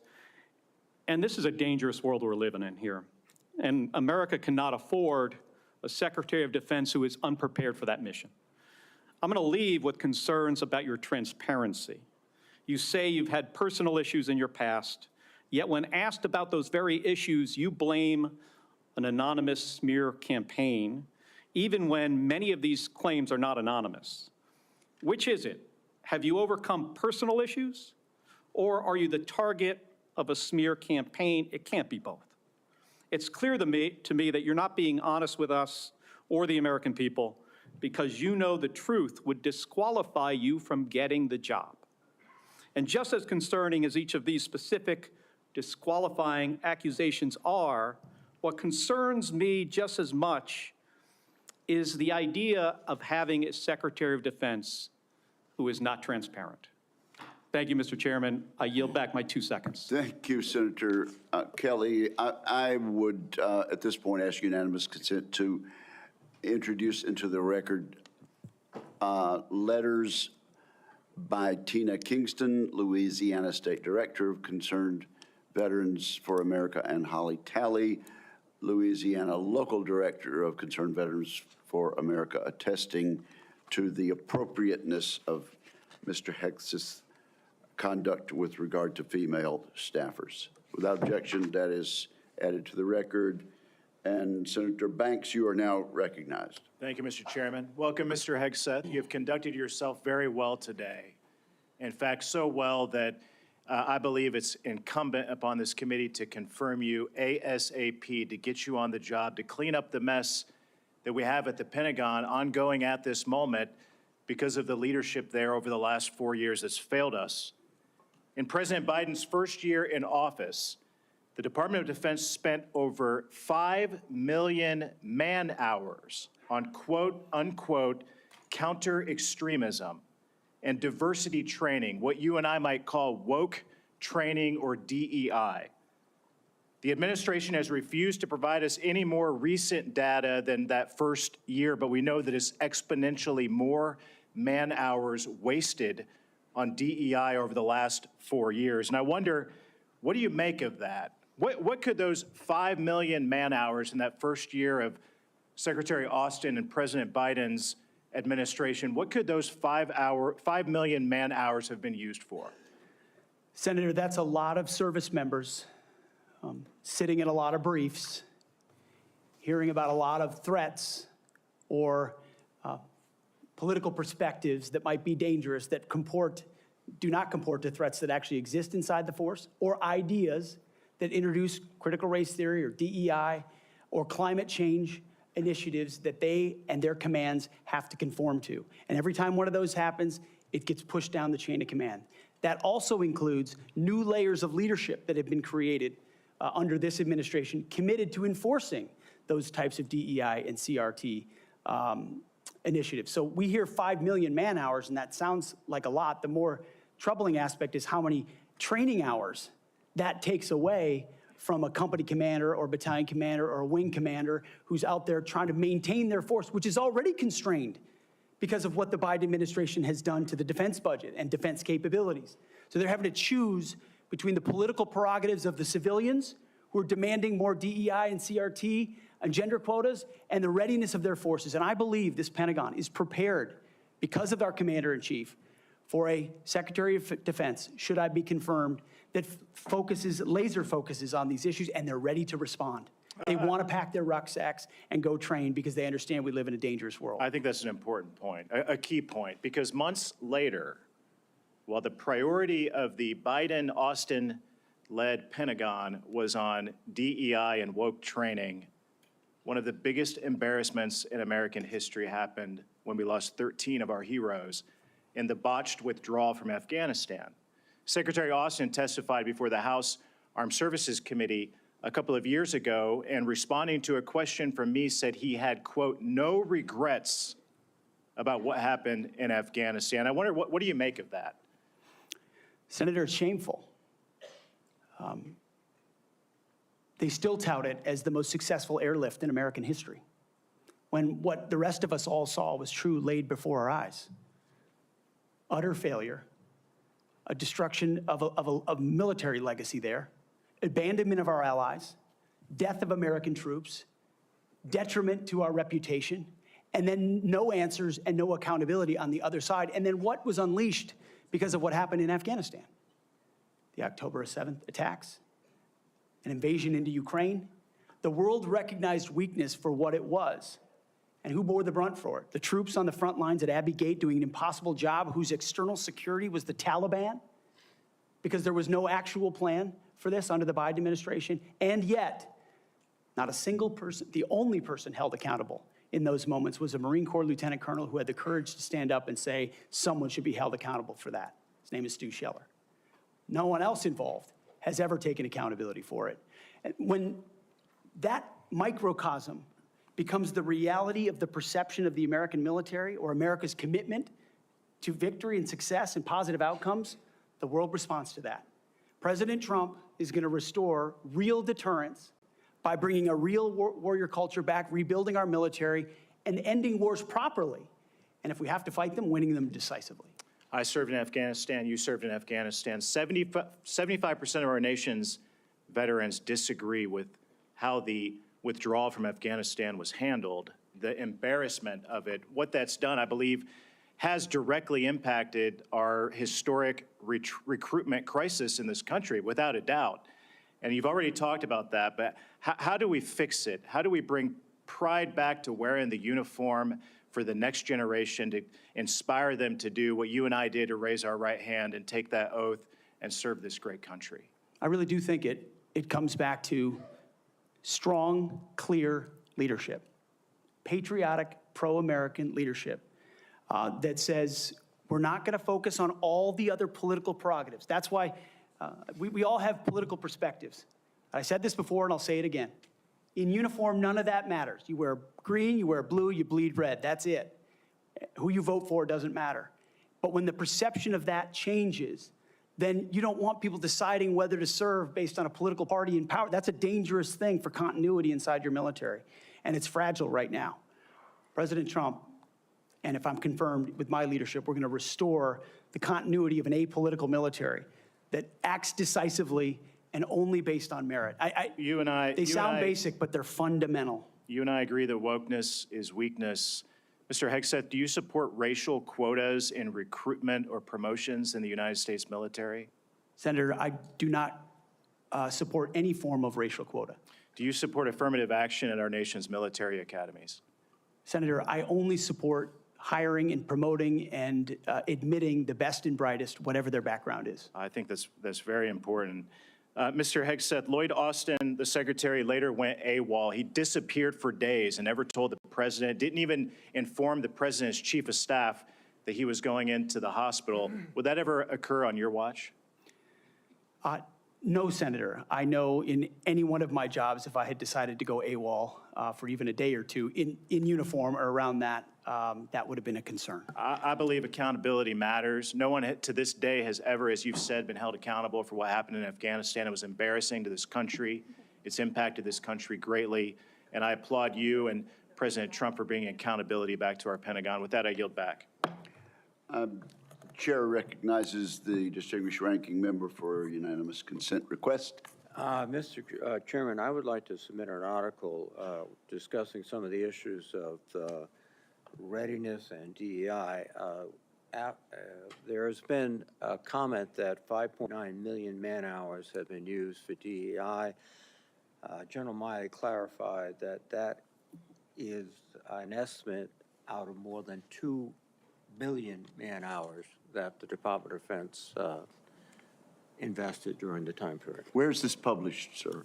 This is published by Megan Myers, and I will get the okay. Then military.com, I'm sorry. without objection, it will be admitted to the record. Thank you, Mr. And Senator Slotkin, welcome to the committee. Thank and you you. are recognized. Thank you, Senator, and thank you for referencing the great Carl Levin as you introduced me. We miss him in Michigan. For those who I haven't met in my 1 week that I've been sworn into the Senate, I'm a CIA officer recruited after 9/11. I did 3 tours armed in Iraq alongside the military. and have worked for 4 different secretaries of defense, both Democrat and Republican, proudly, and watched them make decisions that literally determine the life and death of Americans in the dark of night. I'm also a Democrat representing a state that Trump won, right? We both won on the same ballot. So I understand that President Trump has the right to nominate his people. We are going to have policies that we disagree with. All of that, to me, comes very standard. What I think I'm most concerned with is that no president has the right to use the uniformed military in a way that violates the U.S. Constitution and further taints the military as that apolitical institution that we all want, right? And our founders designed the system so that, we had posse comitatus, that we weren't going to use active duty military inside the United States and make American citizens potentially scared of their own military. We went through our own experience with that with the British.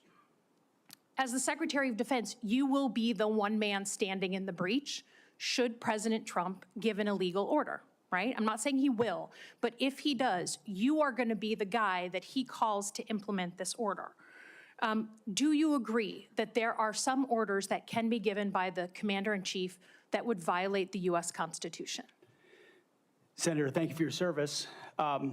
But I reject the premise that President Trump is going to be giving illegal orders. No, I'm not saying he will, but do you believe there is such a thing as an illegal order that Joe Biden or any other president, Donald Trump, could give? Is there anything that a commander-in-chief could ask you to do with the uniformed military that would be in violation of the U.S. Constitution? Senator, anybody of any party Right. could give an order that is against the Constitution or against the law. Right. Okay. So are you saying that you would stand in the breach and push back if you were given an illegal order? I start by saying I reject the premise that President Trump will be understand. giving You've done your any genuflecting illegal to him, orders but at all.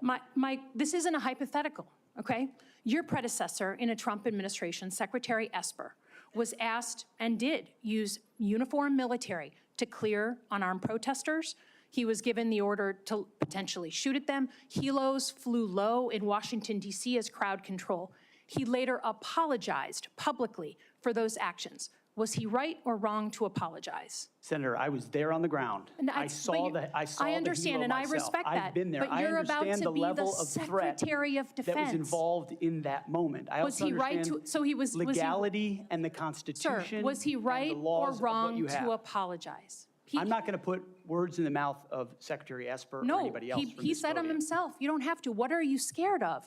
Did he do the right thing by apologizing?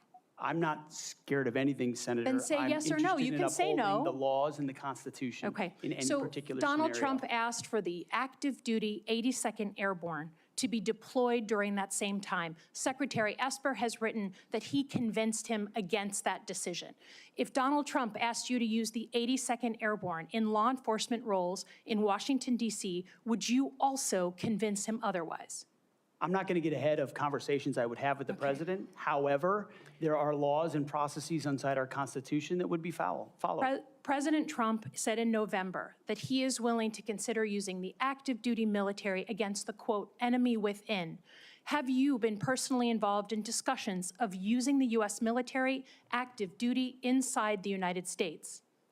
Senator, I'm glad we finally got to the topic of border security equaling national security because it's been abdicated and ignored for the last 4 years. That wasn't my question. I'm just asking, have you been involved? You're about to be the Secretary of Defense, potentially. Have you been involved in discussions about using the active duty military inside the United States? Senator, I am not yet the Secretary of Defense. Right. I'm just If confirmed, I would be party to any number of So you conversations. haven't been in any of these which I would not conversations? reveal what I have discussed with the President of the United States just or have not. you been in conversations? You're going to be in charge of 3 million people, the active duty that I know you care about, I believe you care about. So have you been in conversations about using the active duty in any way? Whether it's setting up in detention camps, policing dangerous cities, have you been involved in any of those conversations? Certainly, I have been involved in conversations relating to doing things this administration has not, which is secure the southern border and not allow floods of illegals So to are enter our you- country so- through an invasion Okay. that threatens the American people. Okay, And okay, there I are got ways it. in which the military is already playing a role in that, to include 5,000 National Do you Guardsmen from believe Indiana and that the Texas US who are at the border right now, allowing for border Will security. you So there is ask the plenty of active precedent duty for military military to members staff enforcing detention our southern centers? border. Our U.S. military is not trained in law enforcement roles. I think you know that, right? We've seen how that mission is difficult for them in places like Iraq and Afghanistan because that's not the training a uniformed military comes with.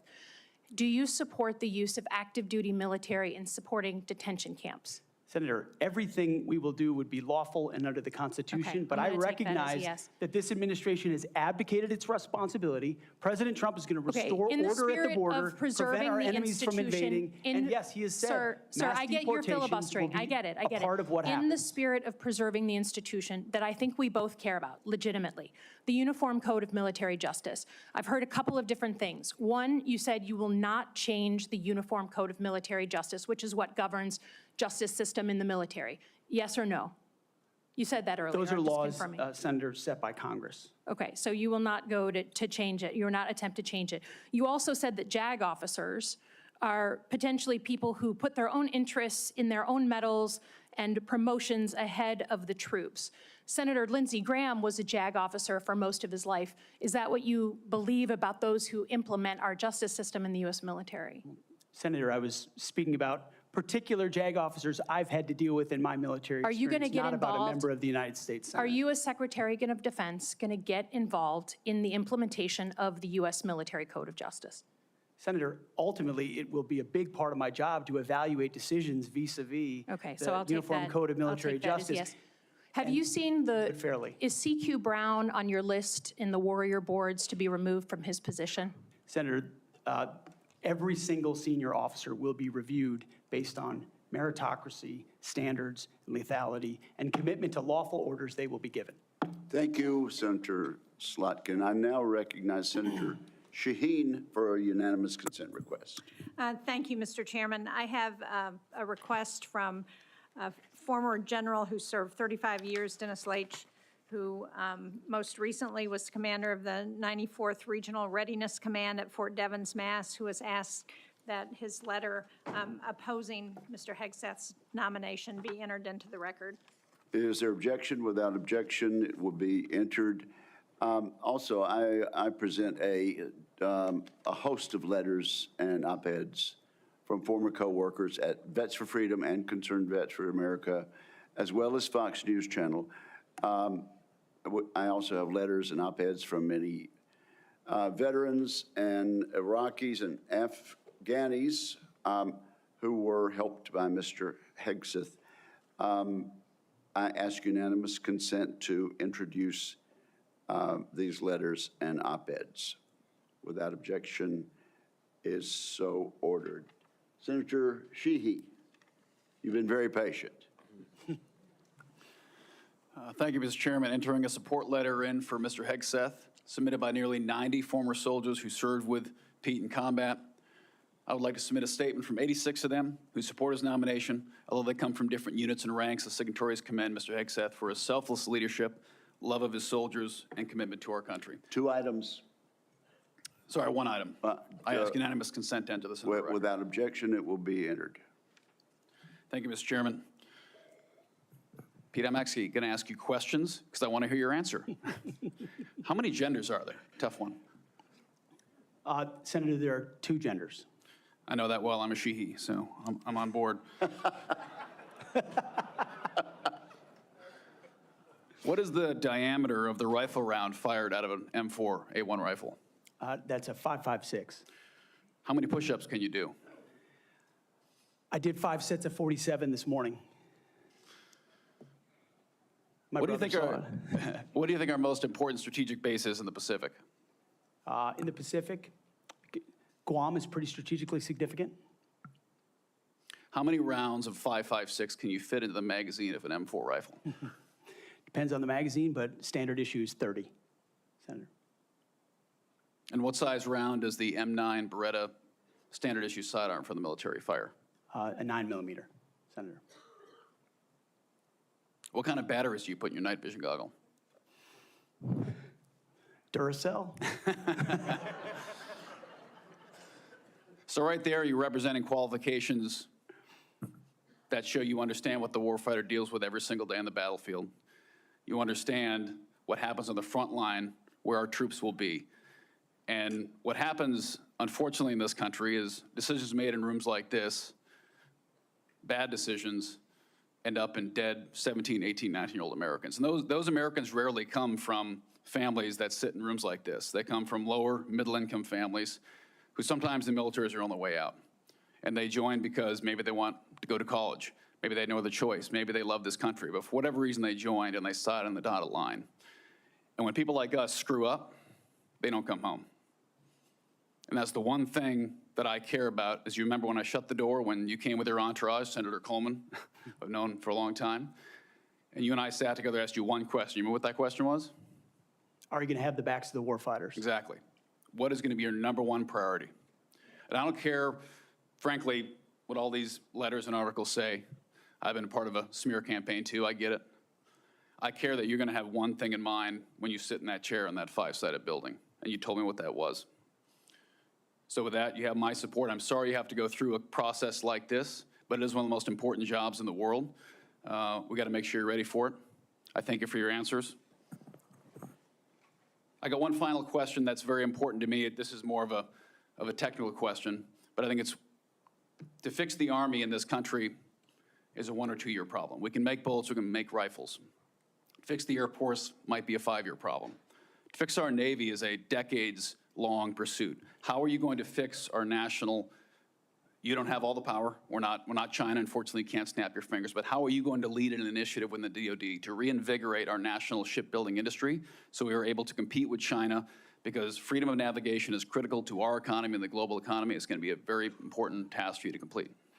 It's a critical question, Senator, and that's why I'm grateful that President Trump has said definitively to me and publicly that shipbuilding will be one of his absolute top priorities of this administration. So a lot of it does go into pulling things up into the OSD's office, Secretary of Defense's office, to shine a spotlight on it, to make sure the bureaucracy doesn't strangle important initiatives that need to happen. We need to reinvigorate our defense industrial base in this country to include our shipbuilding capacity. Some of it is on the east, some of it's on the west, some of it's on the Great Lakes. The workforce problems that our shipyards are facing are significant, and there's been a big investment from this committee, I know, in a lot of those places because of the shortfalls, manpower issues, everything else. But we also see adversaries that have been able to innovate themselves in ways that their shipbuilding capacity is, I won't reveal it at this hearing, multitudes and multitudes beyond our capabilities. So it needs to be a rapid investment, a rapid fielding, and then we need to incentivize outside entities to fill the gap. We talk a lot about UAVs. UAVs are very important, but there's also a future of UUVs, unmanned underwater vehicles, that will be a part of amplifying the impact of our Navy, because this administration has allowed our number of ships to drop below 300. It sets a projection of 340 or 350, but doesn't create the capacity to actually address it. And so if we're going to defend our interests, our allies, and put America first, we're going to have to be able to project power. That it means shipbuilding. It means historic investments in our defense industrial base there. And then also driving innovation and cost savings in ways that only business leaders inside the Pentagon can do. When I'd add, I don't think any board in the world would have hired Steve Jobs or Elon Musk or Mark Zuckerberg when they founded their companies either. So this country was founded by young people who had a great vision. Thank you for being willing to serve your country again. And thanks for coming here today. I yield back, Chairman. Thank you, Senator Sheehy. You yield back the balance of your time. Mr. Ranking Member, can we agree that you and I will notify members of a specific time until which the record will remain open for submission of questions for the record? Yes, Mr. Chairman. That will be a day or two. This concludes today's hearing. I want to thank the witnesses and their families, and this hearing is adjourned. Thank you. Thank you.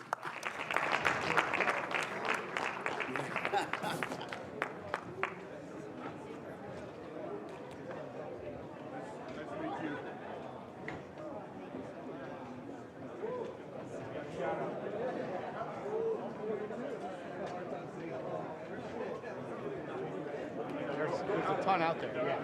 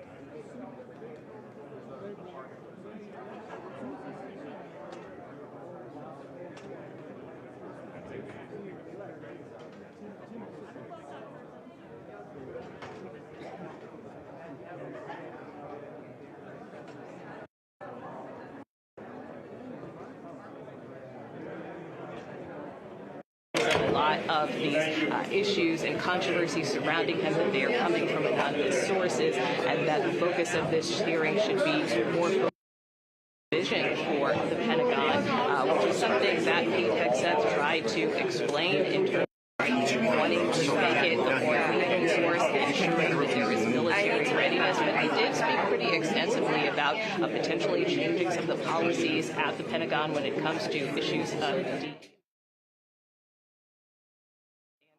important that standards shouldn't be quotas. So that was a point that he made clear. He was also questioned by both Republicans and Democrats very extensively about his views of women serving in combat. And he reiterated that if he were confirmed as Defense Secretary, he would be a secretary for male and female service members, that he does believe that women have a role to play in the military, that the President-elect Trump hasn't indicated that he wants to change the policy with respect to women serving in combat, but at the same time he reiterated the importance of having these uniform standards that both men and women are held account to them with respect to serving the U.S. military.